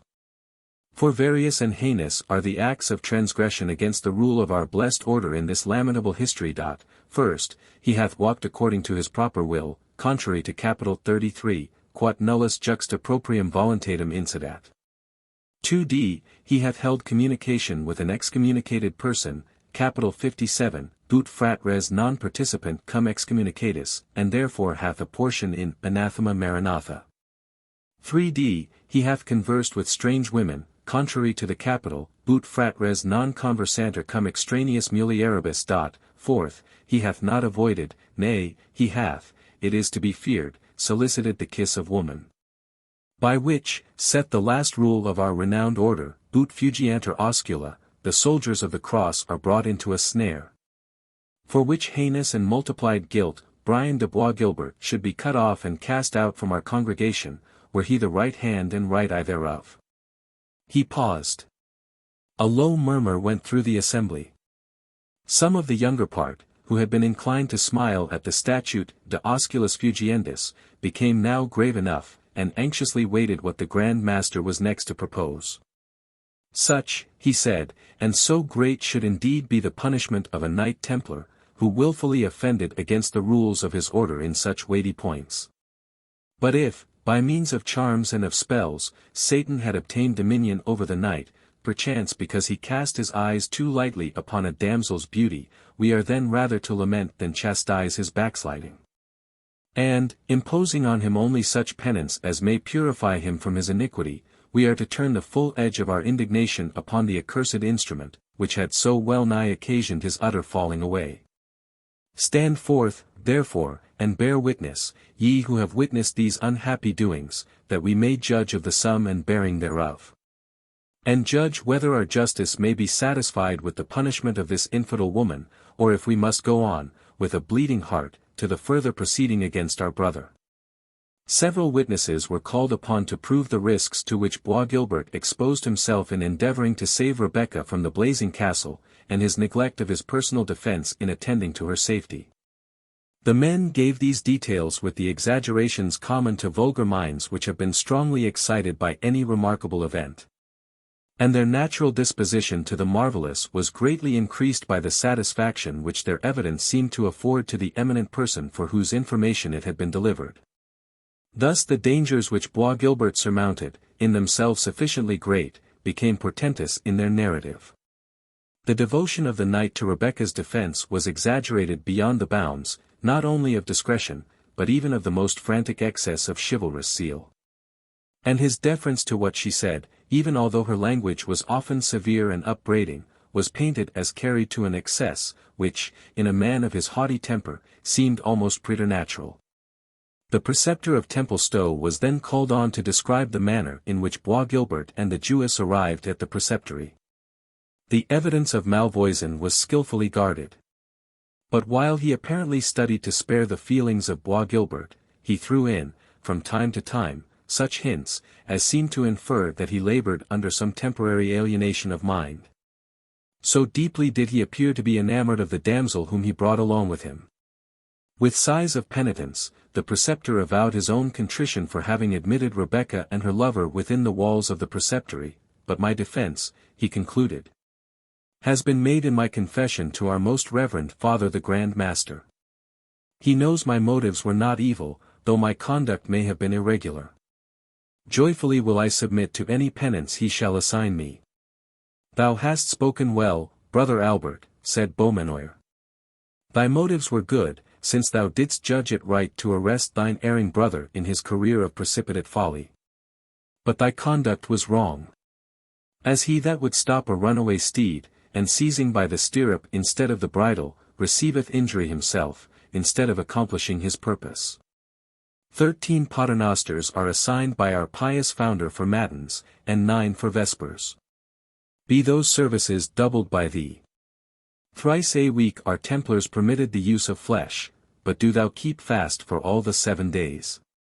This do for 6 weeks to come, and thy penance is accomplished. With a hypocritical look of the deepest submission, the preceptor of Templestowe bowed to the ground before his superior, and resumed his seat.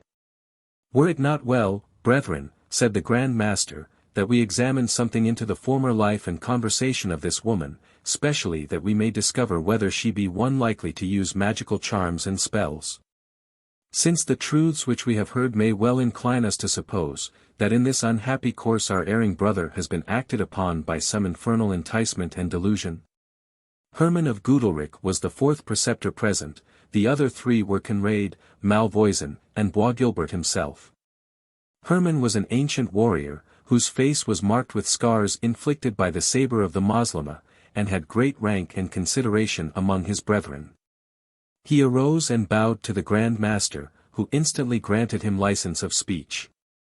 I would crave to know, most reverend Father, of our valiant brother, Brian de Bois Gilbert, what he says to these wondrous accusations, and with what eye he himself now regards his unhappy intercourse with this Jewish maiden.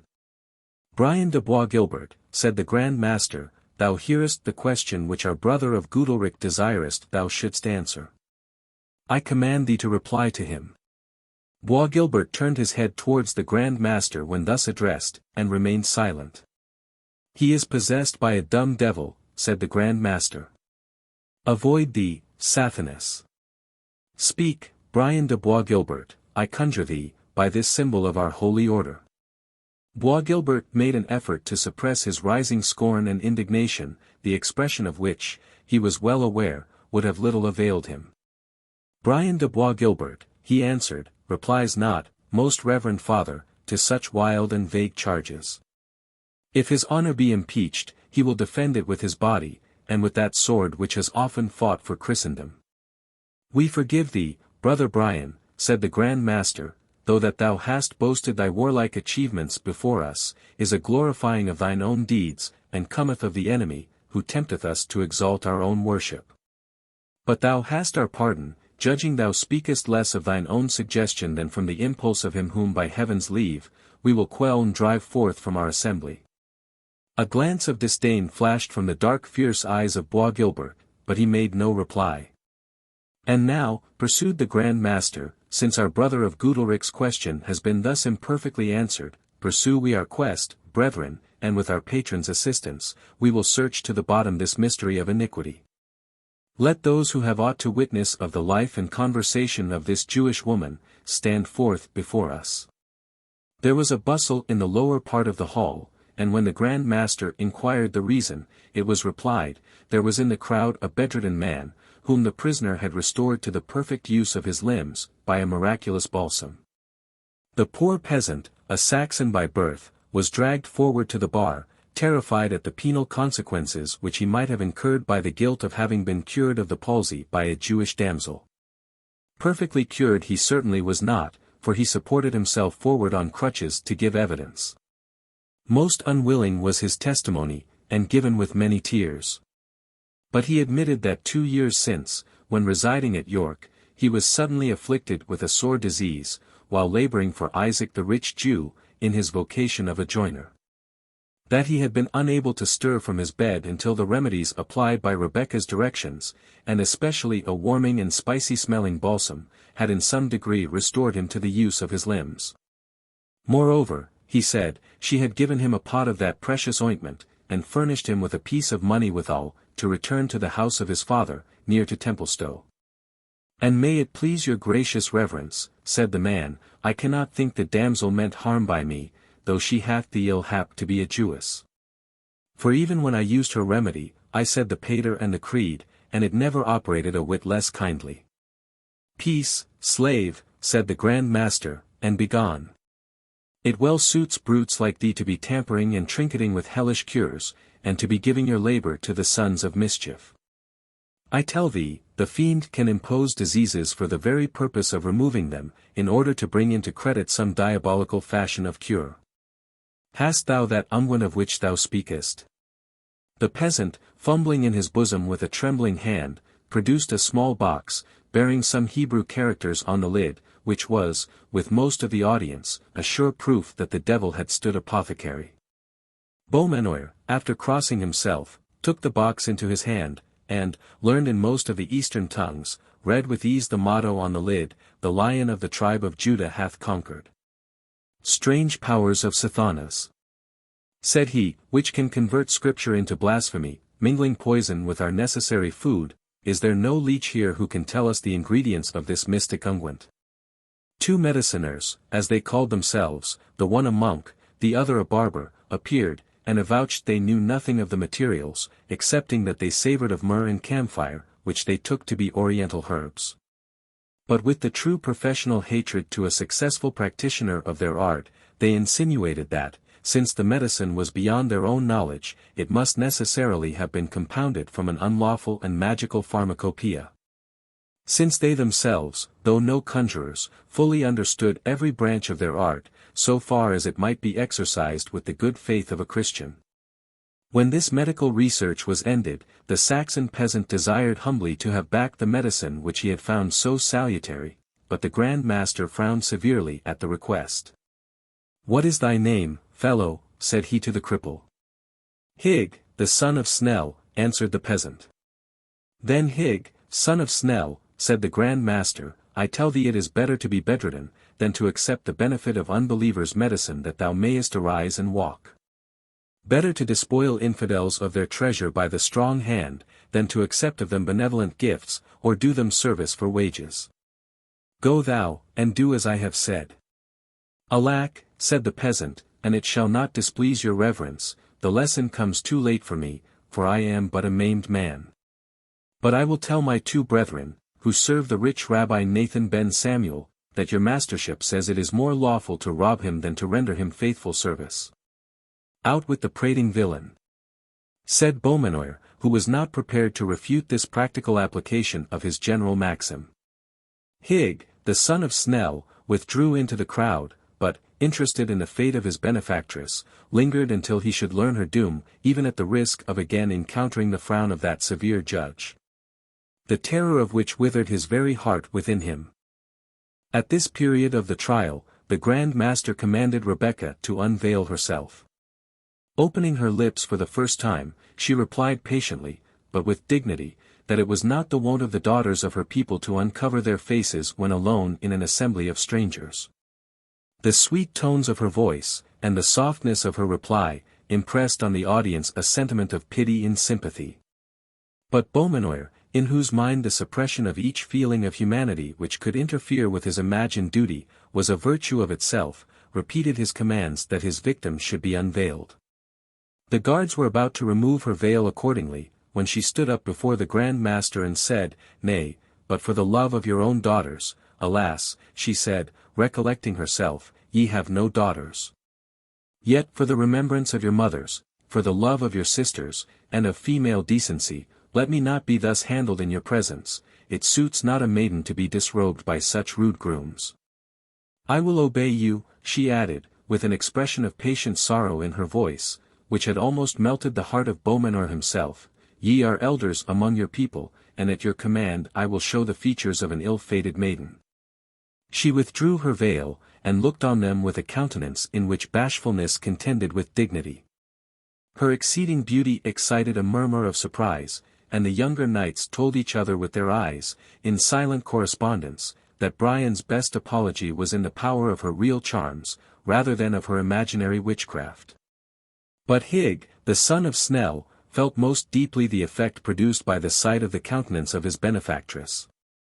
"Let me go forth," he said to the warders at the door of the hall, "let me go forth. To look at her again will kill me, for I have had a share in murdering her." "Peace, poor man," said Rebecca, when she heard his exclamation, "thou hast done me no harm by speaking the truth, thou canst not aid me by thy complaints or lamentations. Peace, I pray thee, go home and save thyself." Hig was about to be thrust out by the compassion of the warders, who were apprehensive lest his clamorous grief should draw upon them reprehension, and upon himself punishment. But he promised to be silent, and was permitted to remain. The two men-at-arms, with whom Albert Malvoisin had not failed to communicate upon the import of their testimony, were now called forward. Though both were hardened and inflexible villains, the sight of the captive maiden, as well as her excelling beauty, at first appeared to stagger them. But an expressive glance from the preceptor of Templestowe restored them to their dogged composure. And they delivered, with a precision which would have seemed suspicious to more impartial judges, circumstances either altogether fictitious or trivial, and natural in themselves, but rendered pregnant with suspicion by the exaggerated manner in which they were told, and the sinister commentary which the witnesses added to the facts. The circumstances of their evidence would have been, in modern days, divided into two classes, those which were immaterial, and those which were actually and physically impossible. But both were, in those ignorant and superstitious times, easily credited as proofs of guilt.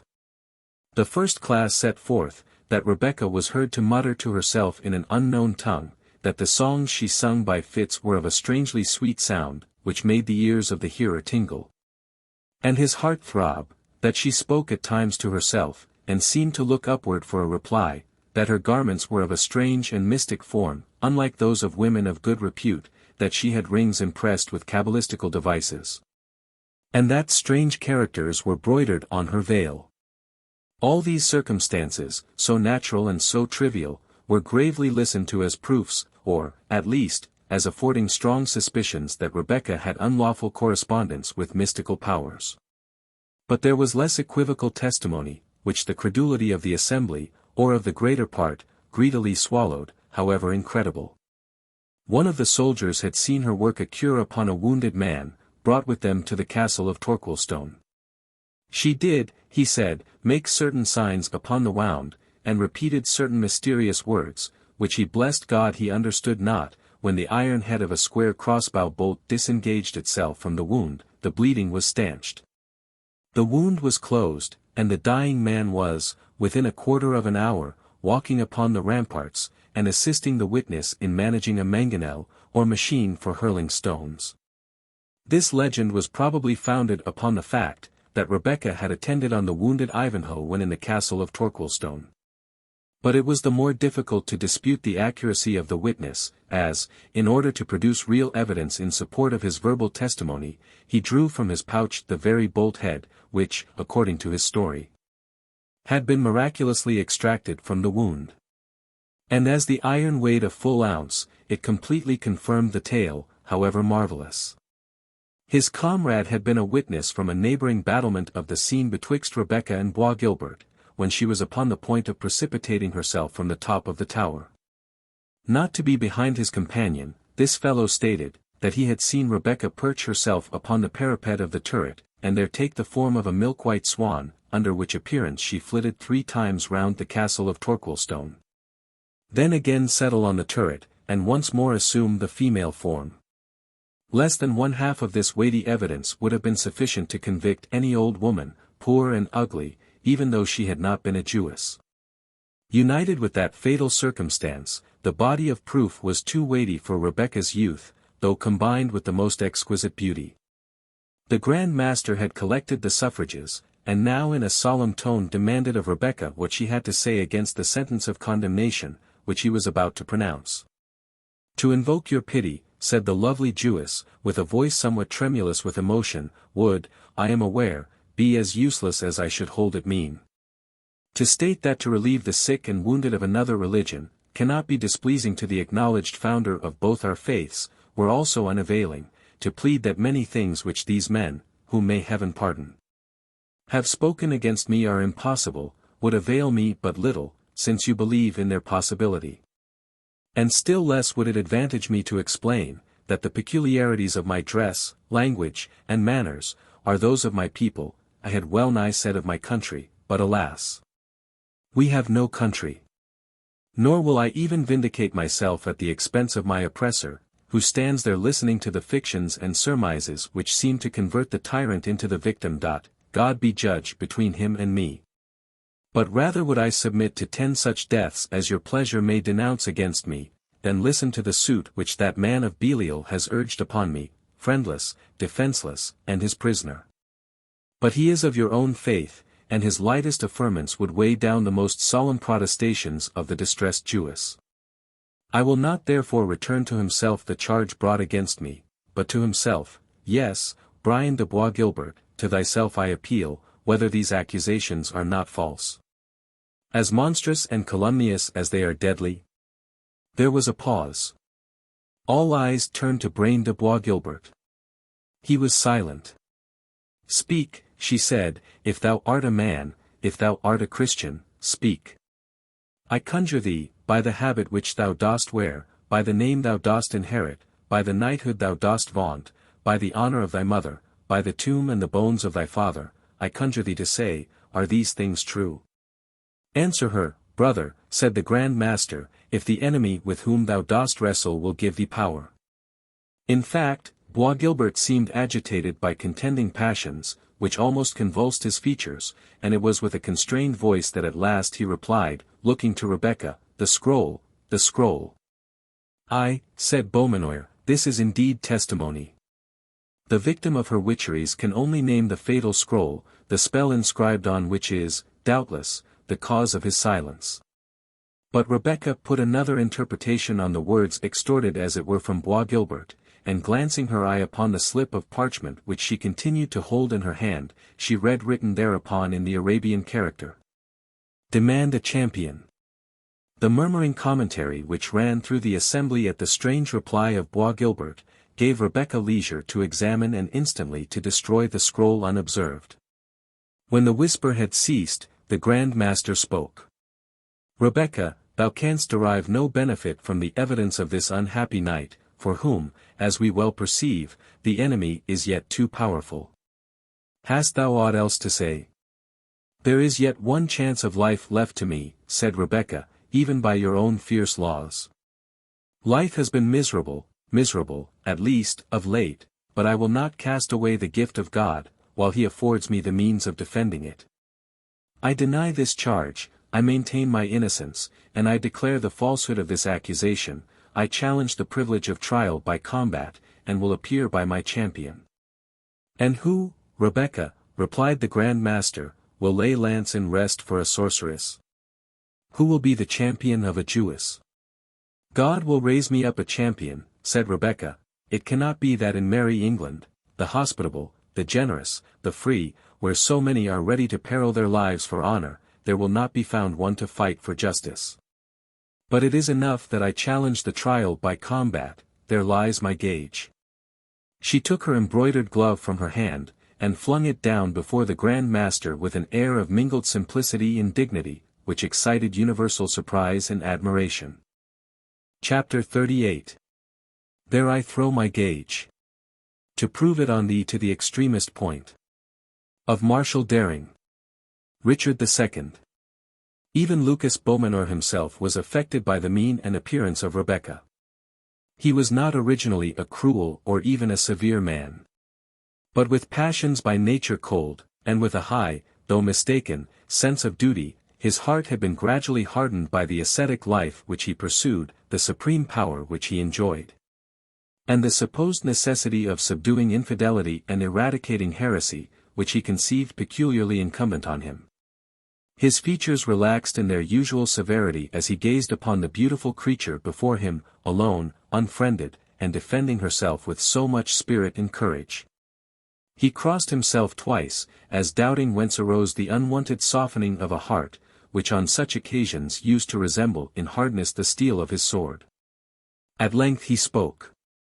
Damsel, he said, if the pity I feel for thee arise from any practice thine evil arts have made on me, great is thy guilt. But I rather judge it the kinder feelings of nature, which grieves that so goodly a form should be a vessel of perdition. Repent, my daughter, confess thy witchcrafts, turn thee from thine evil faith, embrace this holy emblem, and all shall yet be well with thee here and hereafter. In some sisterhood of the strictest order, shalt thou have time for prayer and fitting penance, and that repentance not to be repented of. This do and live. What has the law of Moses done for thee that thou shouldest die for it? It was the law of my fathers, said Rebecca, it was delivered in thunders and in storms upon the mountain of Sinai, in cloud and in fire. This, if ye are Christians, ye believe, it is, you say, recalled, but so my teachers have not taught me. Let our chaplain, said Beaumanoir, stand forth, and tell this obstinate infidel.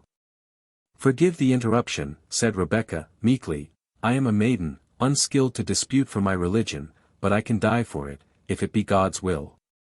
Let me pray your answer to my demand of a champion. Give me her glove, said Beaumanoir. This is indeed, he continued, as he looked at the flimsy texture and slender fingers, a slight and frail gauge for a purpose so deadly. Sayest thou, Rebecca, as this thin and light glove of thine is to one of our heavy steel gauntlets, so is thy cause to that of the temple, for it is our order which thou hast defied. Cast my innocence into the scale, answered Rebecca, and the glove of silk shall outweigh the glove of iron. Then thou dost persist in thy refusal to confess thy guilt, and in that bold challenge which thou hast made? I do persist, noble sir, answered Rebecca. So be it then, in the name of heaven, said the Grand Master, and may God show the right. Amen, replied the preceptors around him, and the word was deeply echoed by the whole assembly. Brethren, said Beaumanoir, you are aware that we might well have refused to this woman the benefit of the trial by combat, but though a Jewess and an unbeliever, she is also a stranger and defenseless. And God forbid that she should ask the benefit of our mild laws, and that it should be refused to her. Moreover, we are knights and soldiers as well as men of religion, and shame it were to us upon any pretense, to refuse proffered combat. Thus, therefore, stands the case. Rebecca, the daughter of Isaac of York, is, by many frequent and suspicious circumstances, defamed of sorcery practiced on the person of a noble knight of our holy order, and hath challenged the combat in proof of her innocence. To whom, reverend brethren, is it your opinion that we should deliver the gage of battle, naming him, at the same time, to be our champion on the field? To Brian de Bois Guilbert, whom it chiefly concerns, said the preceptor of Goodalric, and who, moreover, best knows how the truth stands in this matter. But if, said the Grand Master, our brother Brian be under the influence of a charm or a spell, we speak but for the sake of precaution, for to the arm of none of our holy order would we more willingly confide this or a more weighty cause. Reverend Father, answered the preceptor of Goodalric, no spell can affect the champion who comes forward to fight for the judgment of God. Thou sayest right, brother, said the Grand Master. Albert Malvoisin, give this gage of battle to Brian de Bois Guilbert. It is our charge to thee, brother, he continued, addressing himself to Bois Guilbert, that thou do thy battle manfully, nothing doubting that the good cause shall triumph. And do thou, Rebecca, attend, that we assign thee the 3rd day from the present to find a champion. That is but brief space, answered Rebecca, for a stranger, who is also of another faith, to find one who will do battle, wagering life and honor for her cause, against a knight who is called an approved soldier. We may not extend it, answered the Grand Master, the field must be foughten in our own presence, and divers weighty causes call us on the 4th day from hence. God's will be done, said Rebecca. I put my trust in him, to whom an instant is as effectual to save as a whole age. Thou hast spoken well, damsel, said the Grand Master, but well know we who can array himself like an angel of light. It remains but to name a fitting place of combat, and, if it so hap, also of execution. Where is the preceptor of this house? Albert Malvoisin, still holding Rebecca's glove in his hand, was speaking to Bois Guilbert very earnestly, but in a low voice. How, said the Grand Master, will he not receive the gage? He will, he doth, most reverend father, said Malvoisin, slipping the glove under his own mantle. And for the place of combat, I hold the fittest to be the lists of St. George belonging to this preceptory, and used by us for military exercise.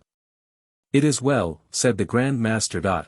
Rebecca, in those lists shalt thou produce thy champion. And if thou failest to do so, or if thy champion shall be discomfited by the judgment of God, thou shalt then die the death of a sorceress, according to doom. Let this our judgment be recorded, and the record read aloud, that no one may pretend ignorance. One of the chaplains, who acted as clerks to the chapter, immediately engrossed the order in a huge volume, which contained the proceedings of the Templar Knights when solemnly assembled on such occasions. And when he had finished writing, the other read aloud the sentence of the Grand Master, which, when translated from the Norman French in which it was couched, was expressed as follows.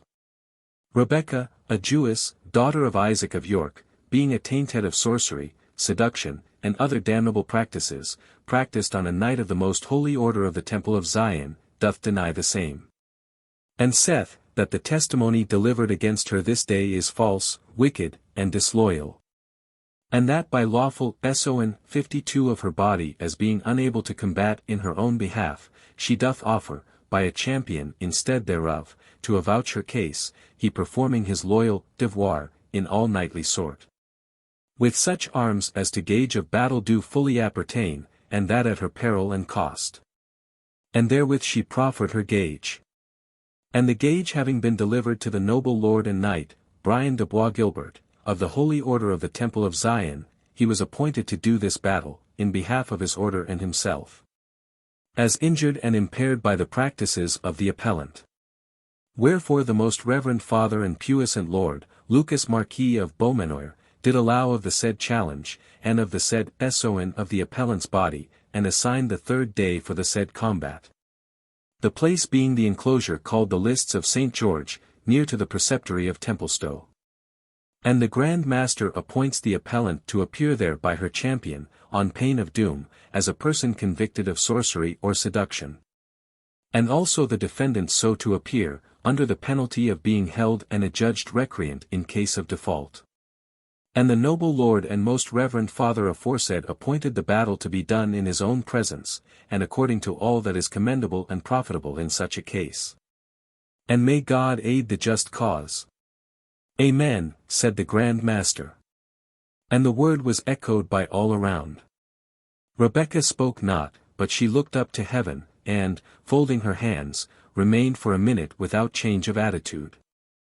She then modestly reminded the Grand Master, that she ought to be permitted some opportunity of free communication with her friends, for the purpose of making her condition known to them, and procuring, if possible, some champion to fight in her behalf. It is just and lawful, said the Grand Master, choose what messenger thou shalt trust, and he shall have free communication with thee in thy prison chamber.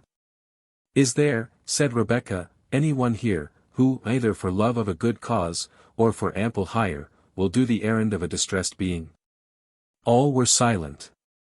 For none thought it safe, in the presence of the Grand Master, to avow any interest in the calumniated prisoner, lest he should be suspected of leaning towards Judaism. Not even the prospect of reward, far less any feelings of compassion alone, could surmount this apprehension. Rebecca stood for a few moments in indescribable anxiety, and then exclaimed, "Is it really thus? And, in English land, am I to be deprived of the poor chance of safety which remains to me, for want of an act of charity which would not be refused to the worst criminal?" Hig, the son of Snell, at length replied, "I am but a maimed man, but that I can at all stir or move was owing to her charitable assistance. I will do thine errand," he added, addressing Rebecca, "as well as a crippled object can, and happy were my limbs fleet enough to repair the mischief done by my tongue. Alas! When I boasted of thy charity, I little thought I was leading thee into danger. God, said Rebecca, is the disposer of all. He can turn back the captivity of Judah, even by the weakest instrument. To execute his message the snail is as sure a messenger as the falcon. Seek out Isaac of York, here is that will pay for horse and man, let him have this scroll. I know not if it be of heaven the Spirit which inspires me, but most truly do I judge that I am not to die this death, and that a champion will be raised up for me. Farewell, life and death are in thy haste. The peasant took the scroll, which contained only a few lines in Hebrew. Many of the crowd would have dissuaded him from touching a document so suspicious, but Hig was resolute in the service of his benefactress. She had saved his body, he said, and he was confident she did not mean to peril his soul. I will get me, he said, my neighbour Buthan's good capel, 53, and I will be at York within as brief space as man and beast may. But as it fortuned, he had no occasion to go so far, for within 1/4 mile from the gate of the preceptory he met with 2 riders, whom, by their dress and their huge yellow caps, he knew to be Jews. And, on approaching more nearly, discovered that one of them was his ancient employer, Isaac of York. The other was the Rabbi Ben Samuel. And both had approached as near to the preceptory as they dared, on hearing that the Grand Master had summoned a chapter for the trial of a sorceress. "Brother Ben Samuel," said Isaac, "my soul is disquieted, and I wot not why. This charge of necromancy is right often used for cloaking evil practices on our people." "Be of good comfort, brother," said the physician. "Thou canst deal with the Nazarenes as one possessing the mammon of unrighteousness, and canst therefore purchase immunity at their hands. It rules the savage minds of those ungodly men. Even as the signet of the mighty Solomon was said to command the evil genii. But what poor wretch comes hither upon his crutches, desiring, as I think, some speech of me? Friend," continued the physician, addressing Hig, the son of Snell, "I refuse thee not the aid of mine art, but I relieve not with one asper those who beg for alms upon the highway. Out upon thee, hast thou the palsy in thy legs? Then let thy hands work for thy livelihood, for, albeit thou beest unfit for a speedy post, or for a careful shepherd, or for the warfare, or for the service of a hasty master, yet there be occupations. How now, brother?" said he, interrupting his harangue to look towards Isaac, who had but glanced at the scroll which Hig offered, when, uttering a deep groan, he fell from his mule like a dying man, and lay for a minute insensible. The rabbi now dismounted in great alarm, and hastily applied the remedies which his art suggested for the recovery of his companion. He had even taken from his pocket a cupping apparatus, and was about to proceed to phlebotomy, when the object of his anxious solicitude suddenly revived, but it was to dash his cap from his head, and to throw dust on his grey hairs.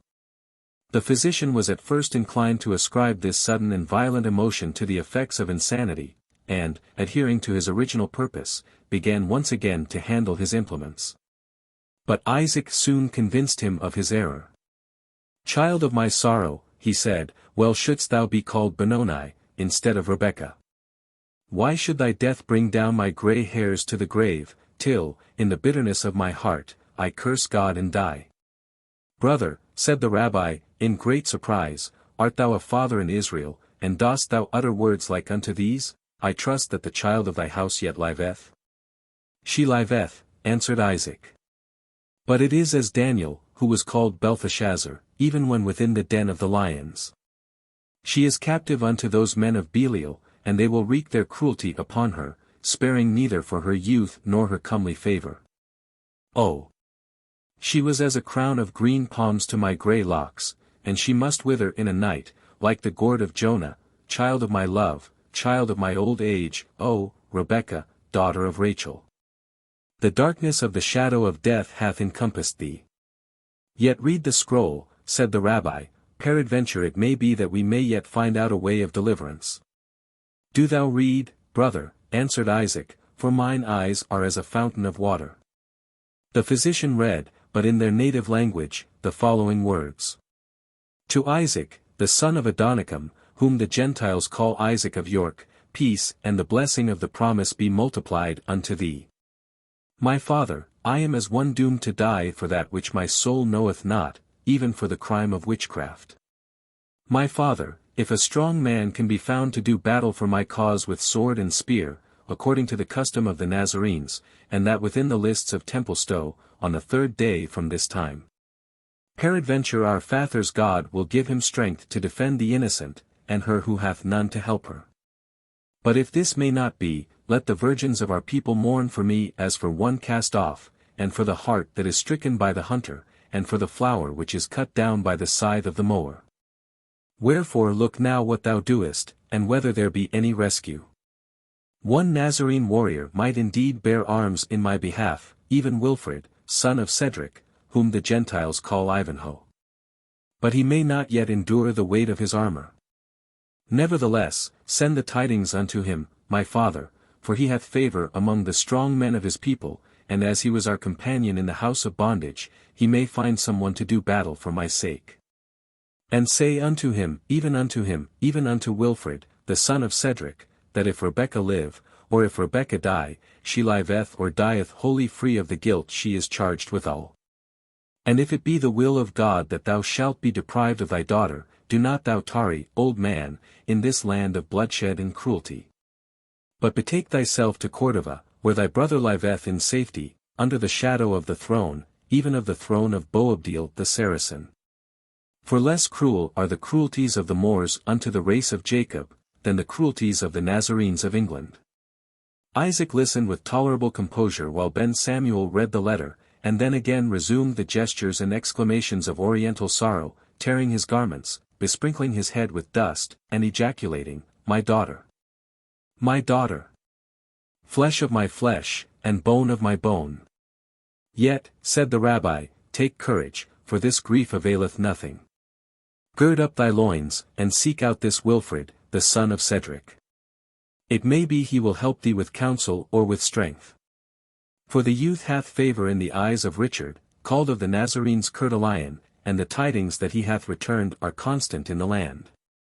It may be that he may obtain his letter, and his signet, commanding these men of blood, who take their name from the temple to the dishonour thereof, that they proceed not in their purposed wickedness. I will seek him out," said Isaac, "for he is a good youth, and hath compassion for the exile of Jacob. But he cannot bear his armour, and what other Christian shall do battle for the oppressed of Zion?" "Nay, but," said the rabbi, "thou speakest as one that knoweth not the Gentiles. With gold shalt thou buy their valour, even as with gold thou buyest thine own safety. Be of good courage, and do thou set forward to find out this Wilfred of Ivanhoe. I will also up and be doing, for great sin it were to leave thee in thy calamity. I will hie me to the city of York, where many warriors and strong men are assembled, and doubt not I will find among them someone who will do battle for thy daughter.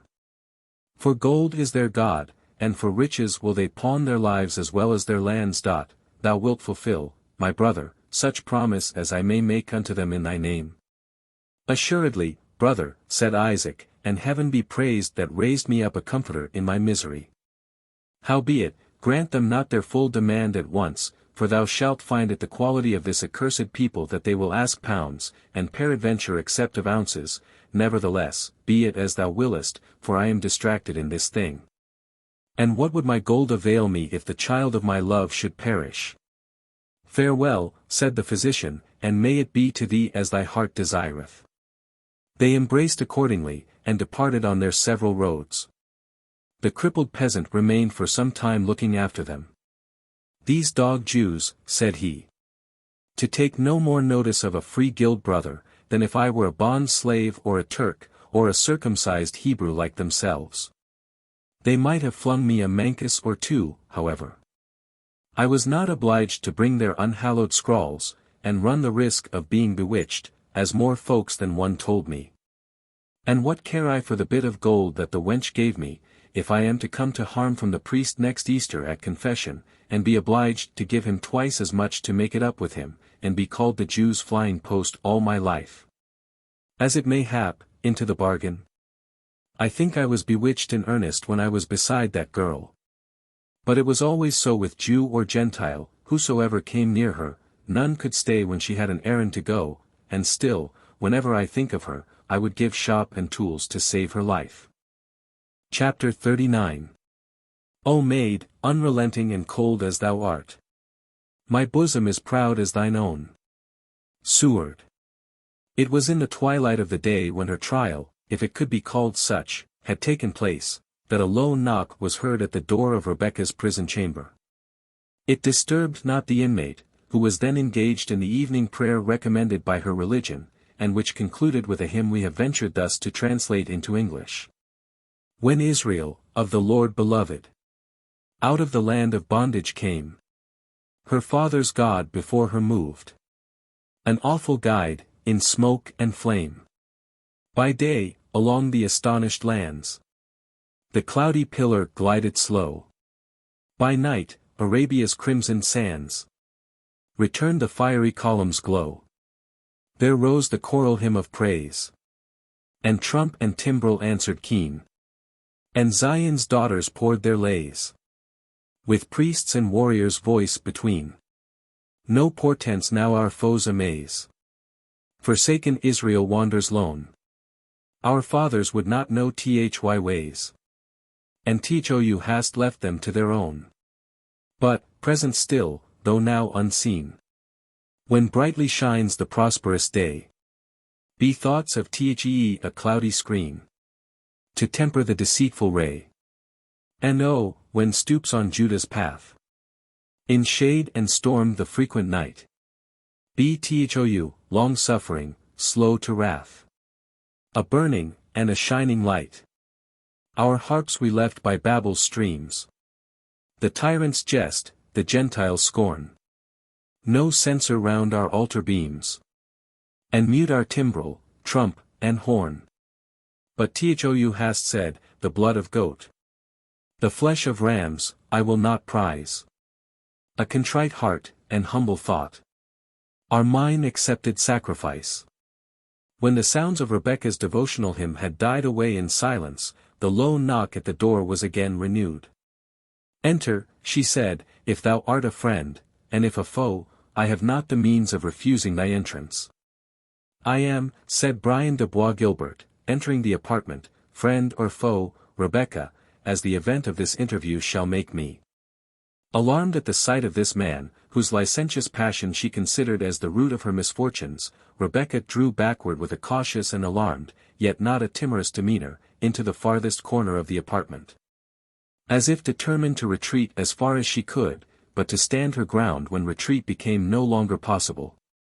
She drew herself into an attitude not of defiance, but of resolution, as one that would avoid provoking assault, yet was resolute to repel it, being offered, to the utmost of her power. You have no reason to fear me, Rebekah, said the Templar. Or if I must so qualify my speech, you have at least now no reason to fear me. I fear you not, Sir Knight, replied Rebekah, although her short-drawn breath seemed to belie the heroism of her accents. My trust is strong, and I fear thee not. You have no cause, answered Bois Guilbert, gravely, my former frantic attempts you have not now to dread. Within your call are guards, over whom I have no authority.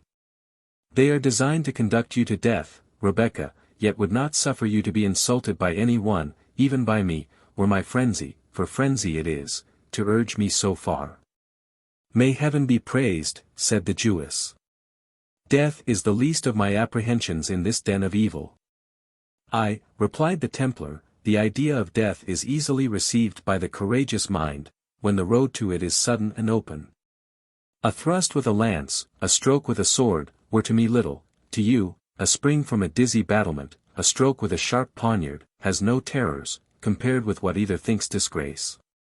Mark me, I say this, perhaps mine own sentiments of honor are not less fantastic, Rebekah, than thine are, but we know alike how to die for them. Unhappy man, said the Jewess. And art thou condemned to expose thy life for principles, of which thy sober judgment does not acknowledge the solidity? Surely this is a parting with your treasure for that which is not bread, but deem not so of me. Thy resolution may fluctuate on the wild and changeful billows of human opinion, but mine is anchored on the rock of ages. Silence, maiden, answered the Templar, such discourse now avails but little.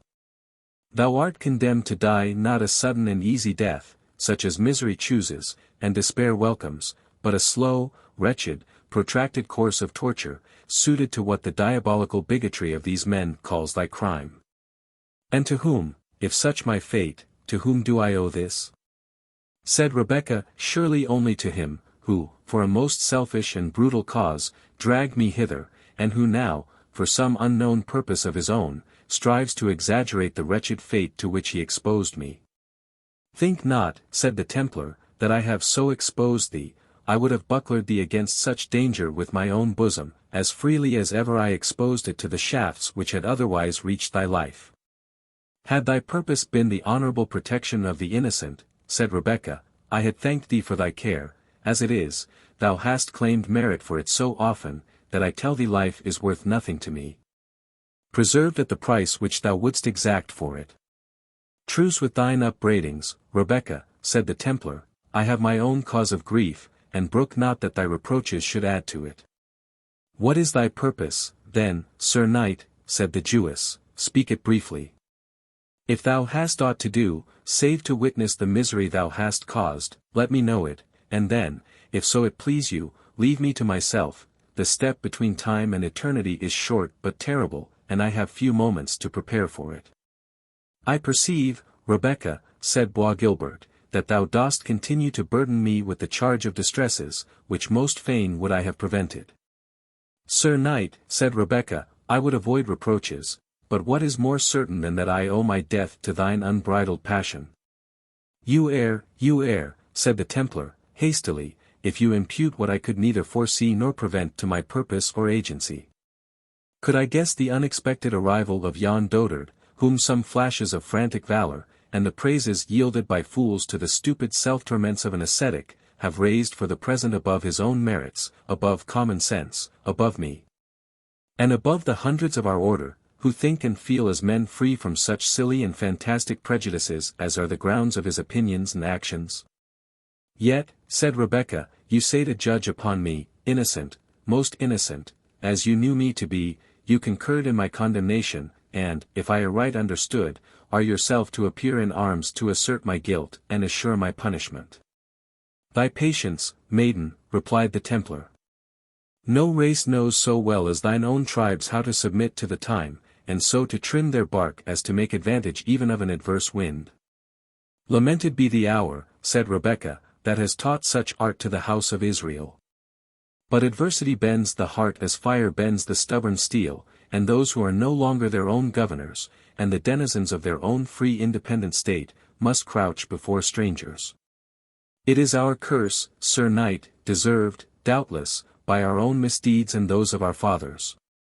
But you who boast your freedom as your birthright, how much deeper is your disgrace when you stoop to suit the prejudices of others, and that against your own conviction. Your words are bitter, Rebecca, said Bois Guilbert, pacing the apartment with impatience, but I came not hither to bandy reproaches with you. Know that Bois Guilbert yields not to created man, although circumstances may for a time induce him to alter his plan. His will is the mountain stream, which may indeed be turned for a little space aside by the rock, but fails not to find its course to the ocean. That scroll which warned thee to demand a champion, from whom couldst thou think it came, if not from Bois Guilbert? In whom else couldst thou have excited such interest? A brief respite from instant death, said Rebecca, which will little avail me, was this all thou couldst do for one, on whose head thou hast heaped sorrow, and whom thou hast brought near even to the verge of the tomb? No, maiden, said Bois Guilbert, this was not all that I purposed. Had it not been for the accursed interference of yon fanatical dotard, and the fool of Goodalric, who, being a Templar, affects to think and judge according to the ordinary rules of humanity, the office of the champion defender had devolved not on a preceptor, but on a companion of the order. Then I myself, such was my purpose, had, on the sounding of the trumpet, appeared in the lists as thy champion, disguised indeed in the fashion of a roving knight, who seeks adventures to prove his shield and spear. And then, let Beaumanoir have chosen not one, but 2 or 3 of the brethren here assembled, I had not doubted to cast them out of the saddle with my single lance. Thus, Rebecca, should thine innocence have been avouched, and to thine own gratitude would I have trusted for the reward of my victory. This, Sir Knight, said Rebecca, is but idle boasting, a brag of what you would have done had you not found it convenient to do otherwise.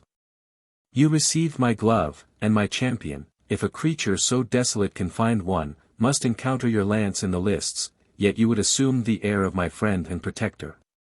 Thy friend and protector, said the Templar, gravely, I will yet be, but mark at what risk, or rather at what certainty, of dishonour. And then blame me not if I make my stipulations, before I offer up all that I have hitherto held dear, to save the life of a Jewish maiden. Speak, said Rebecca, I understand thee not. Well, then, said Bois Guilbert, I will speak as freely as ever did doting penitent to his ghostly father, when placed in the tricky confessional. Rebecca, if I appear not in these lists I lose fame and rank, lose that which is the breath of my nostrils, the esteem, I mean, in which I am held by my brethren, and the hopes I have of succeeding to that mighty authority, which is now wielded by the bigoted dotard Lucas de Beaumanoir, but of which I should make a different use. Such is my certain doom, except I appear in arms against thy cause. Accursed be he of Goodalric, who baited this trap for me. And doubly accursed Albert de Malvoisin, who withheld me from the resolution I had formed, of hurling back the glove at the face of the superstitious and superannuated fool, who listened to a charge so absurd, and against a creature so high in mind. And so lovely in form as thou art. And what now avails rant or flattery, answered Rebecca. Thou hast made thy choice between causing to be shed the blood of an innocent woman, or of endangering thine own earthly state and earthly hopes. What avails it to reckon together? Thy choice is made. No, Rebecca, said the knight, in a softer tone, and drawing nearer towards her, my choice is not made, nay, mark, it is thine to make the election. If I appear in the lists, I must maintain my name in arms. And if I do so, championed or unchampioned, thou deest by the stake and faggot, for there lives not the knight who hath coped with me in arms on equal issue, or on terms of vantage, save Richard Coeur de Lion, and his minion of Ivanhoe. Ivanhoe, as thou well knowest, is unable to bear his corslet, and Richard is in a foreign prison. If I appear, then thou deest, even although thy charms should instigate some hot-headed youth to enter the lists in thy defence. And what avails repeating this so often, said Rebecca. Much, replied the Templar, for thou must learn to look at thy fate on every side. Well, then, turn the tapestry, said the Jewess, and let me see the other side. If I appear, said Bois Guilbert, in the fatal lists, thou deest by a slow and cruel death, in pain such as they say is destined to the guilty hereafter. But if I appear not, then am I a degraded and dishonored knight, accused of witchcraft and of communion with infidels. The illustrious name which has grown yet more so under my wearing, becomes a hissing and a reproach. I lose fame, I lose honor, I lose the prospect of such greatness as scarce emperors attain to, I sacrifice mighty ambition, I destroy schemes built as high as the mountains with which heathens say their heaven was once nearly scaled, and yet.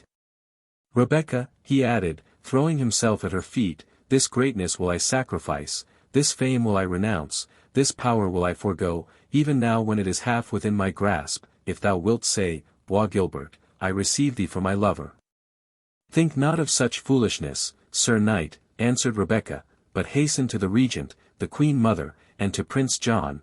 They cannot, in honour to the English crown, allow of the proceedings of your Grand Master. So shall you give me protection without sacrifice on your part, or the pretext of requiring any requital from me. With these I deal not, he continued, holding the train of her robe, it is the only I address. And what can counterbalance thy choice? Bethink thee, were I a fiend, yet death is a worse, and it is death who is my rival. I weigh not these evils, said Rebecca, afraid to provoke the wild knight, yet equally determined neither to endure his passion, nor even fain to endure it. Be a man, be a Christian. If indeed thy faith recommends that mercy which rather your tongues than your actions pretend, save me from this dreadful death, without seeking a requital which would change thy magnanimity into base barter. No, damsel, said the proud Templar, springing up, thou shalt not thus impose on me. If I renounce present fame and future ambition, I renounce it for thy sake, and we will escape in company. Listen to me, Rebecca, he said, again softening his tone. England, Europe, is not the world. There are spheres in which we may act, ample enough even for my ambition. We will go to Palestine, where Conrad, Marquis of Montserrat, is my friend, a friend free as myself from the doting scruples which fetter our free-born reason, rather with Saladin will we league ourselves. Then endure the scorn of the bigots whom we contemn. I will form new paths to greatness, he continued, again traversing the room with hasty strides. Europe shall hear the loud step of him she has driven from her sons. Not the millions whom her crusaders send to slaughter, can do so much to defend Palestine, not the sabres of the thousands and 10,000s of Saracens can hew their way so deep into that land for which nations are striving. As the strength and policy of me in those brethren, who, in despite of yonder old bigot, will adhere to me in good and evil. Thou shalt be a queen, Rebecca, on Mount Carmel shall we pitch the throne which my valor will gain for you, and I will exchange my long-desired batoon for a scepter." "A dream," said Rebecca. "An empty vision of the night, which, were it a waking reality, affects me not. Enough, that the power which thou mightest acquire, I will never share. Nor hold I so light of country or religious faith, as to esteem him who is willing to barter these ties, and cast away the bonds of the order of which he is a sworn member, in order to gratify an unruly passion for the daughter of another people. Put not a price on my deliverance, Sir Knight, sell not a deed of generosity, protect the oppressed for the sake of charity, and not for a selfish advantage, go to the throne of England, Richard will listen to my appeal from these cruel men." "Never, Rebecca," said the Templar, fiercely. "If I renounce my order, for thee alone will I renounce it, ambition shall remain mine, if thou refuse my love, I will not be fooled on all hands. Stoop my crest to Richard. Ask a boon of that heart of pride, never, Rebecca, will I place the order of the temple at his feet in my person. I may forsake the order, I never will degrade or betray it." "Now God be gracious to me," said Rebecca, "for the succor of man is well nigh hopeless." "It is indeed," said the Templar, "for, proud as thou art, thou hast in me found thy match. If I enter the lists with my spear in rest, think not any human consideration shall prevent my putting forth my strength. And think then upon thine own fate, to die the dreadful death of the worst of criminals, to be consumed upon a blazing pile, dispersed to the elements of which our strange forms are so mystically composed, not a relic left of that graceful frame, from which we could say this lived and moved. Rebecca, it is not in woman to sustain this prospect, thou wilt yield to my suit." "Bois Gilbert," answered the Jewess, "thou knowest not the heart of woman, or hast only conversed with those who are lost to her best feelings. I tell thee, proud Templar, that not in thy fiercest battles hast thou displayed more of thy vaunted courage, than has been shown by woman when called upon to suffer by affection or duty. I am myself a woman, tenderly nurtured, naturally fearful of danger, and impatient of pain, yet, when we enter those fatal lists, thou to fight and I to suffer, I feel the strong assurance within me, that my courage shall mount higher than thine. Farewell, I waste no more words on thee. The time that remains on earth to the daughter of Jacob must be otherwise spent, she must seek the Comforter, who may hide his face from his people, but who ever opens his ear to the cry of those who seek him in sincerity and in truth. We part then thus, said the Templar, after a short pause, would to heaven that we had never met, or that thou hadst been noble in birth and Christian in faith, nay, by heaven. When I gaze on thee, and think when and how we are next to meet, I could even wish myself one of thine own degraded nation, my hand conversant with ingots and shekels, instead of spear and shield. My head bent down before each petty noble, and my look only terrible to the shivering and bankrupt debtor, this could I wish, Rebecca, to be near to thee in life, and to escape the fearful share I must have in thy death. Thou hast spoken the Jew, said Rebecca, as the persecution of such as thou art has made him.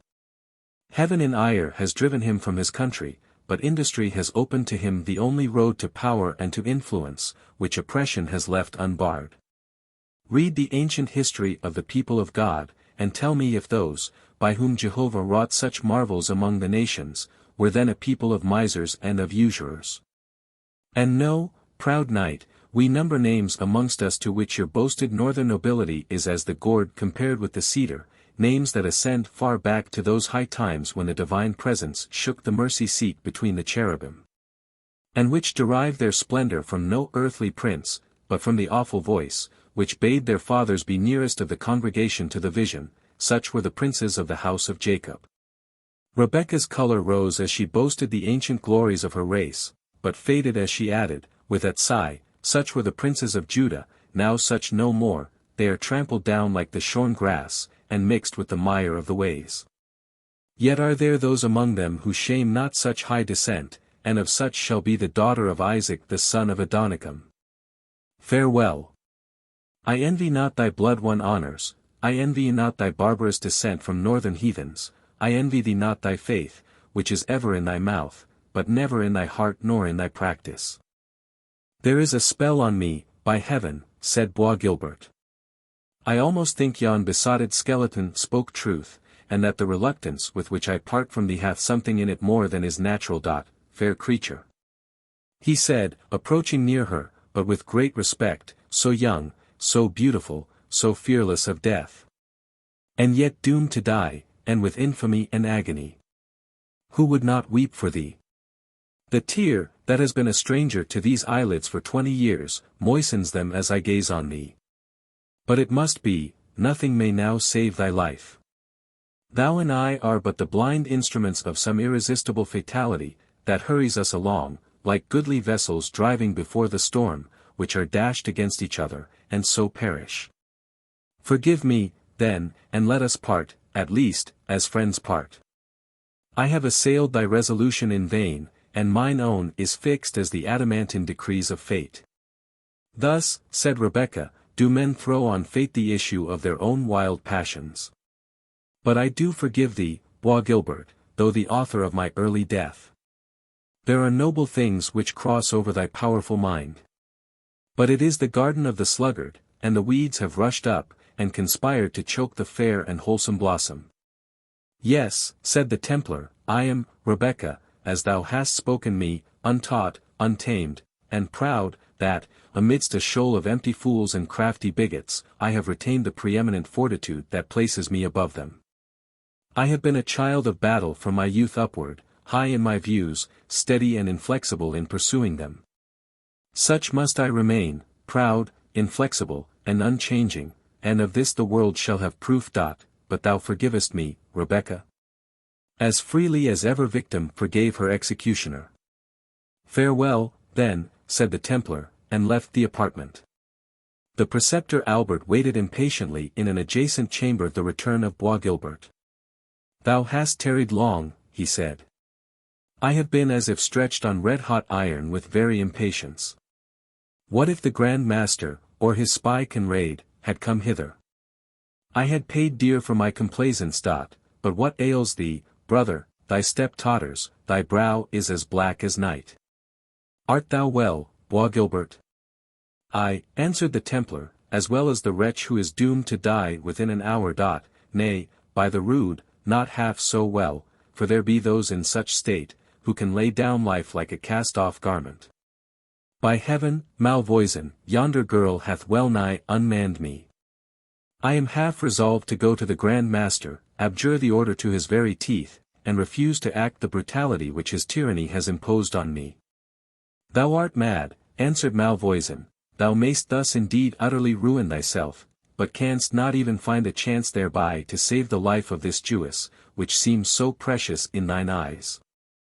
Beaumanoir will name another of the order to defend his judgment in thy place, and the accused will as assuredly perish as if thou hadst taken the duty imposed on thee.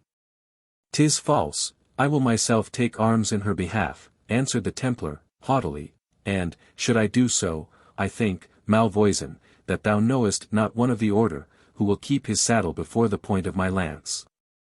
Ay, but thou forgettest, said the wily adviser, thou wilt have neither leisure nor opportunity to execute this mad project. Go to Lucas Beaumanoir, and say thou hast renounced thy vow of obedience, and see how long the despotic old man will leave thee in personal freedom. The words shall scarce have left thy lips, ere thou wilt either be 100 feet underground, in the dungeon of the preceptory, to abide trial as a recreant knight. Or, if his opinion holds concerning thy possession, thou wilt be enjoying straw, darkness, and chains, in some distant convent cell, stunned with exorcisms, and drenched with holy water. To expel the foul fiend which hath obtained dominion over thee. Thou must to the lists, Brian, or thou art a lost and dishonored man. I will break forth and fly, said Bois Guilbert, fly to some distant land, to which folly and fanaticism have not yet found their way. No drop of the blood of this most excellent creature shall be spilled by my sanction. Thou canst not fly, said the preceptor, thy ravings have excited suspicion, and thou wilt not be permitted to leave the preceptory. Go and make the essay, present thyself before the gate, and command the bridge to be lowered, and mark what answer thou shalt receive. Thou art surprised and offended, but is it not the better for thee? Wert thou to fly, what would ensue but the reversal of thy arms, the dishonour of thine ancestry, the degradation of thy rank, think on it. Where shall thine old companions in arms hide their heads when Brian de Bois Guilbert, the best lance of the Templars, is proclaimed recreant, amid the hisses of the assembled people? What grief will be at the court of France? With what joy will the haughty Richard hear the news, that the knight that set him hard in Palestine, and well nigh darkened his renown, has lost fame and honor for a Jewish girl, whom he could not even save by so costly a sacrifice.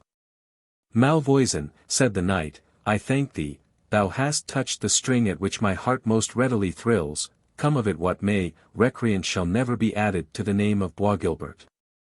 Would to God, Richard, or any of his vaunting minions of England, would appear in these lists. But they will be empty, no one will risk to break a lance for the innocent, the forlorn. The better for thee, if it proves so, said the preceptor. If no champion appears, it is not by thy means that this unlucky damsel shall die, but by the doom of the Grand Master, with whom rests all the blame, and who will count that blame for praise and commendation. True, said Bois Guilbert. If no champion appears, I am but a part of the pageant, sitting indeed on horseback in the lists, but having no part in what is to follow. None whatever, said Malvoisin.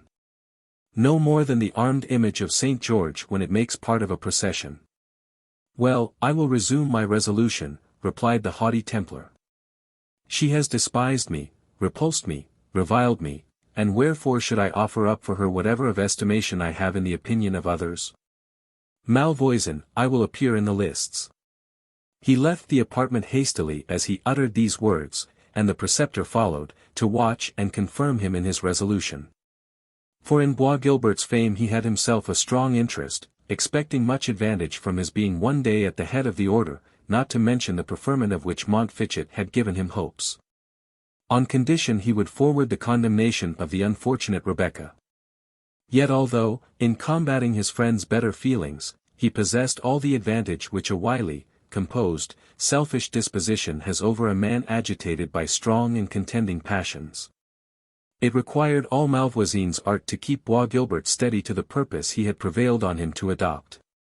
He was obliged to watch him closely to prevent his resuming his purpose of flight, to intercept his communication with the Grand Master, lest he should come to an open rupture with his superior, and to renew, from time to time, the various arguments by which he endeavored to show, that, in appearing as champion on this occasion, Bois Guilbert, without either accelerating or ensuring the fate of Rebecca, would follow the only course by which he could save himself from degradation and disgrace. Chapter 40. Shadows avant, Richard's himself again. Richard III. When the Black Knight, for it becomes necessary to resume the train of his adventures, left the trysting tree of the generous outlaw, he held his way straight to a neighboring religious house, of small extent and revenue, called the Priory of St. Botolph, to which the wounded Ivanhoe had been removed when the castle was taken, under the guidance of the faithful Geth, and the magnanimous Wamba. It is unnecessary at present to mention what took place in the interim betwixt Wilfred and his deliverer. Suffice it to say, that after long and grave communication, messengers were dispatched by the prior in several directions, and that on the succeeding morning the Black Knight was about to set forth on his journey, accompanied by the jester Wamba, who attended as his guide. We will meet, he said to Ivanhoe, at Koningsberg, the castle of the deceased Athelstane, since there thy father Cedric holds the funeral feast for his noble relation.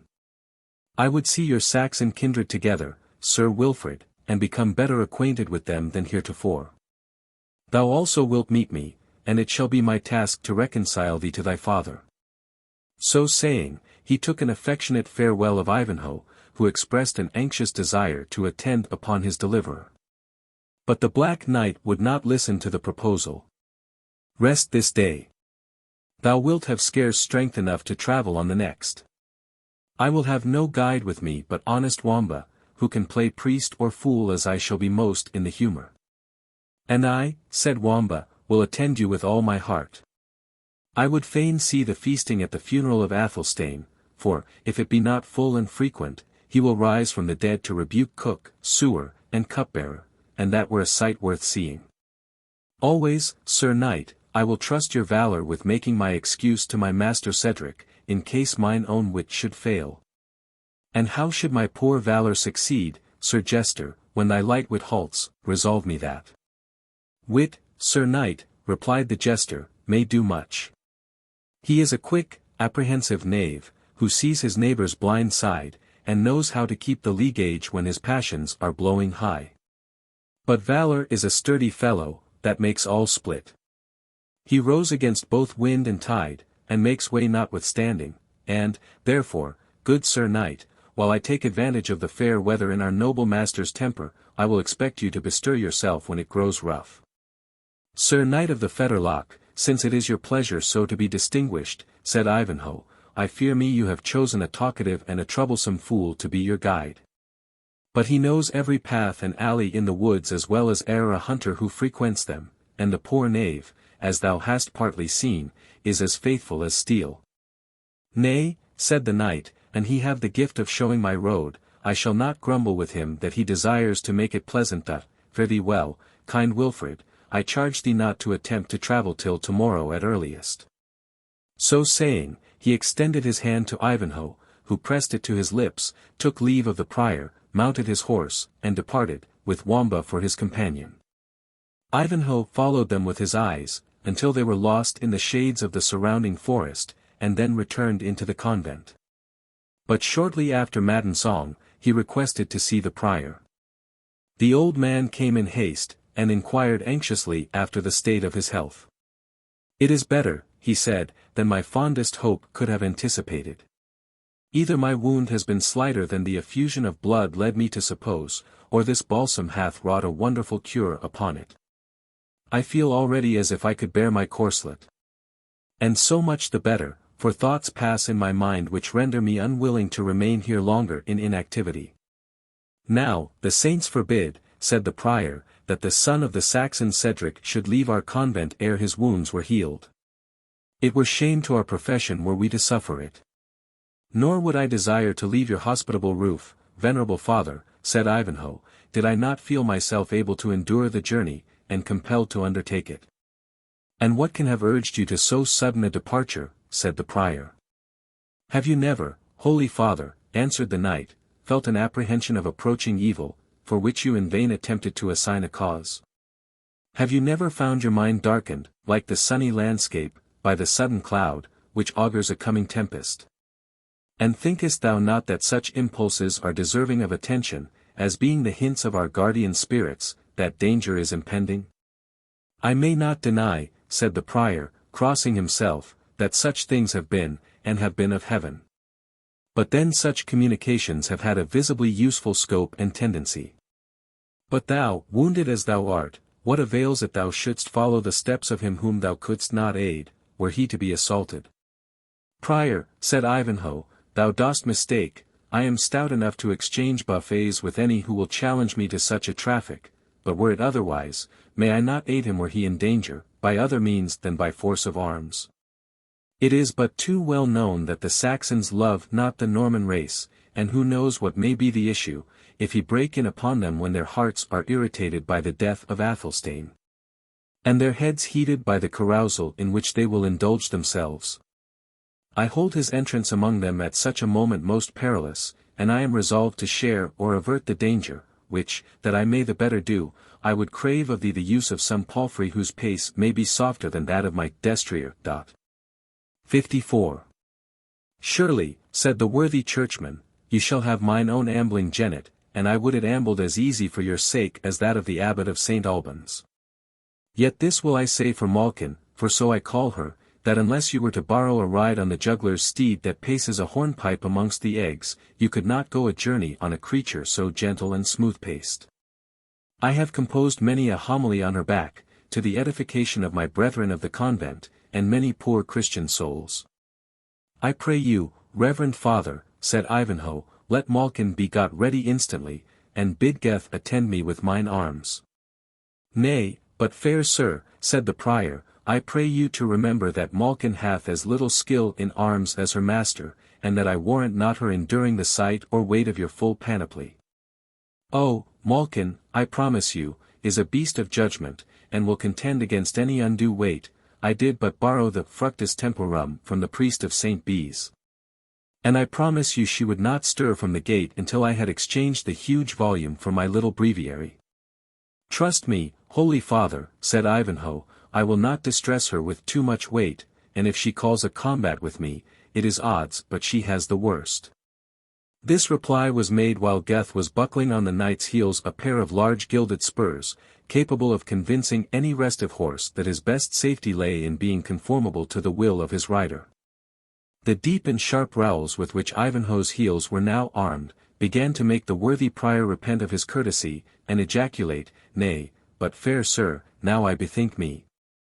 My Malkin abideth not the spur, better it were that you tarry for the mare of our manciple down at the Grange, which may be had in little more than an hour, and cannot but be tractable, in respect that she draweth much of our winter firewood, and eateth no corn. I thank you, reverend father, but will abide by your first offer, as I see Malkin is already led forth to the gate. Geth shall carry mine armor. And for the rest, rely on it, that as I will not overload Malkin's back, she shall not overcome my patience. And now, farewell.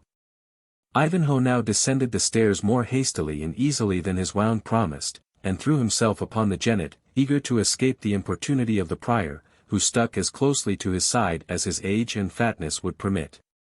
Now singing the praises of Malkin, now recommending caution to the knight in managing her. She is at the most dangerous period for maidens as well as mares, said the old man, laughing at his own jest, being barely in her 15th year.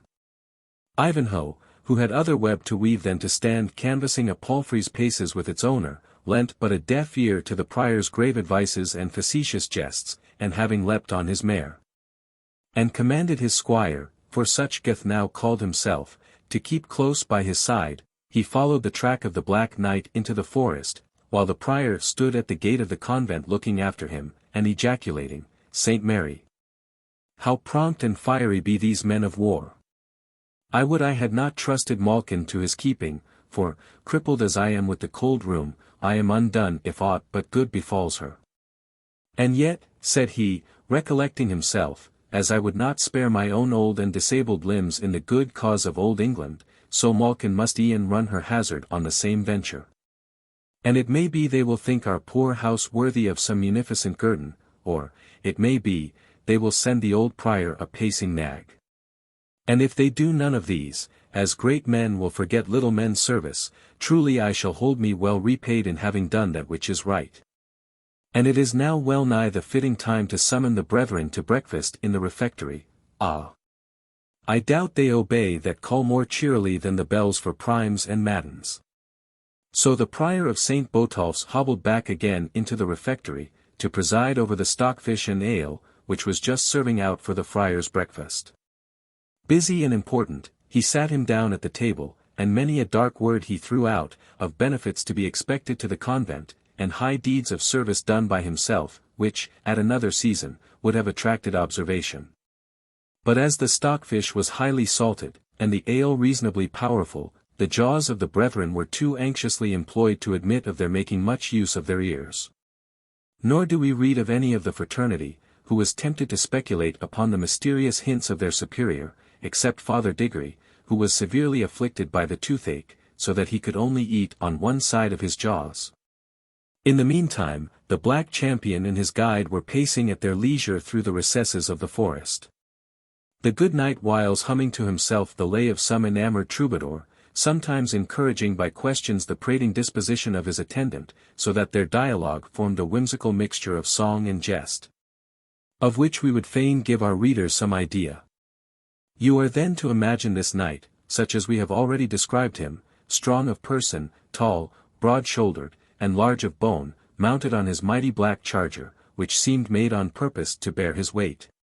So easily he paced forward under it, having the visor of his helmet raised, in order to admit freedom of breath, yet keeping the beaver, or under part, closed, so that his features could be but imperfectly distinguished. But his ruddy and brown cheekbones could be plainly seen, and the large and bright blue eyes, that flashed from under the dark shade of the raised visor. And the whole gesture and look of the champion expressed careless gaiety and fearless confidence, a mind which was unapt to apprehend danger, and prompt to defy it when most imminent, yet with whom danger was a familiar thought. As with one whose trade was war and adventure. The jester wore his usual fantastic habit, but late accidents had led him to adopt a good cutting falchion, instead of his wooden sword, with a targe to match it. Of both which weapons he had, notwithstanding his profession, shown himself a skilful master during the storming of Torquilstone. Indeed, the infirmity of Wamba's brain consisted chiefly in a kind of impatient irritability, which suffered him not long to remain quiet in any posture, or adhere to any certain train of ideas. Although he was for a few minutes alert enough in performing any immediate task, or in apprehending any immediate topic. On horseback, therefore, he was perpetually swinging himself backwards and forwards, now on the horse's ears, then anon on the very rump of the animal, now hanging both his legs on one side, and now sitting with his face to the tail, moping, mowing, and making 1,000 apish gestures, until his palfrey took his freaks so much to heart, as fairly to lay him at his length on the green grass, an incident which greatly amused the knight, but compelled his companion to ride more steadily thereafter. At the point of their journey at which we take them up, this joyous pair were engaged in singing a virelai, as it was called, in which the clown bore a mellow burden, to the better instructed knight of the fetterlock. And thus run the ditty. Anna Marie, love, up is the sun. Anna Marie, love, morn is begun. Mists are dispersing, love, birds singing free. Up in the morning, love, Anna Marie. Anna Marie, love, up in the morn. The hunter is winding blithe sounds on his horn. The echo rings merry from rock and from tree. 'Tis time to arouse thee, love, Anna Marie. Wamba. O Tybalt, love, Tybalt, awake me not yet. Around my soft pillow while softer dreams flit. For what are the joys that in waking we prove? Compared with these visions, O, Tybalt, my love. Let the birds to the rise of the mist carol shrill. Let the hunter blow out his loud horn on the hill. Softer sounds, softer pleasures, in slumber I prove. But think not I dreamt of thee, Tybalt, my love.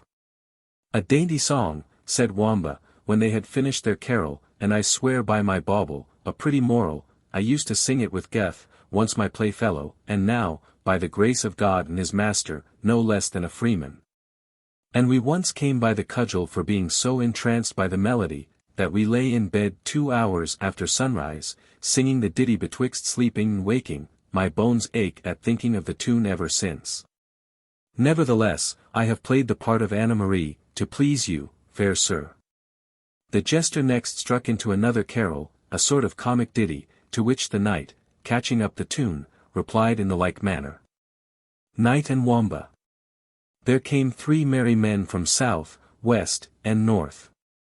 Evermore sing the roundelay. To win the widow of Wickham forth. And where was the widow might say them nay. The first was a knight, and from Tynedale he came. Evermore sing the roundelay. And his fathers, God save us, were men of great fame. And where was the widow might say him nay. Of his father the laird, of his uncle the squire. He boasted in rhyme and in roundelay. She bade him go bask by his sea-coal fire. For she was the widow would say him nay. Wamba. The next that came forth, swore by blood and by nails. Merrily sing the roundelay. Hers a gentleman, God wot, and hers lineage was of Wales. And where was the widow might say him nay. Sir David A. P. Morgan A. P. Griffith A. P. Hugh. A. P. Tudor A. P. Rice, quoth his roundelay. She said that one widow for so many was too few. And she bade the Welshman wend his way. But then next came a yeoman of Kent. Jollily singing his roundelay. He spoke to the widow of living and rent. And where was the widow could say him nay. Both. So the knight and the squire were both left in the mire. Therefore to sing their roundelay. For a yeoman of Kent, with his yearly rent. There never was a widow could say him nay. I would, Wamba, said the knight, that our host of the trysting tree, or the jolly friar, his chaplain, heard this thy ditty in praise of our bluff yeoman. So would not I, said Wamba, but for the horn that hangs at your baldric. Ay, said the knight, this is a pledge of Locksley's goodwill, though I am not like to need it. 3 mows on this bugle will, I am assured, bring round, at our need, a jolly band of yonder honest yeomen. I would say, heaven forfend, said the jester, were it not that that fair gift is a pledge they would let us pass peaceably. Why, what meanest thou, said the knight. Thinkest thou that but for this pledge of fellowship they would assault us? Nay, for me I say nothing, said Wamba, for green trees have ears as well as stone walls. But canst thou construe me this, Sir Knight, when is thy wine pitcher and thy purse better empty than full? Why, never, I think, replied the knight. Thou never deservest to have a full one in thy hand, for so simple an answer. Thou hadst best empty thy pitcher ere thou pass it to a Saxon, and leave thy money at home ere thou walk in the greenwood. You hold our friends for robbers, then, said the knight of the Fetterlock. You hear me not say so, fair sir, said Wamba, it may relieve a man's steed to take of his mail when he hath a long journey to make, and, certes, it may do good to the rider's soul to ease him of that which is the root of evil. Therefore will I give no hard names to those who do such services. Only I would wish my mail at home, and my purse in my chamber, when I meet with these good fellows, because it might save them some trouble.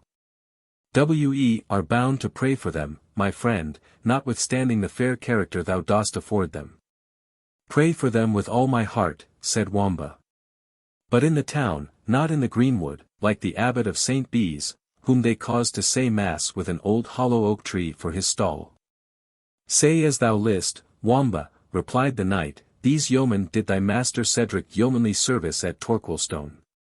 Ay, truly, answered Wamba, but that was in the fashion of their trade with heaven. Their trade, Wamba.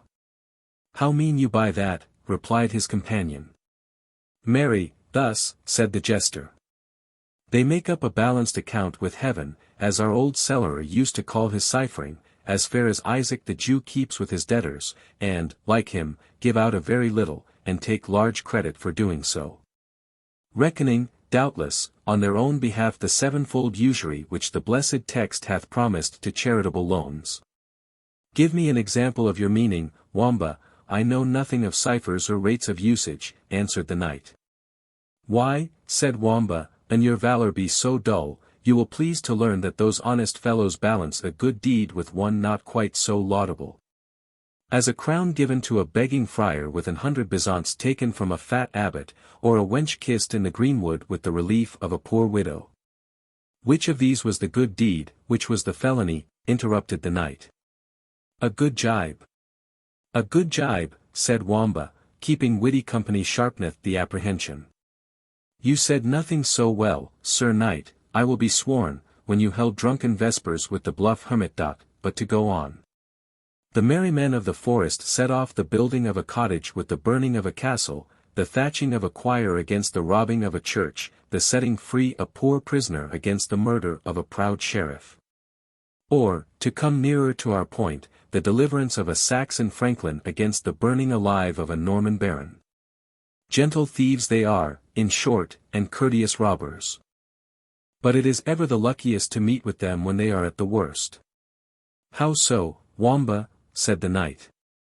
Why, then they have some compunction, and are for making up matters with heaven. But when they have struck an even balance, heaven help them with whom they next open the account. The travellers who first met them after their good service at Torquilstone would have a woeful flaying. And yet, said Wamba, coming close up to the knight's side, there be companions who are far more dangerous for travellers to meet than yonder outlaws. And who may they be, for you have neither bears nor wolves, I trow, said the knight. Marry, sir, but we have Malvoisin's men-at-arms, said Wamba, and let me tell you, that, in time of civil war, a half-score of these is worth a band of wolves at any time. They are now expecting their harvest, and are reinforced with the soldiers that escaped from Torquilstone. So that, should we meet with a band of them, we are like to pay for our feats of arms. Now, I pray you, Sir Knight, what would you do if we met 2 of them? Pin the villains to the earth with my lance, Wamba, if they offered us any impediment. But what if there were 4 of them? They should drink of the same cup, answered the knight. What if 6, continued Wamba, and we as we now are, barely 2, would you not remember Locksley's horn? What? Sound for aid, exclaimed the knight, against a score of such rascaille as these, whom one good knight could drive before him, as the wind drives the withered leaves. Nay, then, said Wamba, I will pray you for a close sight of that same horn that hath so powerful a breath. The knight undid the clasp of the baldric, and indulged his fellow traveller, who immediately hung the bugle round his own neck. Tra-lira-la, said he, whistling the notes, nay, I know my gamut as well as another. How mean you, knave, said the knight, restore me the bugle. Content you, Sir Knight, it is in safe keeping. When valour and folly travel, folly should bear the horn, because she can blow the best. Nay but, rogue, said the Black Knight, this exceedeth thy license, beware ye tamper not with my patience. Urge me not with violence, Sir Knight, said the jester, keeping at a distance from the impatient champion, or folly will show a clean pair of heels, and leave valour to find out his way through the wood as best he may. Nay, thou hast hit me there, said the knight, and, sooth to say, I have little time to jangle with thee. Keep the horn an thou wilt, but let us proceed on our journey. You will not harm me, then, said Wamba. I tell thee no, thou knave. Ay, but pledge me your knightly word for it, continued Wamba, as he approached with great caution. My knightly word I pledge, only come on with thy foolish self. Nay, then, valour and folly are once more boon companions, said the jester, coming up frankly to the knight's side. But, in truth, I love not such buffets as that you bestowed on the burly friar, when his holiness rolled on the green like a king of the 9 pins. And now that folly wears the horn, let valour rouse himself, and shake his mane. For, if I mistake not, there are company in yonder brake that are on the lookout for us. What makes thee judge so, said the knight. Because I have twice or thrice noticed the glance of emotion from amongst the green leaves. Had they been honest men, they had kept the path. But yonder thicket is a choice chapel for the clerks of St. Nicholas. By my faith, said the knight, closing his visor, I think thou beest in the right on't. And in good time did he close it, for 3 arrows flew at the same instant from the suspected spot against his head and breast, one of which would have penetrated to the brain, had it not been turned aside by the steel visor. The other 2 were averted by the gorget, and by the shield which hung around his neck. Thanks, trusty armourers, said the knight. Wamba, let us close with them, and he rode straight to the thicket. He was met by 6 or 7 men at arms, who ran against him with their lances at full career. 3 of the weapons struck against him, and splintered with as little effect as if they had been driven against a tower of steel. The Black Knight's eyes seemed to flash fire even through the aperture of his visor. He raised himself in his stirrups with an air of inexpressible dignity, and exclaimed, What means this, my masters? The men made no other reply than by drawing their swords and attacking him on every side, crying, Die, tyrant! Ha! Saint Edward! Ha! Saint George, said the Black Knight, striking down a man at every invocation, have we traitors here? His opponents, desperate as they were, bore back from an arm which carried death in every blow, and it seemed as if the terror of his single strength was about to gain the battle against such odds, when a knight, in blue armour, who had hitherto kept himself behind the other assailants, spurred forward with his lance, and taking aim, not at the rider but at the steed, wounded the noble animal mortally. That was a felon's stroke, exclaimed the Black Knight, as the steed fell to the earth, bearing his rider along with him. And at this moment, Wamba winded the bugle, for the whole had passed so speedily, that he had not time to do so sooner. The sudden sound made the murderers bear back once more, and Wamba, though so imperfectly weaponed, did not hesitate to rush in and assist the Black Knight to rise. Shame on ye, false cowards! Exclaimed he in the blue harness, who seemed to lead the assailants, do ye fly from the empty blast of a horn blown by a jester? Animated by his words, they attacked the Black Knight anew, whose best refuge was now to place his back against an oak, and defend himself with his sword. The felon knight, who had taken another spear, watching the moment when his formidable antagonist was most closely pressed, galloped against him in hopes to nail him with his lance against the tree, when his purpose was again intercepted by Wamba. The jester, making up by agility the want of strength, and little noticed by the men-at-arms, who were busied in their more important object, hovered on the skirts of the fight and effectually checked the fatal career of the Blue Knight by hamstringing his horse with a stroke of his sword. Horse and man went to the ground. Yet the situation of the Knight of the Fetterlock continued very precarious, as he was pressed close by several men completely armed, and began to be fatigued by the violent exertions necessary to defend himself on so many points at nearly the same moment, when a grey goose shaft suddenly stretched on the earth one of the most formidable of his assailants. And a band of yeomen broke forth from the glade, headed by Locksley and the jovial friar, who, taking ready and effectual part in the fray, soon disposed of the ruffians, all of whom lay on the spot dead or mortally wounded. The Black Knight thanked his deliverers with a dignity they had not observed in his former bearing, which hitherto had seemed rather that of a blunt bold soldier, than of a person of exalted rank. "It concerns me much," he said, "even before I express my full gratitude to my ready friends, to discover, if I may, who have been my unprovoked enemies. Open the visor of that Blue Knight, Wamba, who seems the chief of these villains." The jester instantly made up to the leader of the assassins, who, bruised by his fall, and entangled under the wounded steed, lay incapable either of flight or resistance. "Come, valiant sir," said Wamba, "I must be your armourer as well as your equerry. I have dismounted you, and now I will unhelm you." So saying, with no very gentle hand he undid the helmet of the Blue Knight, which, rolling to a distance on the grass, displayed to the Knight of the Fetterlock grizzled locks, and a countenance he did not expect to have seen under such circumstances. "Waldemar Fitzurse," he said in astonishment, "what could urge one of thy rank and seeming worth to so foul an undertaking?" "Richard," said the captive knight, looking up to him, "thou knowest little of mankind, if thou knowest not to what ambition and revenge can lead every child of Adam." "Revenge," answered the Black Knight. "I never wronged thee, on me thou hast not to revenge. My daughter, Richard, whose alliance thou didst scorn, was that no injury to a Norman, whose blood is noble as thine own?" "Thy daughter," replied the Black Knight. "A proper cause of enmity, and followed up to a bloody issue. Stand back, my masters, I would speak to him alone. And now, Waldemar Fitzurse, say me the truth, confess who set thee on this traitorous deed." "Thy father's son," answered Waldemar, "who, in so doing, did but avenge on thee thy disobedience to thy father." Richard's eyes sparkled with indignation, but his better nature overcame it.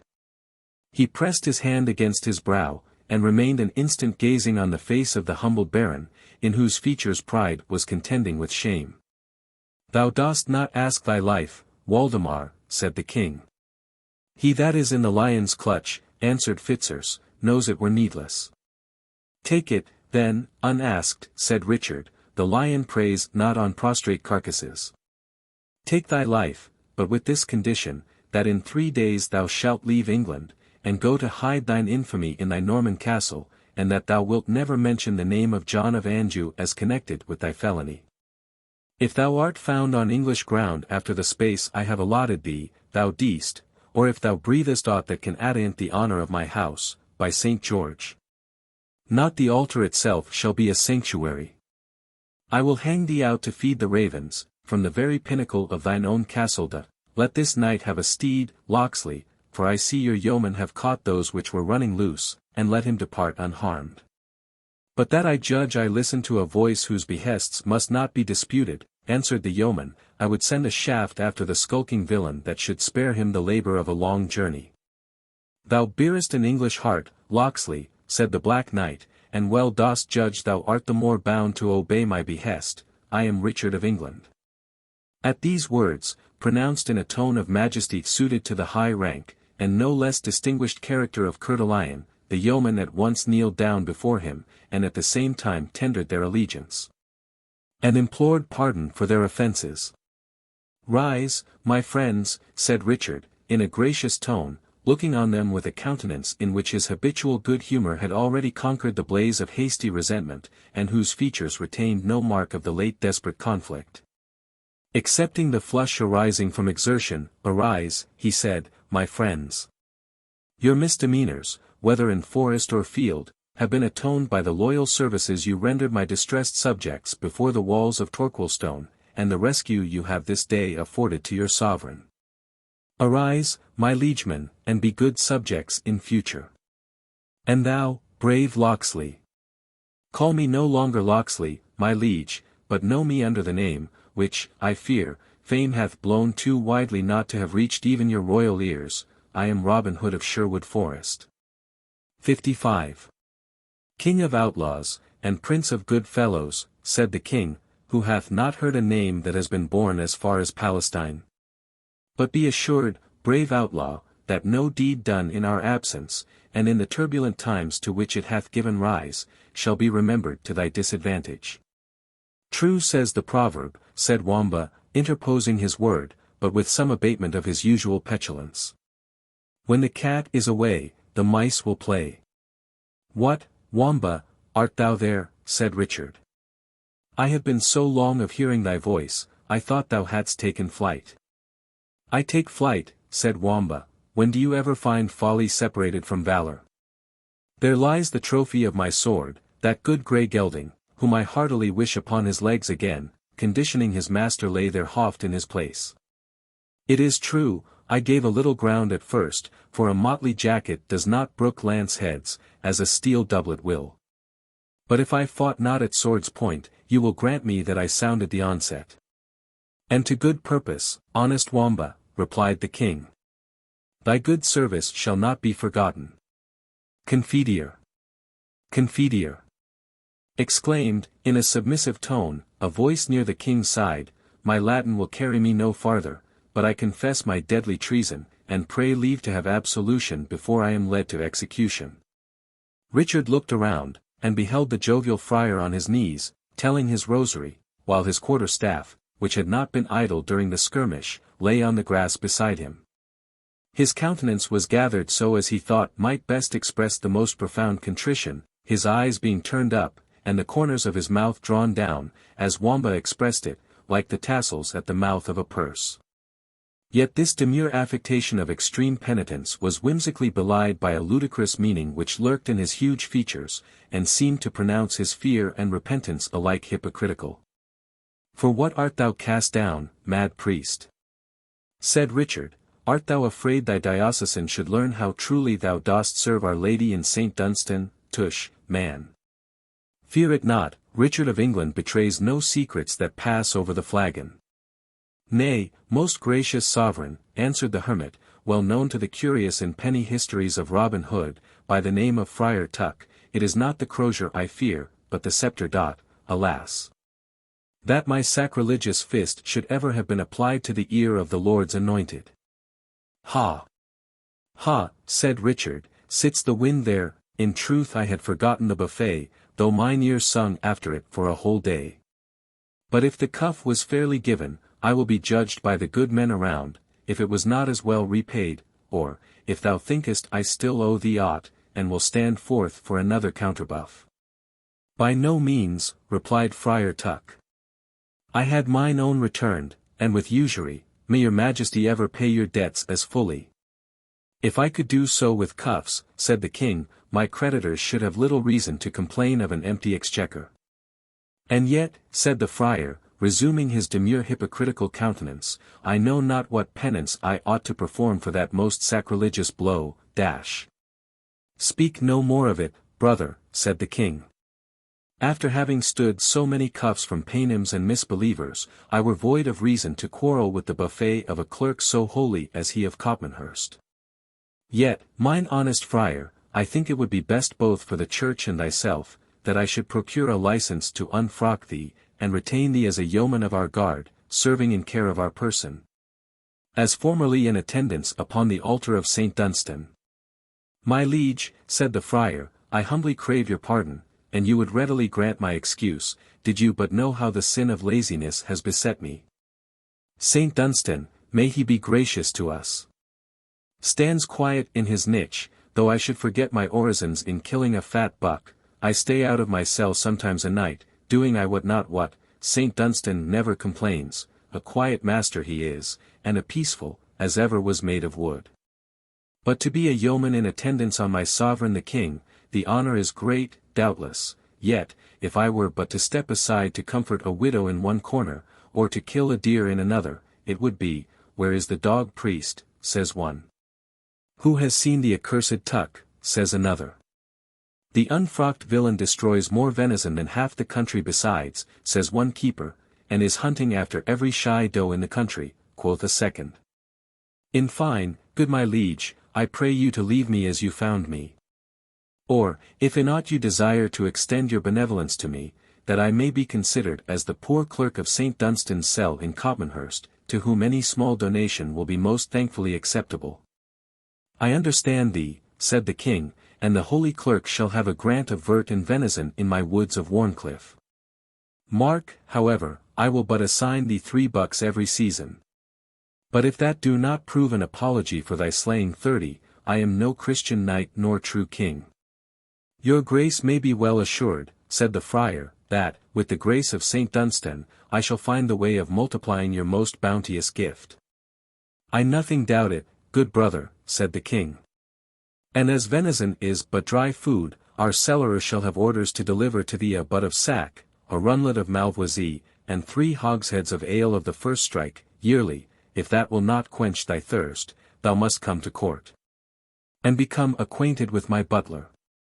But for Saint Dunstan, said the friar, a cope, a stole, and an altar-cloth shalt thou also have, continued the king, crossing himself, but we may not turn our game into earnest, lest God punish us for thinking more on our follies than on his honour and worship.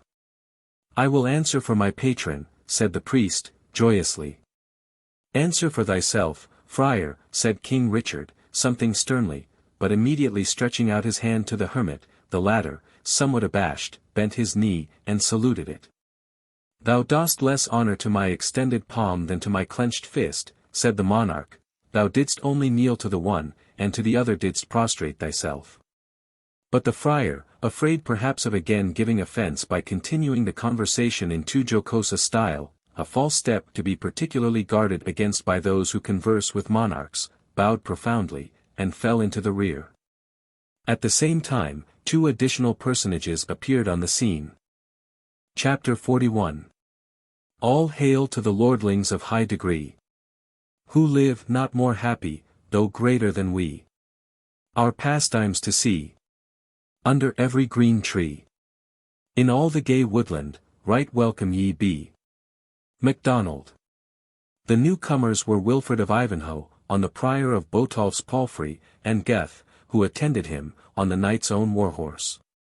The astonishment of Ivanhoe was beyond bounds, when he saw his master besprinkled with blood, and 6 or 7 dead bodies lying around in the little glade in which the battle had taken place. Nor was he less surprised to see Richard surrounded by so many sylvan attendants, the outlaws, as they seemed to be, of the forest, and a perilous retinue therefore for a prince. He hesitated whether to address the king as the Black Knight-errant, or in what other manner to demean himself towards him. Richard saw his embarrassment. Fear not, Wilfred, he said, to address Richard Plantagenet as himself, since thou sayest him in the company of true English hearts, although it may be they have been urged a few steps aside by warm English blood. Sir Wilfred of Ivanhoe, said the gallant outlaw, stepping forward, my assurances can add nothing to those of our sovereign. Yet, let me say somewhat proudly, that of men who have suffered much, he hath not truer subjects than those who now stand around him.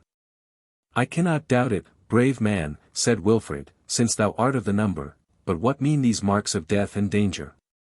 These slain men, and the bloody armour of my prince? Treason hath been with us, Ivanhoe, said the king. But, thanks to these brave men, treason hath met its meed, but, now I bethink me, thou too art a traitor, said Richard, smiling, a most disobedient traitor. For were not our orders positive, that thou shouldst repose thyself at St. Botolph's until thy wound was healed? It is healed, said Ivanhoe, it is not of more consequence than the scratch of a bodkin. But why, oh why, noble prince, will you thus vex the hearts of your faithful servants, and expose your life by lonely journeys and rash adventures, as if it were of no more value than that of a mere knight-errant, who has no interest on earth but what lance and sword may procure him? And Richard Plantagenet, said the king, desires no more fame than his good lance and sword may acquire him, and Richard Plantagenet is prouder of achieving an adventure, with only his good sword, and his good arm to speed, than if he led to battle a host of 100,000 armed men. But your kingdom, my liege, said Ivanhoe, your kingdom is threatened with dissolution and civil war, your subjects menaced with every species of evil. If deprived of their sovereign in some of those dangers which it is your daily pleasure to incur, and from which you have but this moment narrowly escaped. Ho! Ho! My kingdom and my subjects, answered Richard, impatiently. I tell thee, Sir Wilfrid, the best of them are most willing to repay my follies in kind. For example, my very faithful servant, Wilfrid of Ivanhoe, will not obey my positive commands, and yet reads his king a homily, because he does not walk exactly by his advice. Which of us has most reason to upbraid the other? Yet forgive me, my faithful Wilfrid. The time I have spent, and am yet to spend in concealment, is, as I explained to thee at St. Botolph's, necessary to give my friends and faithful nobles time to assemble their forces, that when Richard's return is announced, he should be at the head of such a force as enemies shall tremble to face, and thus subdue the meditated treason, without even unsheathing a sword. Estoteville and Bohun will not be strong enough to move forward to York for 24 hours. I must have news of Salisbury from the south, and of Beauchamp, in Warwickshire, and of Moulton and Percy in the north. The Chancellor must make sure of London. Too sudden an appearance would subject me to dangers, other than my lance and sword, though backed by the bow of bold Robin, or the quarterstaff of Friar Tuck, and the horn of the sage Wamba, may be able to rescue me from.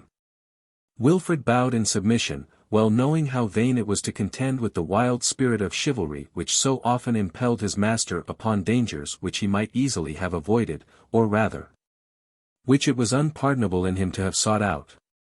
The young knight sighed, therefore, and held his peace, while Richard, rejoiced at having silenced his counsellor, though his heart acknowledged the justice of the charge he had brought against him, went on in conversation with Robin Hood. King of outlaws, he said, have you no refreshment to offer to your brother sovereign? For these dead knaves have found me both in exercise and appetite. In troth, replied the outlaw, for I scorn to lie to your grace, our larder is chiefly supplied with. He stopped, and was somewhat embarrassed. With venison, I suppose, said Richard, gaily. Better food at need there can be none, and truly, if a king will not remain at home and slay his own game, methinks he should not brawl too loud if he finds it killed to his hand.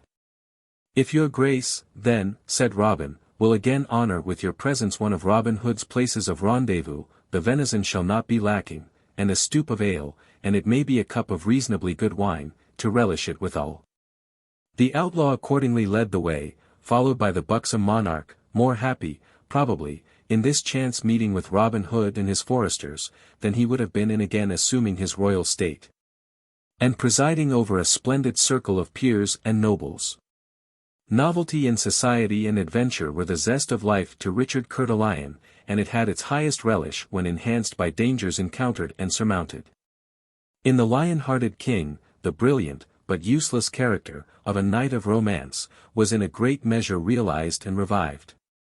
And the personal glory which he acquired by his own deeds of arms, was far more dear to his excited imagination, than that which a course of policy and wisdom would have spread around his government. Accordingly, his reign was like the course of a brilliant and rapid meteor, which shoots along the face of heaven, shedding around an unnecessary and portentous light, which is instantly swallowed up by universal darkness. His feats of chivalry furnishing themes for bards and minstrels, but affording none of those solid benefits to his country on which history loves to pause, and hold up as an example to posterity. But in his present company Richard showed to the greatest imaginable advantage. He was gay, good-humored, and fond of manhood in every rank of life. Beneath a huge oak tree the sylvan repast was hastily prepared for the King of England, surrounded by men outlaws to his government, but who now formed his court and his guard. As the flagon went round, the rough foresters soon lost their awe for the presence of majesty. The song and the jest were exchanged, the stories of former deeds were told with advantage. And at length, and while boasting of their successful infraction of the laws, no one recollected they were speaking in presence of their natural guardian. The merry king, nothing heeding his dignity any more than his company, laughed, quaffed, and jested among the jolly band. The natural and rough sense of Robin Hood led him to be desirous that the scene should be closed ere anything should occur to disturb its harmony, the more especially that he observed Ivanhoe's brow clouded with anxiety. "We are honoured," he said to Ivanhoe, apart, "by the presence of our gallant sovereign, yet I would not that he dallied with time, which the circumstances of his kingdom may render precious." "It is well and wisely spoken, brave Robin Hood," said Wilfred, apart, "and know, moreover, that they who jest with majesty even in its gayest mood are but toying with the lion's whelp, which, on slight provocation, uses both fangs and claws." "You have touched the very cause of my fear," said the outlaw. "My men are rough by practice and nature, the king is hasty as well as good-humoured. Nor know I how soon cause of offence may arise, or how warmly it may be received. It is time this revel were broken off." "It must be by your management then, gallant yeoman," said Ivanhoe. "For each hint I have essayed to give him serves only to induce him to prolong it." "Must I so soon risk the pardon and favour of my sovereign?" said Robin Hood, pausing for all instant, "but by Saint Christopher, it shall be so. I were undeserving his grace did I not peril it for his good dot. Here, Scathlock, get thee behind yonder thicket, and wind me a Norman blast on thy bugle, and without an instant's delay on peril of your life." Scathlock obeyed his captain, and in less than 5 minutes the revellers were startled by the sound of his horn. "It is the bugle of Malvoisin," said the miller, starting to his feet and seizing his bow. The friar dropped the flagon, and grasped his quarter-staff. Wamba stopped short in the midst of a jest, and betook himself to sword and target. All the others stood to their weapons. Men of their precarious course of life change readily from the banquet to the battle, and, to Richard, the exchange seemed but a succession of pleasure. He called for his helmet and the most cumbrous parts of his armour, which he had laid aside.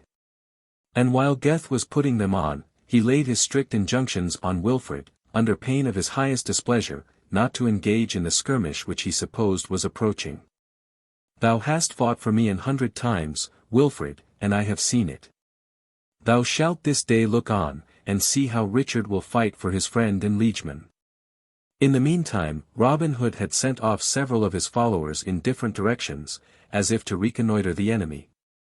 And when he saw the company effectually broken up, he approached Richard, who was now completely armed, and, kneeling down on one knee, craved pardon of his sovereign. "For what, good yeoman?" said Richard, somewhat impatiently. "Have we not already granted thee a full pardon for all transgressions? Thinkest thou our word is a feather, to be blown backward and forward between us? Thou canst not have had time to commit any new offence since that time." "Ay, but I have though," answered the yeoman, "if it be an offence to deceive my prince for his own advantage.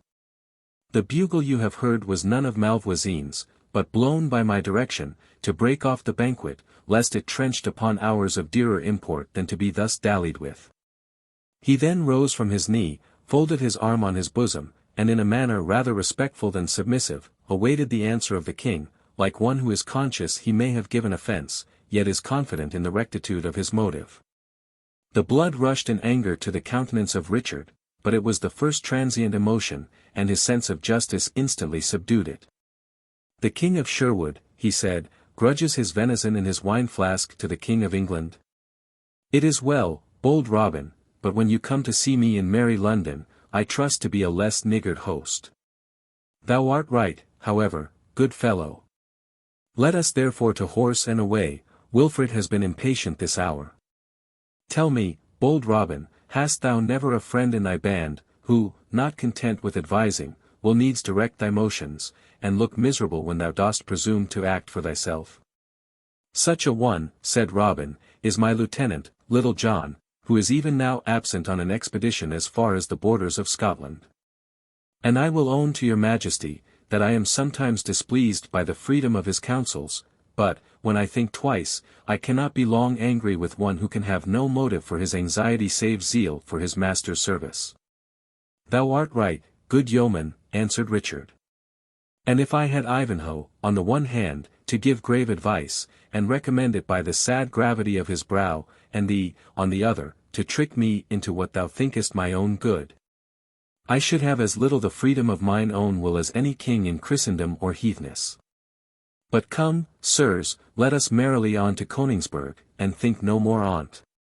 Robin Hood assured them that he had detached a party in the direction of the road they were to pass, who would not fail to discover and apprise them of any secret ambuscade.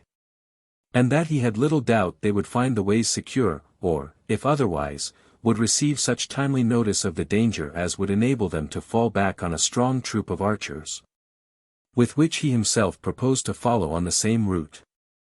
The wise and attentive precautions adopted for his safety touched Richard's feelings, and removed any slight grudge which he might retain on account of the deception the outlaw captain had practiced upon him.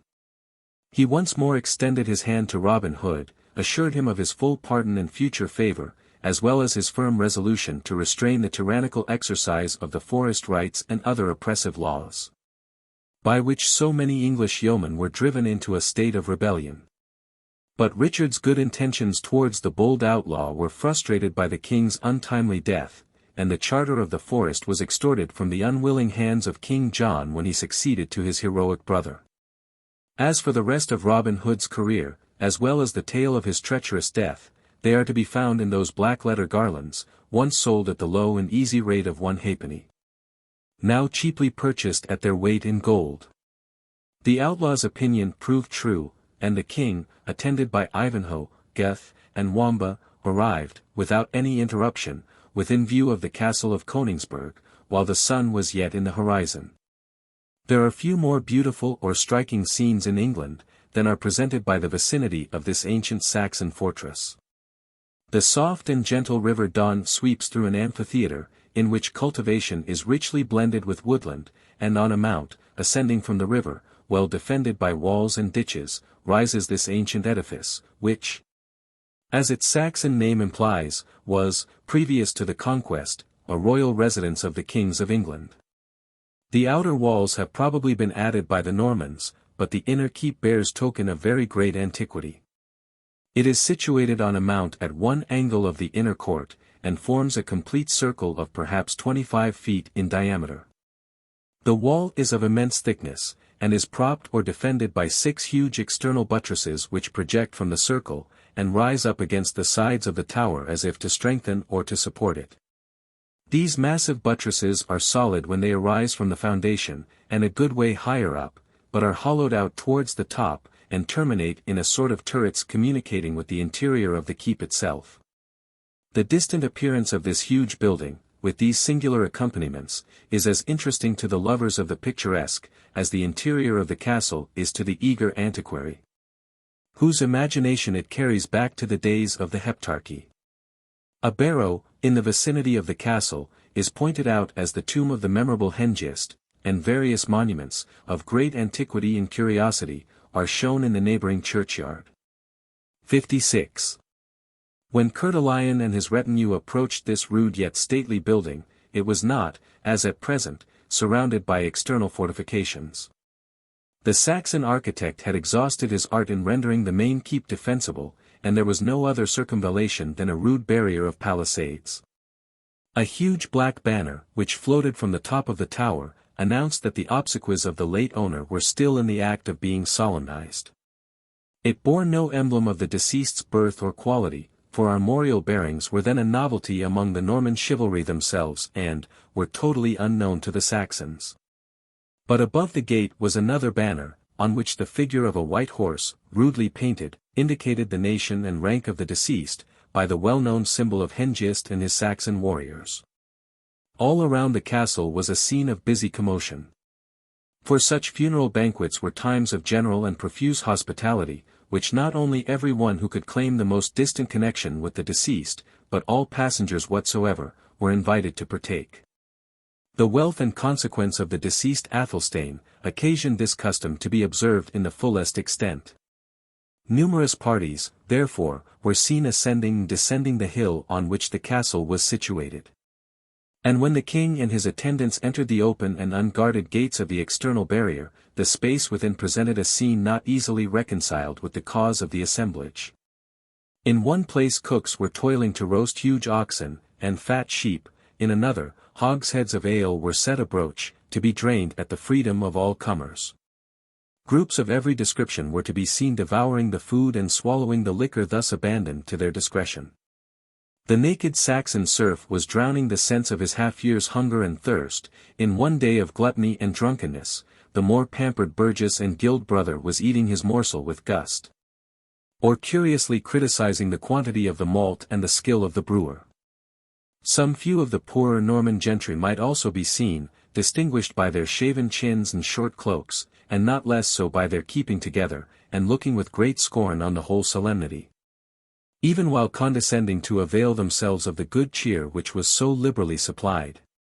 Mendicants were of course assembled by the score, together with strolling soldiers returned from Palestine, according to their own account at least, pedlars were displaying their wares, travelling mechanics were inquiring after employment, and wandering palmers, hedge priests, Saxon minstrels, and Welsh bards, were muttering prayers, and extracting mistuned dirges from their harps, crowds, and rotes. 57. One sent forth the praises of Athelstane in a doleful panegyric, another, in a Saxon genealogical poem, rehearsed the uncouth and harsh names of his noble ancestry. Jesters and jugglers were not a-wanting, nor was the occasion of the assembly supposed to render the exercise of their profession indecorous or improper. Indeed, the ideas of the Saxons on these occasions were as natural as they were rude. If sorrow was thirsty, there was drink; if hungry, there was food; if it sunk down upon and saddened the heart, here were the means supplied of mirth, or at least of amusement.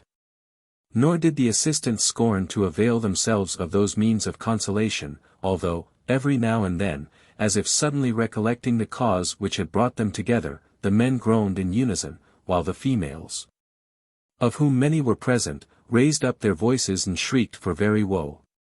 Such was the scene in the castle yard at Königsberg when it was entered by Richard and his followers. The seneschal or steward deigned not to take notice of the groups of inferior guests who were perpetually entering and withdrawing, unless so far as was necessary to preserve order. Nevertheless he was struck by the good mien of the monarch and Ivanhoe, more especially as he imagined the features of the latter were familiar to him.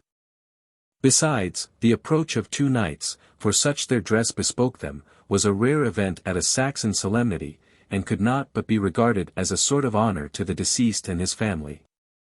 And in his sable dress, and holding in his hand his white wand of office, this important personage made way through the miscellaneous assemblage of guests, thus conducting Richard and Ivanhoe to the entrance of the tower. Gareth and Wamba speedily found acquaintances in the courtyard, nor presumed to intrude themselves any farther until their presence should be required. Chapter 42. I found them winding of Marcello's corpse. And there was such a solemn melody, 'twixt doleful songs, tears, and sad elegies, such as old grandams, watching by the dead, are wont to outwear the night with. Old play. The mode of entering the great tower of Königsberg Castle is very peculiar, and partakes of the rude simplicity of the early times in which it was erected. A flight of steps, so deep and narrow as to be almost precipitous, leads up to a low portal in the south side of the tower, by which the adventurous antiquary may still, or at least could a few years since, gain access to a small stair within the thickness of the main wall of the tower, which leads up to the third story of the building, the two lower being dungeons or vaults, which neither receive air nor light, save by a square hole in the third story, with which they seem to have communicated by a ladder. The access to the upper apartments in the tower, which consist in all of 4 stories, is given by stairs which are carried up through the external buttresses. By this difficult and complicated entrance, the good King Richard, followed by his faithful Ivanhoe, was ushered into the round apartment which occupies the whole of the third story from the ground. Wilfred, by the difficulties of the ascent, gained time to muffle his face in his mantle, as it had been held expedient that he should not present himself to his father until the king should give him the signal. There were assembled in this apartment, around a large oaken table, about a dozen of the most distinguished representatives of the Saxon families in the adjacent counties. They were all old, or, at least, elderly men. For the younger race, to the great displeasure of the seniors, had, like Ivanhoe, broken down many of the barriers which separated for half a century the Norman victors from the vanquished Saxons. The downcast and sorrowful looks of these venerable men, their silence and their mournful posture, formed a strong contrast to the levity of the revellers on the outside of the castle. Their grey locks and long full beards, together with their antique tunics and loose black mantles, suited well with the singular and rude apartment in which they were seated, and gave the appearance of a band of ancient worshippers of Woden, recalled to life to mourn over the decay of their national glory. Cedric, seated in equal rank among his countrymen, seemed yet, by common consent, to act as chief of the assembly. Upon the entrance of Richard, only known to him as the valorous knight of the Fetterlock, he arose gravely, and gave him welcome by the ordinary salutation, Ways hail, raising at the same time a goblet to his head. The king, no stranger to the customs of his English subjects, returned the greeting with the appropriate words, Drink hail, and partook of a cup which was handed to him by the sewer. The same courtesy was offered to Ivanhoe, who pledged his father in silence, supplying the usual speech by an inclination of his head, lest his voice should have been recognized. When this introductory ceremony was performed, Cedric arose, and, extending his hand to Richard, conducted him into a small and very rude chapel, which was excavated, as it were, out of one of the external buttresses. As there was no opening, saving a little narrow loophole, the place would have been nearly quite dark but for two flambeaux or torches, which showed, by a red and smoky light, the arched roof and naked walls, the rude altar of stone, and the crucifix of the same material. Before this altar was placed a bier, and on each side of this bier kneeled 3 priests, who told their beads, and muttered their prayers, with the greatest signs of external devotion. For this service a splendid solscat was paid to the convent of St. Edmund's by the mother of the deceased. And, that it might be fully deserved, the whole brethren, saving the lame sacristan, had transferred themselves to Königsberg, where, while 6 of their number were constantly on guard in the performance of divine rites by the bier of Athelstane, the others failed not to take their share of the refreshments and amusements which went on at the castle. In maintaining this pious watch and ward, the good monks were particularly careful not to interrupt their hymns for an instant, lest Zernbach, the ancient Saxon Apollyon, should lay his clutches on the departed Athelstane. Nor were they less careful to prevent any unhallowed layman from touching the pall, which, having been that used at the funeral of St. Edmund, was liable to be desecrated, if handled by the profane. If, in truth, these attentions could be of any use to the deceased, he had some right to expect them at the hands of the brethren of St. Edmund's, since, besides 100 mancuses of gold paid down as the sole ransom, the mother of Athelstane had announced her intention of endowing that foundation with the better part of the lands of the deceased, in order to maintain perpetual prayers for his soul, and that of her departed husband. Richard and Wilfred followed the Saxon Cedric into the apartment of death, where, as their guide pointed with solemn air to the untimely bier of Athelstane, they followed his example in devoutly crossing themselves, and muttering a brief prayer for the weal of the departed soul. This act of pious charity performed, Cedric again motioned them to follow him, gliding over the stone floor with a noiseless tread. And, after ascending a few steps, opened with great caution the door of a small oratory, which adjoined to the chapel. It was about 8 feet square, hollowed, like the chapel itself, out of the thickness of the wall. And the loophole, which enlightened it, being to the west, and widening considerably as it sloped inward, a beam of the setting sun found its way into its dark recess, and showed a female of a dignified mien, and whose countenance retained the marked remains of majestic beauty. Her long mourning robes and her flowing wimple of black cypress, enhanced the whiteness of her skin, and the beauty of her light-colored and flowing tresses, which time had neither thinned or mingled with silver. Her countenance expressed the deepest sorrow that is consistent with resignation. On the stone table before her stood a crucifix of ivory, beside which was laid a missal, having its pages richly illuminated, and its boards adorned with clasps of gold, and bosses of the same precious metal. "Noble Edith," said Cedric, after having stood a moment silent, as if to give Richard and Wilfred time to look upon the lady of the mansion, "these are worthy strangers, come to take a part in thy sorrows. And this, in especial, is the valiant knight who fought so bravely for the deliverance of him for whom we this day mourn." "His bravery has my thanks," returned the lady, "although it be the will of heaven that it should be displayed in vain. I thank, too, his courtesy, and that of his companion, which hath brought them hither to behold the widow of Adeling, the mother of Athelstane, in her deep hour of sorrow and lamentation. To your care, kind kinsman, I entrust them, satisfied that they will want no hospitality which these sad walls can yet afford." The guests bowed deeply to the mourning parent, and withdrew from their hospitable guide. Another winding stair conducted them to an apartment of the same size with that which they had first entered, occupying indeed the story immediately above. From this room, ere yet the door was opened, proceeded a low and melancholy strain of vocal music. When they entered, they found themselves in the presence of about 20 matrons and maidens of distinguished Saxon lineage. For maidens, Rowena leading the choir, raised a hymn for the soul of the deceased, of which we have only been able to decipher 2 or 3 stanzas. "Dust unto dust. To this all must. The tenant hath resigned. The fated form. To waste and worm. Corruption claims her kind. Through paths unknown. Thy soul hath flown. To seek the realms of woe.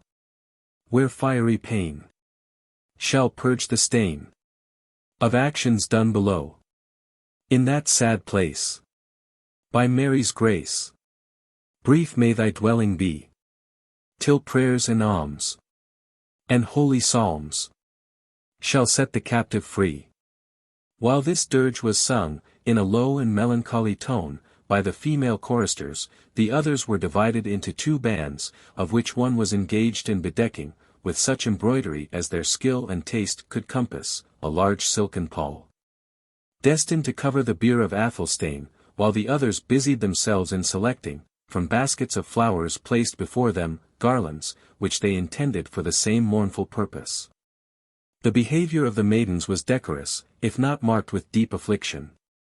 But now and then a whisper or a smile called forth the rebuke of the severer matrons, and here and there might be seen a damsel more interested in endeavoring to find out how her mourning robe became her, than in the dismal ceremony for which they were preparing. Neither was this propensity, if we must needs confess the truth, at all diminished by the appearance of 2 strange knights, which occasioned some looking up, peeping, and whispering. Rowena alone, too proud to be vain, paid her greeting to her deliverer with a graceful courtesy. Her demeanor was serious, but not dejected. And it may be doubted whether thoughts of Ivanhoe, and of the uncertainty of his fate, did not claim as great a share in her gravity as the death of her kinsman. To Cedric, however, who, as we have observed, was not remarkably clear-sighted on such occasions, the sorrow of his ward seemed so much deeper than any of the other maidens, that he deemed it proper to whisper the explanation: she was the affianced bride of the noble Athelstane.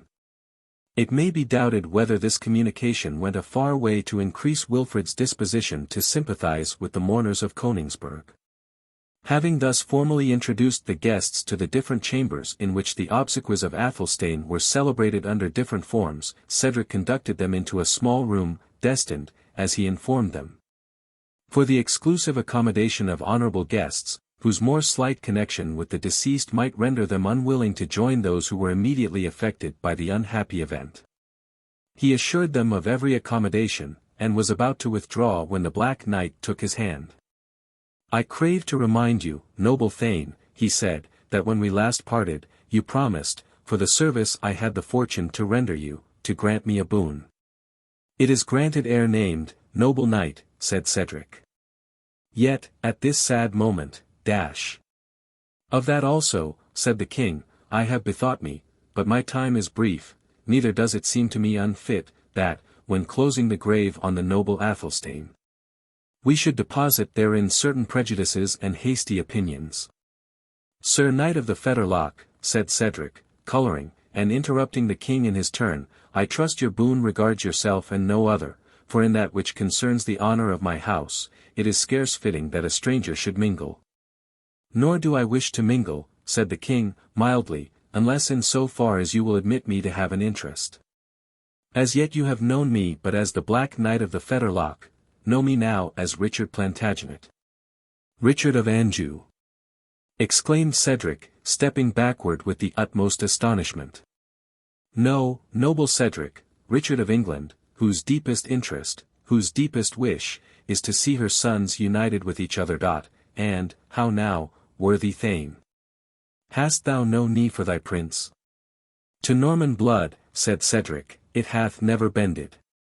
Reserve thine homage then, said the monarch, until I shall prove my right to it by my equal protection of Normans and English. Prince, answered Cedric, I have ever done justice to thy bravery and thy worth, nor am I ignorant of thy claim to the crown through thy descent from Matilda, niece to Edgar Atheling, and daughter to Malcolm of Scotland. But Matilda, though of the royal Saxon blood, was not the heir to the monarchy. I will not dispute my title with thee, noble Thane, said Richard, calmly. But I will bid thee look around thee, and see where thou wilt find another to be put into the scale against it. And hast thou wandered hither, prince, to tell me so? Said Cedric, to upbraid me with the ruin of my race, ere the grave has closed o'er the last scion of Saxon royalty? His countenance darkened as he spoke. It was boldly, it was rashly done. Not so, by the Holy Rood, replied the king. It was done in the frank confidence which one brave man may repose in another, without a shadow of danger. Thou sayest well, Sir King, for king I own thou art, and wilt be, despite of my feeble opposition. I dare not take the only mode to prevent it, though thou hast placed the strong temptation within my reach. And now to my boon, said the king, which I ask not with one jot the less confidence, that thou hast refused to acknowledge my lawful sovereignty.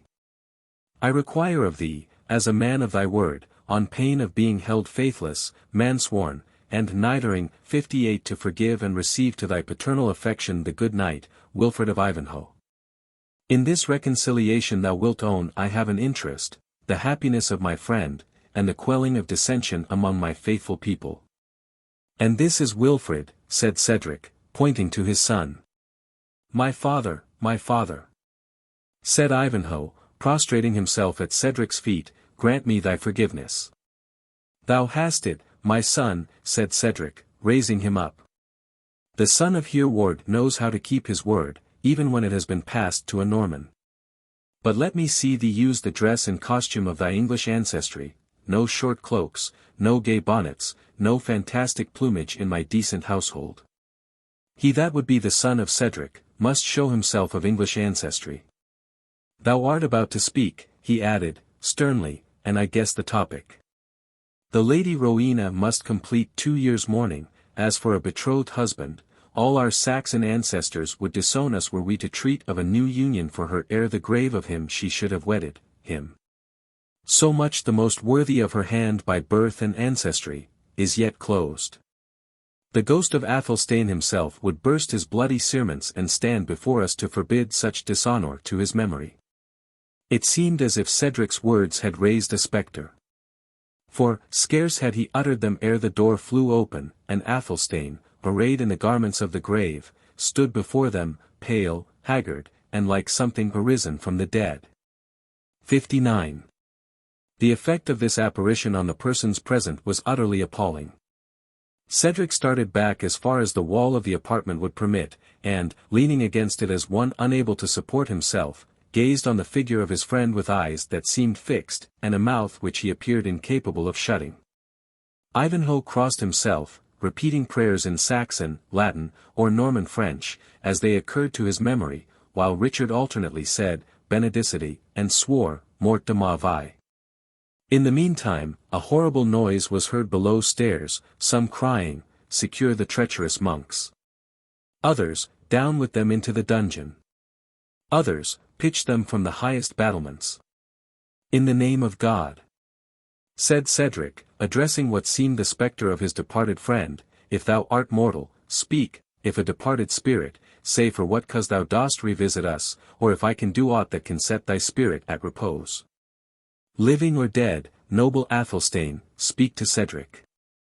I will, said the spectre, very composedly, when I have collected breath, and when you give me time. Alive, saidst thou? I am as much alive as he can be who has fed on bread and water for 3 days, which seem 3 ages, yes, bread and water, Father Cedric. By heaven, and all saints in it, better food hath not passed my weason for 3 livelong days, and by God's providence it is that I am now here to tell it. Why, noble Athelstane, said the Black Knight, I myself saw you struck down by the fierce Templar towards the end of the storm at Torquilstone, and as I thought, and Wamba reported, your skull was cloven through the teeth. You thought amiss, Sir Knight, said Athelstane, and Wamba lied. My teeth are in good order, and that my supper shall presently find, no thanks to the Templar though, whose sword turned in his hand, so that the blade struck me flatlings, being averted by the handle of the good mace with which I warded the blow. Had my steel cap been on, I had not valued it a rush, and had dealt him such a counterbuff as would have spoilt his retreat. But as it was, down I went, stunned, indeed, but unwounded. Others, of both sides, were beaten down and slaughtered above me, so that I never recovered my senses until I found myself in a coffin, an open one, by good luck, placed before the altar of the church of St. Edmund's. I sneezed repeatedly, groaned, awakened and would have arisen, when the sacristan and abbot, full of terror, came running at the noise, surprised, doubtless, and no way pleased to find the man alive, whose heirs they had proposed themselves to be. I asked for wine, they gave me some, but it must have been highly medicated, for I slept yet more deeply than before, and wakened not for many hours. I found my arms swathed down, my feet tied so fast that mine ankles ache at the very remembrance. The place was utterly dark, the oubliette, as I suppose, of their accursed convent, and from the close, stifled, damp smell. I conceive it is also used for a place of sepulture. I had strange thoughts of what had befallen me, when the door of my dungeon creaked, and 2 villain monks entered. They would have persuaded me I was in purgatory, but I knew too well the pursy short-breathed voice of the Father Abbot. Saint Jeremy! How different from that tone with which he used to ask me for another slice of the haunch. The dog has feasted with me from Christmas to Twelfth Night. Have patience, noble Athelstane, said the king, take breath, tell your story at leisure, beshrew me but such a tale is as well worth listening to as a romance. But, by the rood of Bromholm, there was no romance in the matter. Said Athelstane. A barley loaf and a pitcher of water, that they gave me, the niggardly traders, whom my father, and I myself, had enriched, when their best resources were the flitches of bacon and measures of corn. Out of which they wheedled poor serfs and bondsmen, in exchange for their prayers, the nest of foul ungrateful vipers, barley bread and ditch water to such a patron as I had been. I will smoke them out of their nest, though I be excommunicated. But, in the name of Our Lady, noble Athelstane, said Cedric, grasping the hand of his friend, how didst thou escape this imminent danger? Did their hearts relent? Did their hearts relent, echoed Athelstane. Do rocks melt with the sun? I should have been there still, had not some stir in the convent, which I find was their procession hitherward to eat my funeral feast, when they well knew how and where I had been buried alive, summoned the swarm out of their hive. I heard them droning out their death psalms, little judging they were sung in respect for my soul by those who were thus famishing my body. They went, however, and I waited long for food. No wonder, the gouty sacristan was even too busy with his own provender to mind mine. At length down he came, with an unstable step and a strong flavour of wine and spices about his person. Good cheer had opened his heart, for he left me a nook of pasty in a flask of wine, instead of my former fare. I ate, drank, and was invigorated. When, to add to my good luck, the sacristan, too toddy to discharge his duty of turnkey fitly, locked the door beside the staple, so that it fell ajar. The light, the food, the wine, set my invention to work. The staple to which my chains were fixed, was more rusted than I or the villain abbot had supposed. Even iron could not remain without consuming in the damps of that infernal dungeon. Take breath, noble Athelstane, said Richard, and partake of some refreshment, ere you proceed with a tale so dreadful. Partake, quoth Athelstane. I have been partaking 5 times today, and yet a morsel of that savoury ham were not altogether foreign to the matter, and I pray you, fair sir, to do me reason in a cup of wine.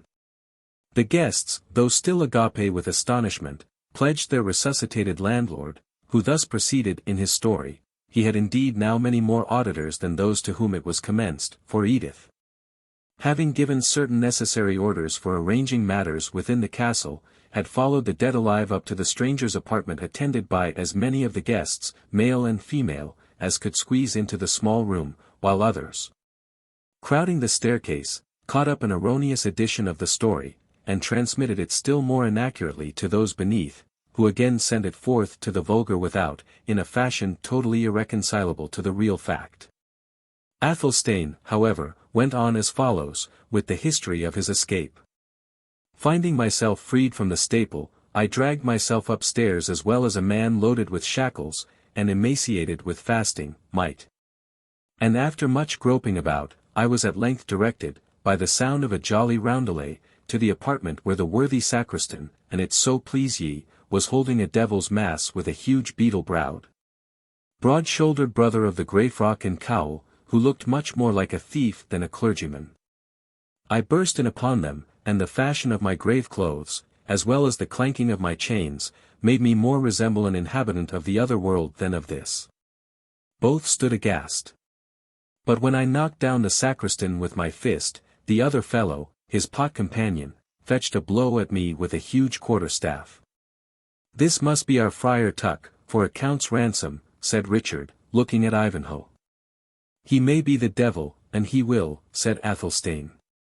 Fortunately he missed the aim, and on my approaching to grapple with him, took to his heels and ran for it. I failed not to set my own heels at liberty by means of the fetter key, which hung amongst others at the sexton's belt. And I had thoughts of beating out the knave's brains with the bunch of keys, but gratitude for the nook of pasty in the flask of wine which the rascal had imparted to my captivity, came over my heart. So, with a brace of hearty kicks, I left him on the floor, pouched some baked meat, and a leathern bottle of wine, with which the 2 venerable brethren had been regaling, went to the stable, and found in a private stall mine own best palfrey, which, doubtless, had been set apart for the Holy Father Abbot's particular use. Hither I came with all the speed the beast could compass, man and mother's son flying before me wherever I came, taking me for a spectre, the more especially as, to prevent my being recognized, I drew the corpse hood over my face. I had not gained admittance into my own castle, had I not been supposed to be the attendant of a juggler who is making the people in the castle yard very merry. Considering they are assembled to celebrate their lord's funeral, I say the sewer thought I was dressed to bear a part in the treacher's mummery, and so I got admission, and did but disclose myself to my mother, and eat a hasty morsel, ere I came in quest of you, my noble friend. And you have found me, said Cedric, ready to resume our brave projects of honor and liberty. I tell thee, never will dawn a morrow so auspicious as the next, for the deliverance of the noble Saxon race. Talk not to me of delivering any one, said Athelstane, it is well I am delivered myself. I am more intent on punishing that villain abbot. He shall hang on the top of this castle of Königsberg, in his cope and stole. And if the stairs be too straight to admit his fat carcass, I will have him craned up from without.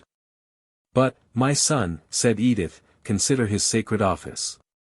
Consider my 3 days' fast, replied Athelstane. I will have their blood every one of them. Front de Bœuf was burnt alive for a less matter, for he kept a good table for his prisoners, only put too much garlic in his last dish of pottage. But these hypocritical, ungrateful slaves, so often the self-invited flatterers at my board, who gave me neither pottage nor garlic, more or less, they die, by the soul of Hengist. But the Pope, my noble friend, said Cedric. But the devil, my noble friend, answered Athelstane, they die, and no more of them. Were they the best monks upon earth, the world would go on without them. For shame, noble Athelstane, said Cedric, Forget such wretches in the career of glory which lies open before thee. Tell this Norman prince, Richard of Anjou, that, lion-hearted as he is, he shall not hold undisputed the throne of Alfred, while a male descendant of the Holy Confessor lives to dispute it. How, said Athelstane, is this the noble King Richard?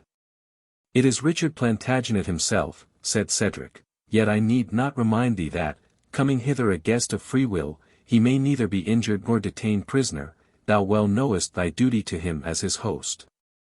Ay, by my faith, said Athelstane, and my duty as a subject besides, for I here tender him my allegiance, heart and hand. My son, said Edith, think on thy royal rights. Think on the freedom of England, degenerate prince, said Cedric. Mother and friend, said Athelstane, a truce to your upbraidings. Bread and water in the dungeon are marvellous mortifiers of ambition, and I rise from the tomb a wiser man than I descended into it. One half of those vain follies were puffed into mine ear by that perfidious abbot Wolfram, and you may now judge if he is a counsellor to be trusted. Since these plots were set in agitation, I have had nothing but hurried journeys, indigestions, blows and bruises, imprisonments and starvation, besides that they can only end in the murder of some thousands of quiet folk. I tell you, I will be king in my own domains, and nowhere else, and my first act of dominion shall be to hang the abbot. And my ward Rowena, said Cedric, I trust you intend not to desert her.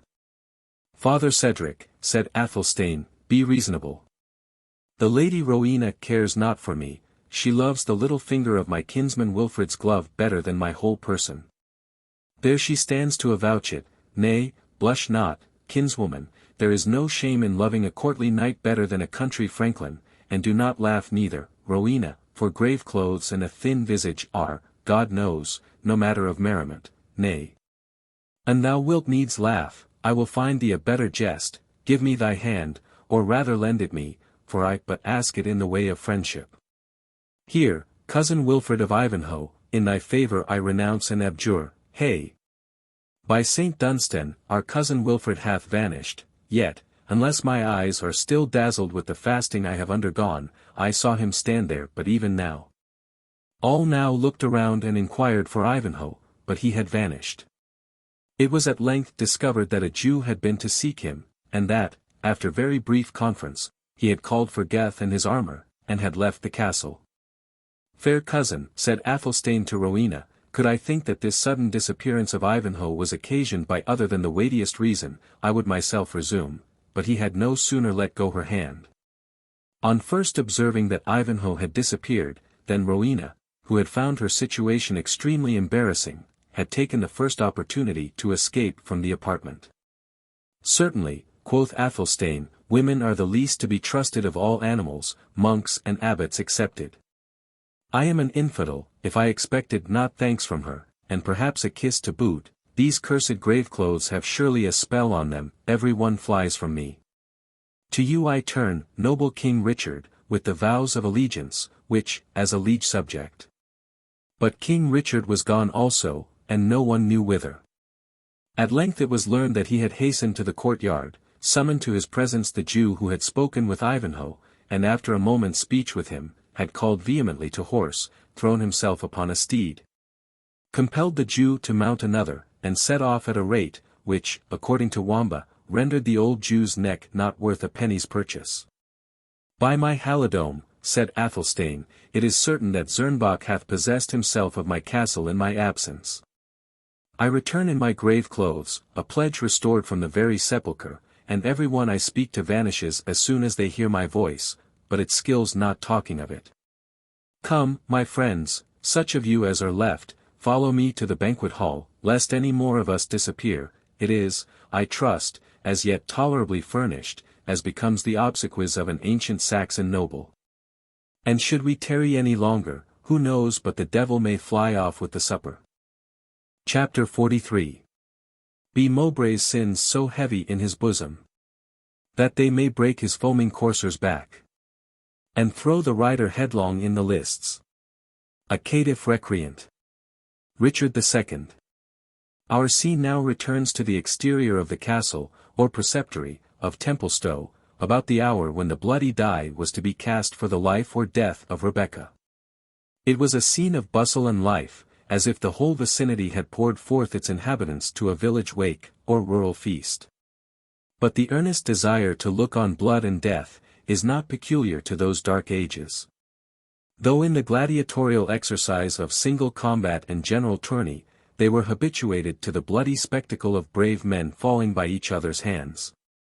Even in our own days, when morals are better understood, an execution, a bruising match, a riot, or a meeting of radical reformers, collects, at considerable hazard to themselves, immense crowds of spectators, otherwise little interested. Except to see how matters are to be conducted, or whether the heroes of the day are, in the heroic language of insurgent tailors, flints or dunghills. The eyes, therefore, of a very considerable multitude, were bent on the gate of the preceptory of Templestowe, with the purpose of witnessing the procession. While still greater numbers had already surrounded the tiltyard belonging to that establishment.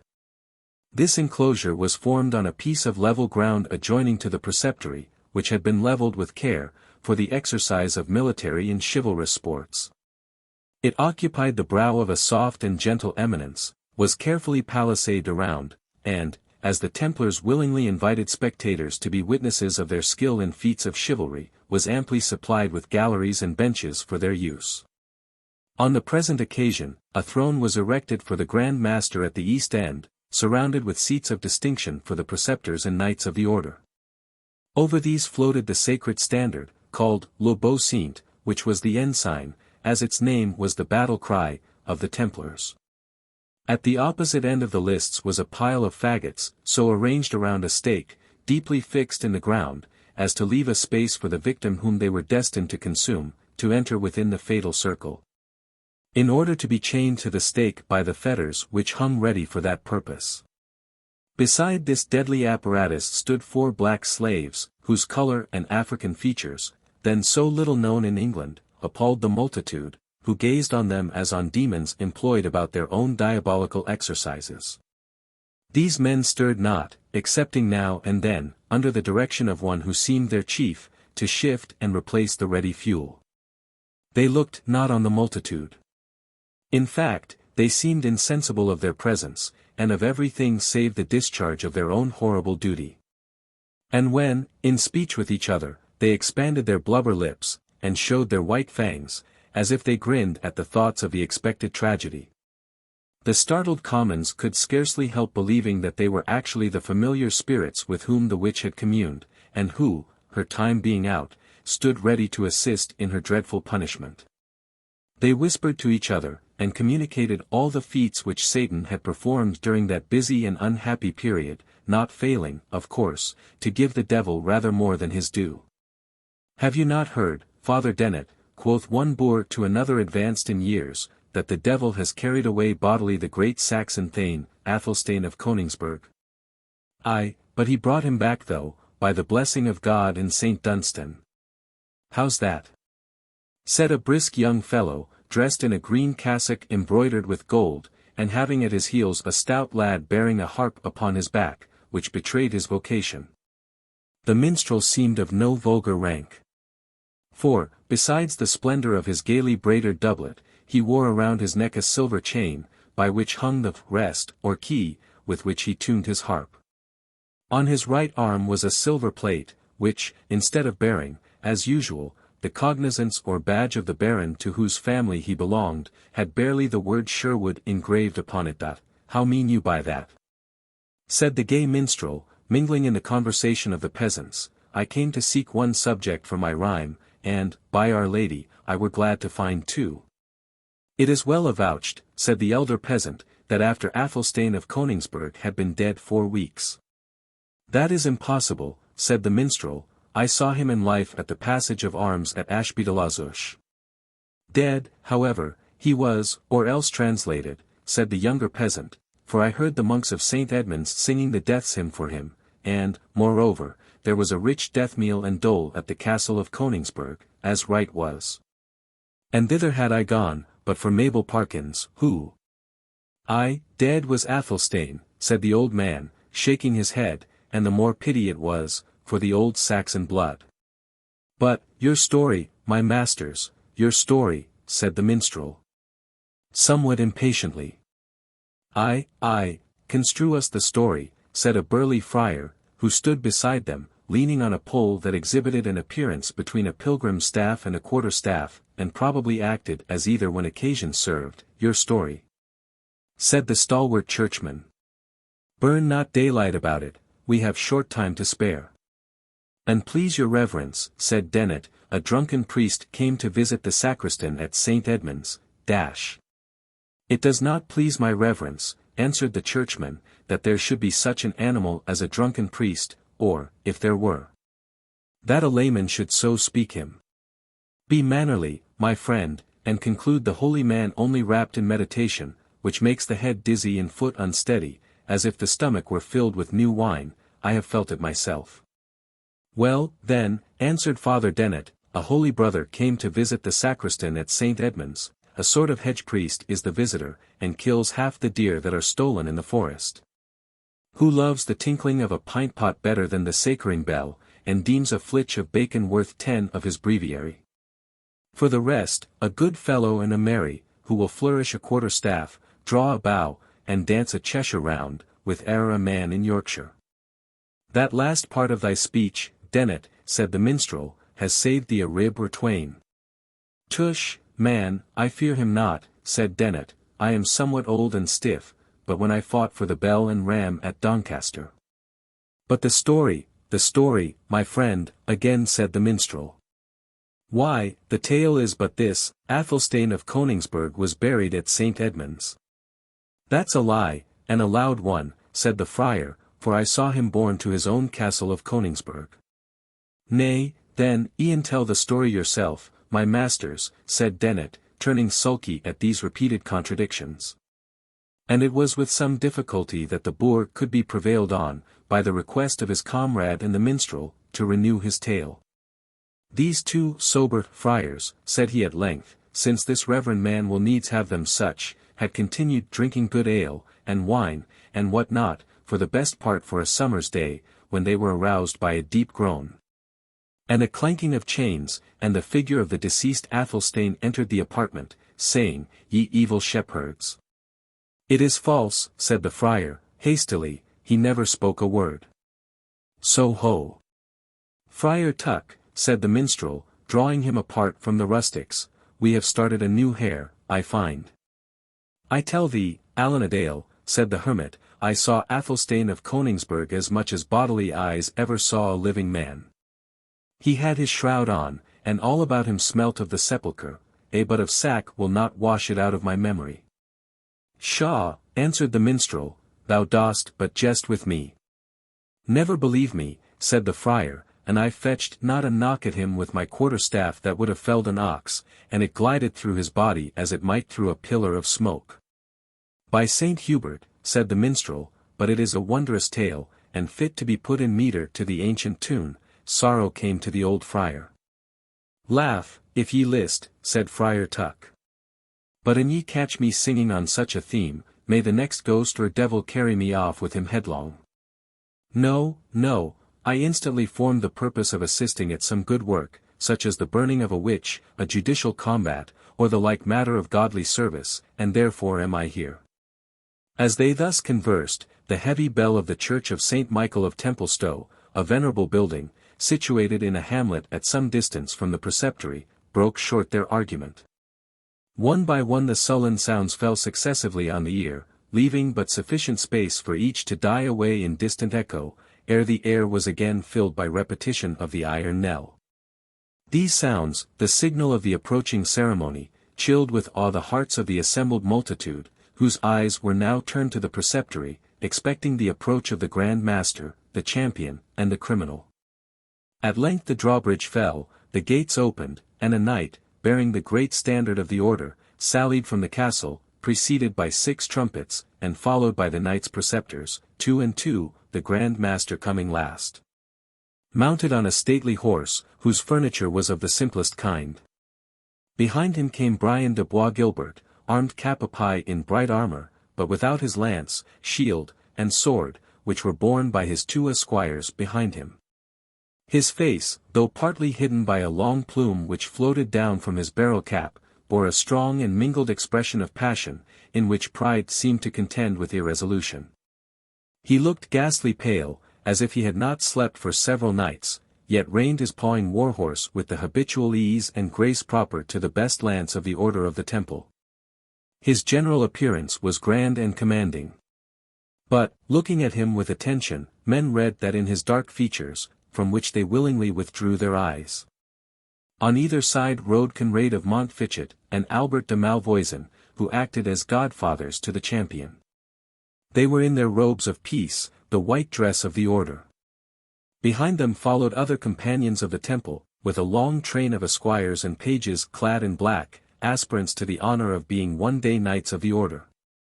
After these neophytes came a guard of warders on foot, in the same sable livery, amidst whose partisans might be seen the pale form of the accused, moving with a slow but undismayed step towards the scene of her fate.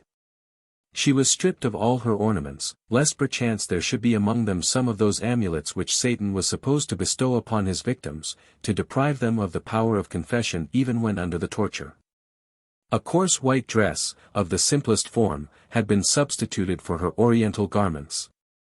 Yet there was such an exquisite mixture of courage and resignation in her look, that even in this garb, and with no other ornament than her long black tresses, each eye wept that looked upon her. And the most hardened bigot regretted the fate that had converted a creature so goodly into a vessel of wrath, and a waged slave of the devil. A crowd of inferior personages belonging to the preceptory followed the victim, all moving with the utmost order, with arms folded, and looks bent upon the ground. This slow procession moved up the gentle eminence, on the summit of which was the tiltyard, and, entering the lists, marched once around them from right to left, and when they had completed the circle, made a halt. There was then a momentary bustle, while the Grand Master and all his attendants, excepting the champion and his godfathers, dismounted from their horses, which were immediately removed out of the lists by the esquires, who were in attendance for that purpose. The unfortunate Rebecca was conducted to the black chair placed near the pile. On her first glance at the terrible spot where preparations were making for a death alike dismaying to the mind and painful to the body, she was observed to shudder and shut her eyes, praying internally doubtless. For her lips moved though no speech was heard. In the space of a minute she opened her eyes, looked fixedly on the pile as if to familiarize her mind with the object, and then slowly and naturally turned away her head. Meanwhile, the Grand Master had assumed his seat. And when the chivalry of his order was placed around and behind him, each in his due rank, a loud and long flourish of the trumpets announced that the court were seated for judgment. Malvoisin, then, acting as godfather of the champion, stepped forward, and laid the glove of the Jewess, which was the pledge of battle, at the feet of the Grand Master. "Valorous lord, and reverend father," said he, "here standeth the good knight, Brian de Bois Guilbert, knight preceptor of the Order of the Temple, who, by accepting the pledge of battle which I now lay at your reverence's feet, hath become bound to do his devoir in combat this day, to maintain that this Jewish maiden, by name Rebecca, hath justly deserved the doom passed upon her in a chapter of this most holy order of the Temple of Zion, condemning her to die as a sorceress. Here, I say, he standeth, such battle to do, knightly and honorable, if such be your noble and sanctified pleasure. Hath he made oath, said the Grand Master, that his quarrel is just and honorable? Bring forward the crucifix and the teigitor. Sir, and most reverend father, answered Malvoisin, readily, our brother here present hath already sworn to the truth of his accusation in the hand of the good knight Conrad de Montfichet. And otherwise he ought not to be sworn, seeing that his adversary is an unbeliever, and may take no oath. This explanation was satisfactory, to Albert's great joy. For the wily knight had foreseen the great difficulty, or rather impossibility, of prevailing upon Brian de Bois Guilbert to take such an oath before the assembly, and had invented this excuse to escape the necessity of his doing so. The Grand Master, having allowed the apology of Albert Malvoisin, commanded the herald to stand forth and do his devoir. The trumpets then again flourished, and a herald, stepping forward, proclaimed aloud, "O yes, O yes, O yes. Here standeth the good knight, Sir Brian de Bois Guilbert, ready to do battle with any knight of free blood, who will sustain the quarrel allowed and allotted to the Jewess Rebecca, to try by champion, in respect of lawful essoin of her own body. And to such champion the reverend and valorous Grand Master here present allows a fair field, an equal partition of sun and wind, and whatever else appertains to a fair combat. The trumpets again sounded, and there was a dead pause of many minutes. No champion appears for the appellant, said the Grand Master. Go, herald, and ask her whether she expects any one to do battle for her in this her cause. The herald went to the chair in which Rebecca was seated, and Bois Guilbert suddenly turning his horse's head toward that end of the lists, in spite of hints on either side from Malvoisin and Montfichet, was by the side of Rebecca's chair as soon as the herald. Is this regular, and according to the law of combat, said Malvoisin, looking to the Grand Master. Albert de Malvoisin, it is, answered Beaumanoir. For in this appeal to the judgment of God, we may not prohibit parties from having that communication with each other, which may best tend to bring forth the truth of the quarrel. In the meantime, the herald spoke to Rebecca in these terms, Damsel, the honourable and reverend the Grand Master demands of thee, if thou art prepared with a champion to do battle this day in thy behalf. Or if thou dost yield thee as one justly condemned to a deserved doom. Say to the Grand Master, replied Rebecca, that I maintain my innocence, and do not yield me as justly condemned, lest I become guilty of mine own blood. Say to him, that I challenge such delay as his forms will permit, to see if God, whose opportunity is in man's extremity, will raise me up a deliverer, and when such uttermost space is past, may his holy will be done. The herald retired to carry this answer to the Grand Master. God forbid, said Lucas Beaumanoir, that Jew or pagan should impeach us of injustice. Until the shadows be cast from the west to the eastward, will we wait to see if a champion shall appear for this unfortunate woman. When the day is so far past, let her prepare for death.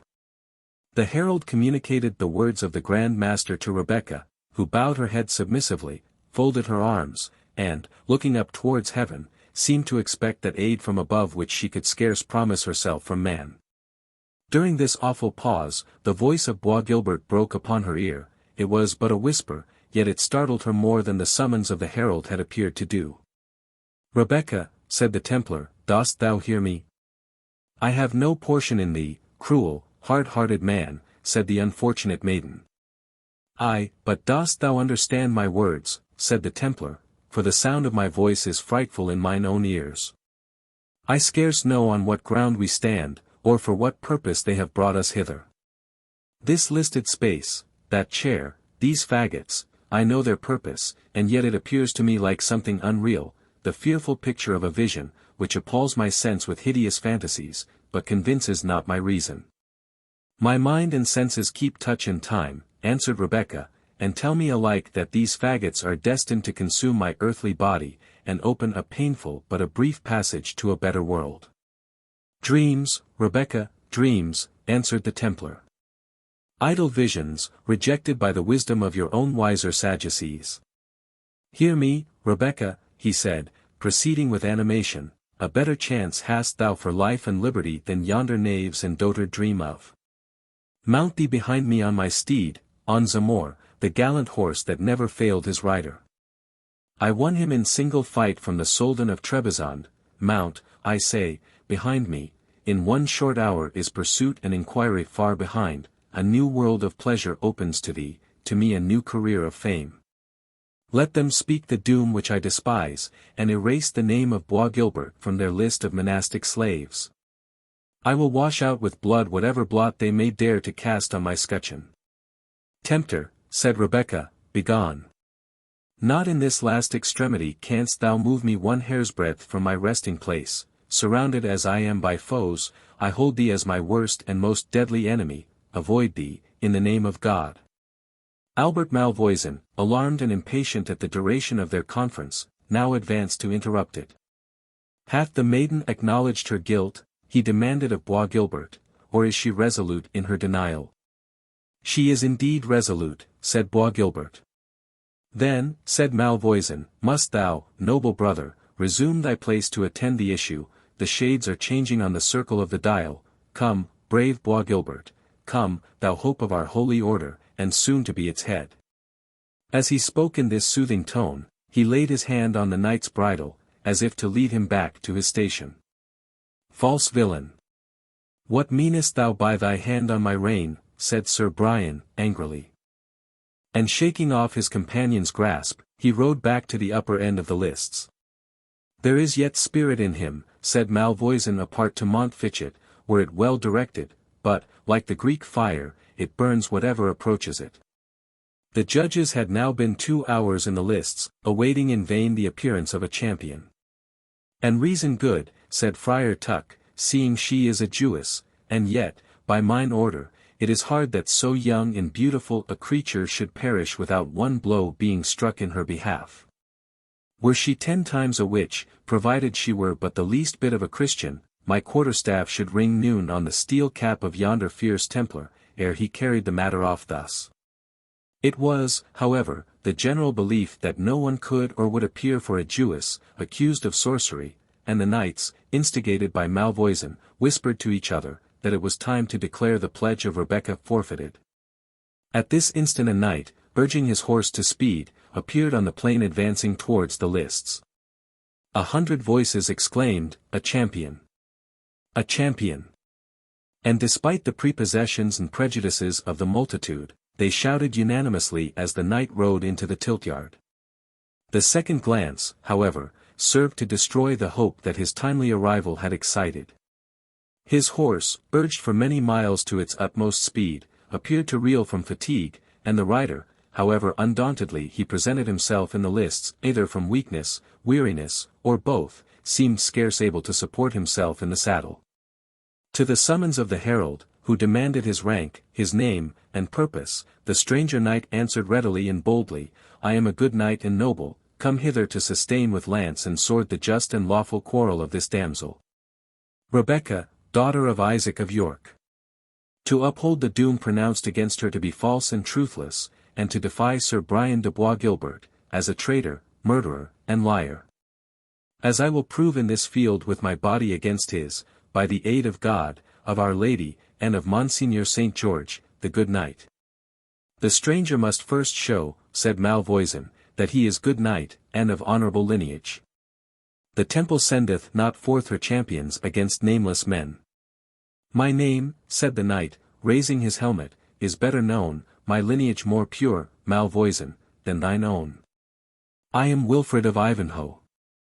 "I will not fight with thee at present," said the Templar, in a changed and hollow voice. "Get thy wounds healed, purvey thee a better horse, and it may be I will hold it worth my while to scourge out of thee this boyish spirit of bravado." "Ha! Proud Templar," said Ivanhoe, "hast thou forgotten that twice didst thou fall before this lance? Remember the lists at Acre, remember the passage of arms at Ashby, remember thy proud vaunt in the halls of Rotherwood, and the gage of your gold chain against my reliquary, that thou wouldst do battle with Wilfred of Ivanhoe. And recover the honour thou hadst lost.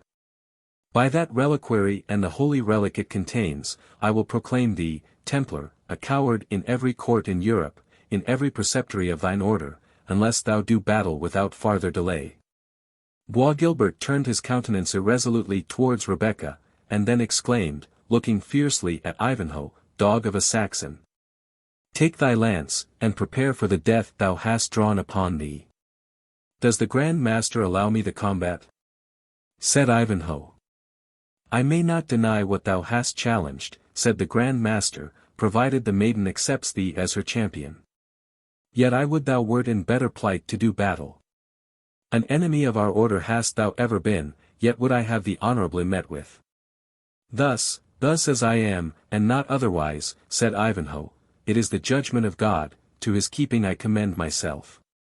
"Rebecca," said he, riding up to the fatal chair, "dost thou accept of me for thy champion?"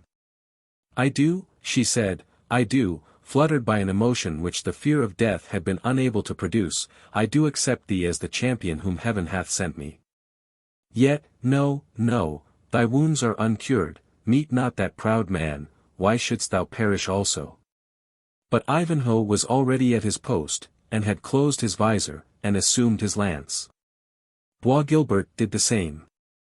And his esquire remarked, as he clasped his visor, that his face, which had, notwithstanding the variety of emotions by which he had been agitated, continued during the whole morning of an ashy paleness, was now become suddenly very much flushed.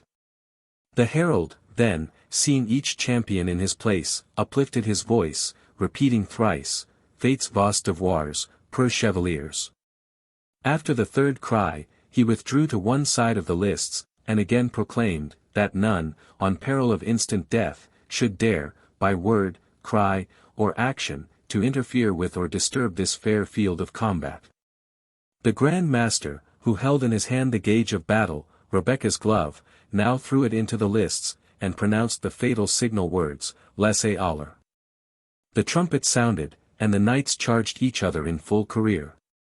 The wearied horse of Ivanhoe, and its no less exhausted rider, went down, as all had expected, before the well-aimed lance and vigorous steed of the Templar. This issue of the combat all had foreseen. But although the spear of Ivanhoe did but, in comparison, touch the shield of Bois Guilbert, that champion, to the astonishment of all who beheld it reeled in his saddle, lost his stirrups, and fell in the lists. Ivanhoe, extricating himself from his fallen horse, was soon on foot, hastening to mend his fortune with his sword, but his antagonist arose not. Wilfred, placing his foot on his breast, and the sword's point to his throat, commanded him to yield him, or die on the spot. Bois Guilbert returned no answer. Slay him not, Sir Knight, cried the Grand Master, unshriven and unabsolved, kill not body and soul. We allow him vanquished. He descended into the lists, and commanded them to unhelm the conquered champion. His eyes were closed, the dark red flush was still on his brow. As they looked on him in astonishment, the eyes opened, but they were fixed and glazed. The flush passed from his brow, and gave way to the pallid hue of death. Unscathed by the lance of his enemy, he had died a victim to the violence of his own contending passions. This is indeed the judgment of God, said the Grand Master, looking upwards, fiat voluntas tua. Chapter 44. So. Now 'tis ended, like an old wife's story. Webster. When the first moments of surprise were over, Wilfred of Ivanhoe demanded of the Grand Master, as judge of the field, if he had manfully and rightfully done his duty in the combat. Manfully and rightfully hath it been done, said the Grand Master. I pronounce the maiden free and guiltless, the arms and the body of the deceased knight are at the will of the victor. I will not despoil him of his weapons, said the Knight of Ivanhoe, nor condemn his corpse to shame, he hath fought for Christendom, God's arm, no human hand, hath this day struck him down. But let his obsequies be private, as becomes those of a man who died in an unjust quarrel. And for the maiden. He was interrupted by a clattering of horses' feet, advancing in such numbers, and so rapidly, as to shake the ground before them. And the Black Knight galloped into the lists. He was followed by a numerous band of men-at-arms, and several knights in complete armor. I am too late, he said, looking around him. I had doomed Bois Guilbert for mine own property. Ivanhoe, was this well, to take on thee such a venture, and thou scarce able to keep thy saddle? Heaven, my liege, answered Ivanhoe, hath taken this proud man for its victim. He was not to be honored in dying as your will had designed. Peace be with him, said Richard, looking steadfastly on the corpse, if it may be so, he was a gallant knight, and has died in his steel harness full knightly. But we must waste no time, Bohun, do thine office. A knight stepped forward from the king's attendants, and, laying his hand on the shoulder of Albert de Malvoisin, said, I arrest thee of high treason. The Grand Master had hitherto stood astonished at the appearance of so many warriors. He now spoke. Who dares to arrest a knight of the Temple of Zion, within the girth of his own preceptory, and in the presence of the Grand Master? And by whose authority is this bold outrage offered? I make the arrest, replied the knight, I, Henry Bohun, Earl of Essex, Lord High Constable of England. And he arrests Malvoisin, said the king, raising his visor, by the order of Richard Plantagenet, here present. Conrade Montfichet, it is well for thee thou art born no subject of mine but for thee, Malvoisin, thou deedst with thy brother Philip, ere the world be a week older. I will resist thy doom, said the Grand Master.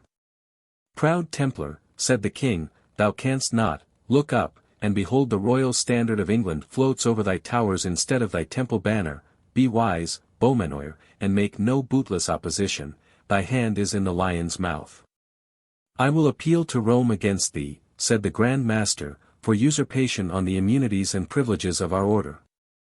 Be it so, said the king, but for thine own sake tax me not with usurpation now. Dissolve thy chapter, and depart with thy followers to thy next preceptory, if thou canst find one, which has not been made the scene of treasonable conspiracy against the King of England, or, if thou wilt, remain, to share our hospitality. And behold our justice.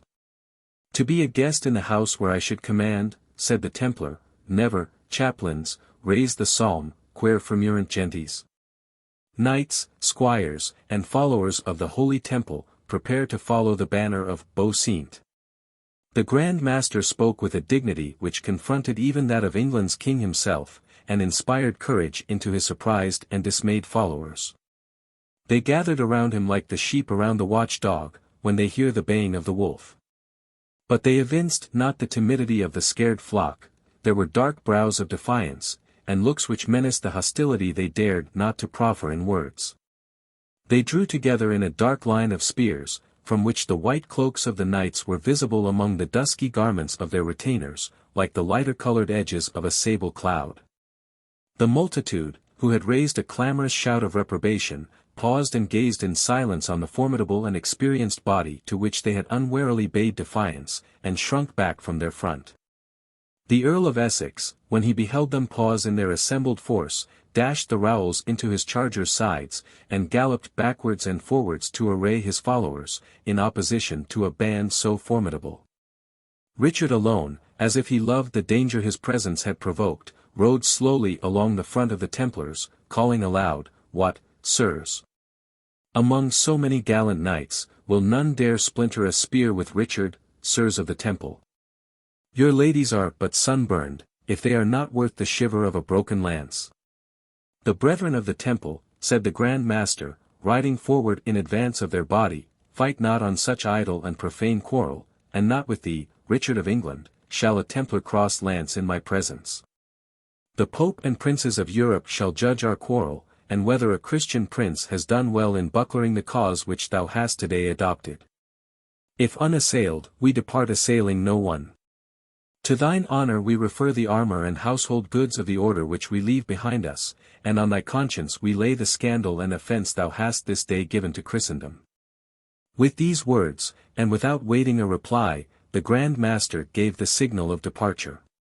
Their trumpets sounded a wild march, of an oriental character, which formed the usual signal for the Templars to advance. They changed their array from a line to a column of march, and moved off as slowly as their horses could step, as if to show it was only the will of their Grand Master, and no fear of the opposing and superior force, which compelled them to withdraw. By the splendor of Our Lady's brow, said King Richard, it is pity of their lives that these Templars are not so trusty as they are disciplined and valiant. The multitude, like a timid cur which waits to bark till the object of its challenge has turned his back, raised a feeble shout as the rear of the squadron left the ground. During the tumult which attended the retreat of the Templars, Rebecca saw and heard nothing. She was locked in the arms of her aged father, giddy, and almost senseless, with the rapid change of circumstances around her. But one word from Isaac at length recalled her scattered feelings. "Let us go," he said, "my dear daughter, my recovered treasure, let us go to throw ourselves at the feet of the good youth." "Not so," said Rebecca, "oh no, no, no, I must not at this moment dare to speak to him, alas. I should say more than, no, my father, let us instantly leave this evil place." "But, my daughter," said Isaac, "to leave him who hath come forth like a strong man with his spear and shield, holding his life as nothing, so he might redeem thy captivity. And thou, too, the daughter of a people strange unto him and his, this is service to be thankfully acknowledged." It is, most thankfully, most devoutly acknowledged," said Rebecca. "It shall be still more so, but not now, for the sake of thy beloved Rachel, father, grant my request, not now. Nay, but, said Isaac, insisting, they will deem us more thankless than mere dogs. But thou sayest, my dear father, that King Richard is in presence, and that, True, my best, my wisest Rebecca, let us hence, let us hence. Money he will lack, for he has just returned from Palestine, and, as they say, from prison, and pretext for exacting it, should he need any, may arise out of my simple traffic with his brother John. Away, away, let us hence. And hurrying his daughter in his turn, he conducted her from the lists, and by means of conveyance which he had provided, transported her safely to the house of the Rabbi Nathan. The Jewess, whose fortunes had formed the principal interest of the day, having now retired unobserved, the attention of the populace was transferred to the Black Knight. They now filled the air with "Long life to Richard with the Lion's Heart," and "Down with the usurping Templars." Notwithstanding all this lip loyalty, said Ivanhoe to the Earl of Essex, it was well the king took the precaution to bring thee with him, noble Earl, and so many of thy trusty followers. The Earl smiled and shook his head. Gallant Ivanhoe, said Essex, dost thou know our master so well, and yet suspect him of taking so wise a precaution? I was drawing towards York having heard that Prince John was making head there, when I met King Richard, like a true knight-errant, galloping hither to achieve in his own person this adventure of the Templar and the Jewess, with his own single arm. I accompanied him with my band, almost maugre his consent. And what news from York, brave Earl, said Ivanhoe, will the rebels bide us there? No more than December's snow will bide July's sun, said the Earl, they are dispersing. And who should come posting to bring us the news, but John himself? The traitor. The ungrateful insolent traitor, said Ivanhoe, did not Richard order him into confinement? Oh!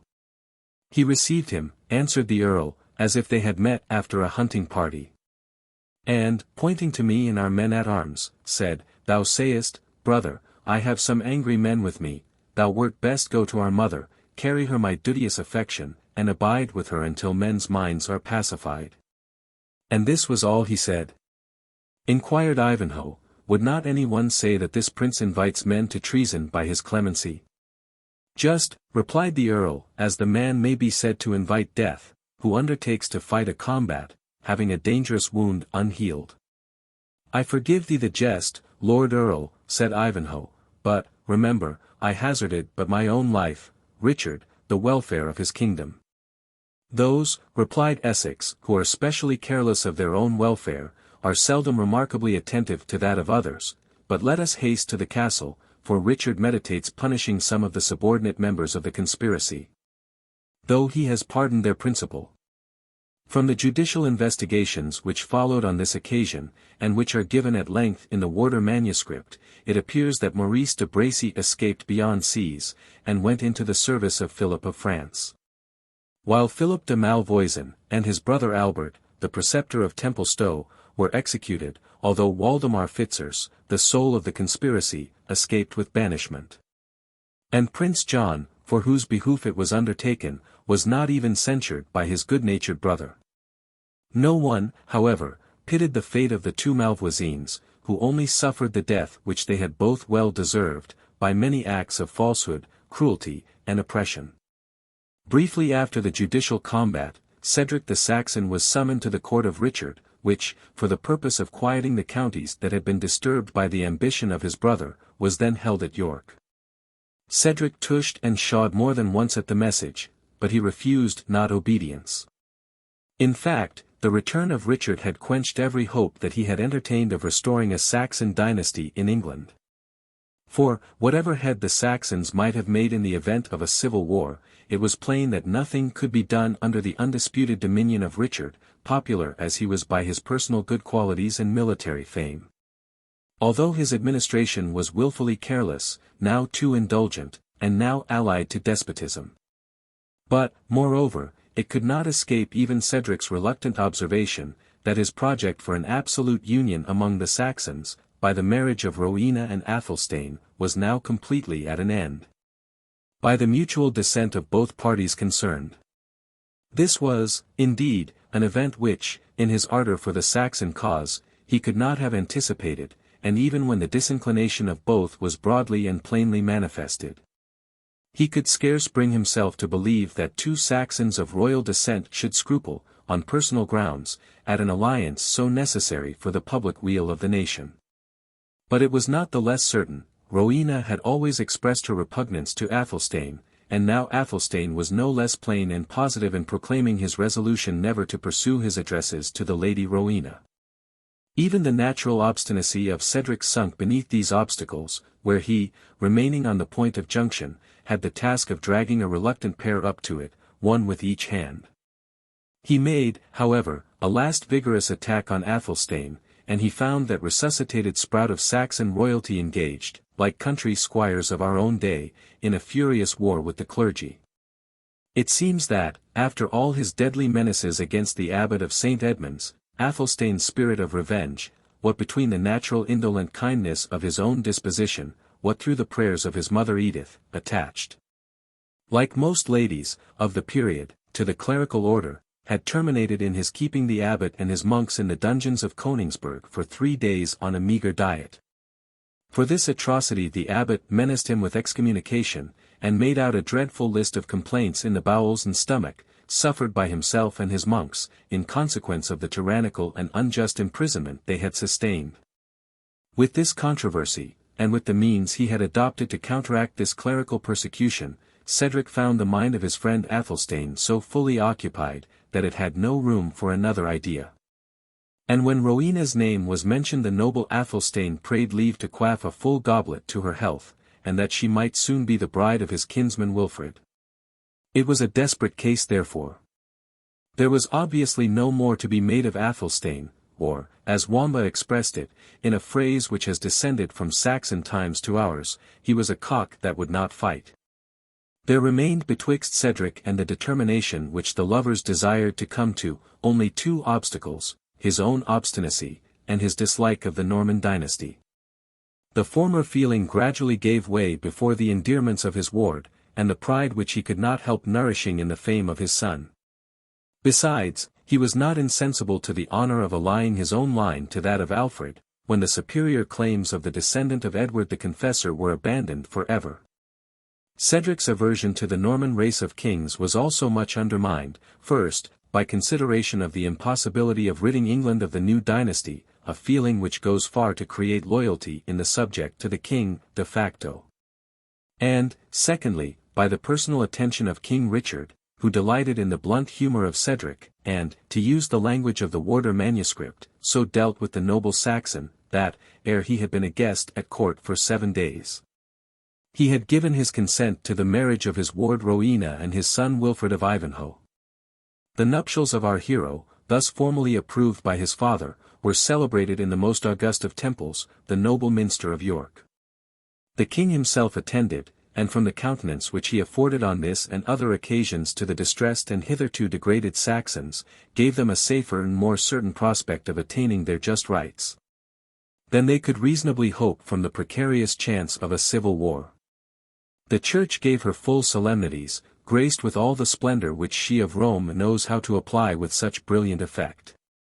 Geth, gallantly apparelled, attended as esquire upon his young master whom he had served so faithfully, and the magnanimous Wamba, decorated with a new cap and a most gorgeous set of silver bells. Sharers of Wilfrid's dangers and adversity, they remained, as they had a right to expect, the partakers of his more prosperous career. But besides this domestic retinue, these distinguished nuptials were celebrated by the attendance of the high-born Normans, as well as Saxons, joined with the universal jubilee of the lower orders. That marked the marriage of 2 individuals as a pledge of the future peace and harmony betwixt 2 races, which, since that period, have been so completely mingled, that the distinction has become wholly invisible. Cedric lived to see this union approximate towards its completion, for as the 2 nations mixed in society and formed intermarriages with each other, the Normans abetted their scorn, and the Saxons were refined from their rusticity. But it was not until the reign of Edward III that the mixed language, now termed English, was spoken at the court of London, and that the hostile distinction of Norman and Saxon seems entirely to have disappeared.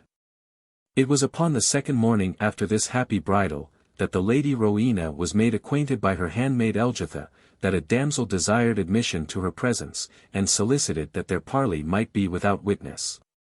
Rowena wondered, hesitated, became curious, and ended by commanding the damsel to be admitted, and her attendants to withdraw. She entered, a noble and commanding figure, the long white veil, in which she was shrouded, overshadowing rather than concealing the elegance and majesty of her shape.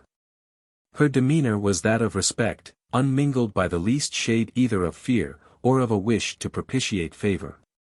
Rowena was ever ready to acknowledge the claims, and attend to the feelings, of others.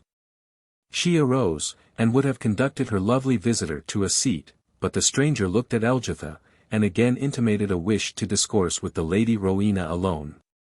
Elgitha had no sooner retired with unwilling steps, than, to the surprise of the Lady of Ivanhoe, her fair visitant kneeled on one knee, pressed her hands to her forehead, and bending her head to the ground, in spite of Rowena's resistance, kissed the embroidered hem of her tunic.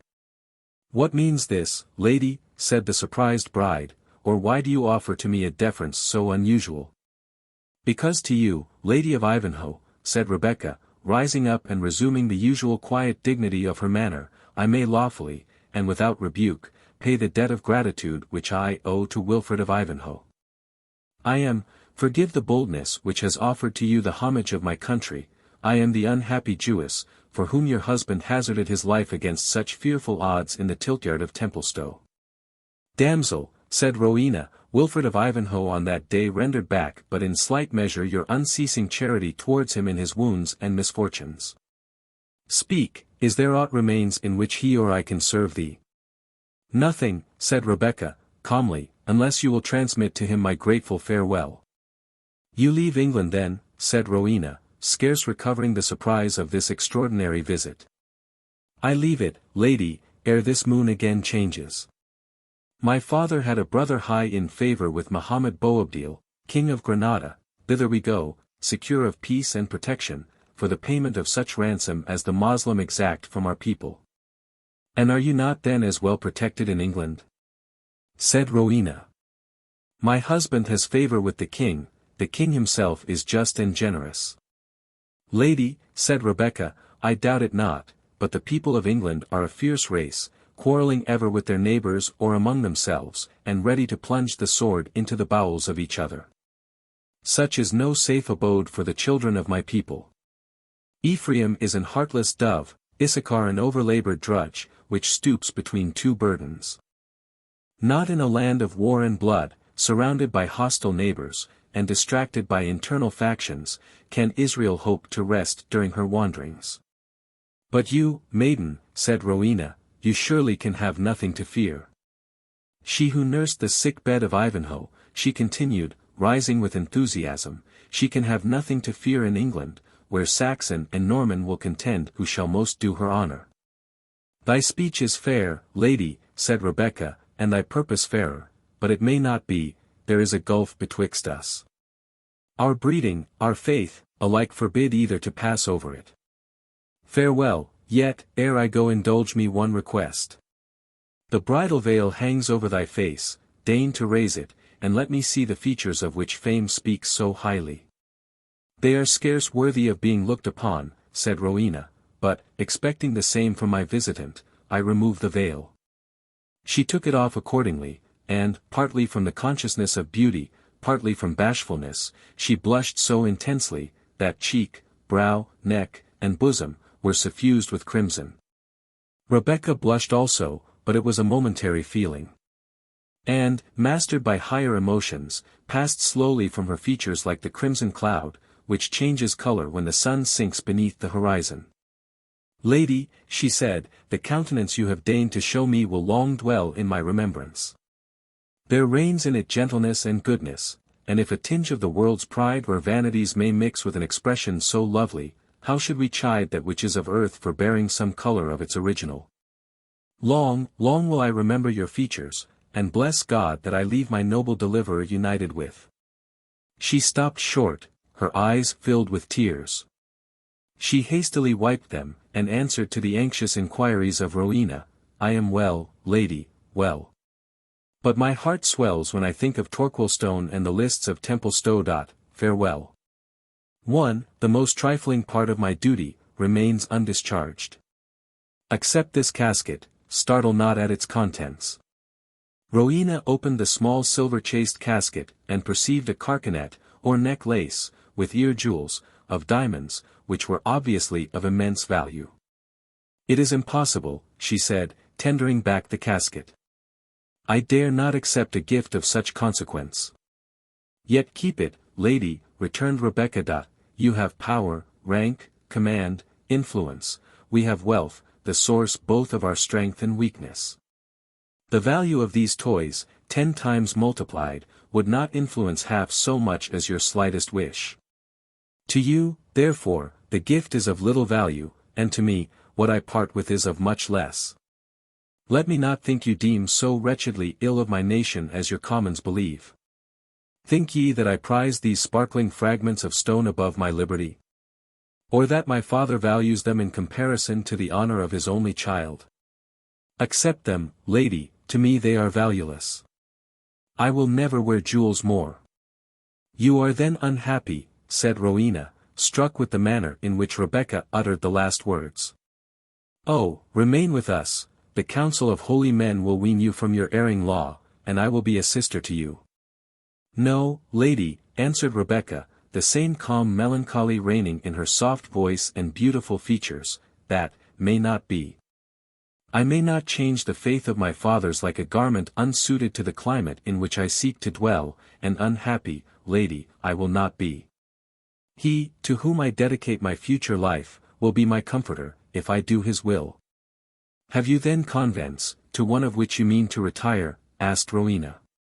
No, lady, said the Jewess. But among our people, since the time of Abraham downwards, have been women who have devoted their thoughts to heaven, and their actions to works of kindness to men, tending the sick, feeding the hungry, and relieving the distressed. Among these will Rebecca be numbered. Say this to thy lord, should he chance to inquire after the fate of her whose life he saved. There was an involuntary tremor on Rebecca's voice, and a tenderness of accent, which perhaps betrayed more than she would willingly have expressed. She hastened to bid Rowena adieu. Farewell, she said.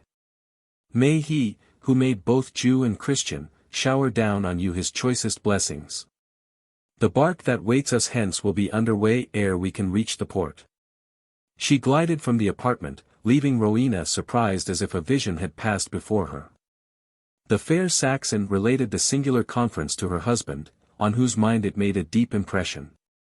He lived long and happily with Rowena, for they were attached to each other by the bonds of early affection, and they loved each other the more, from the recollection of the obstacles which had impeded their union.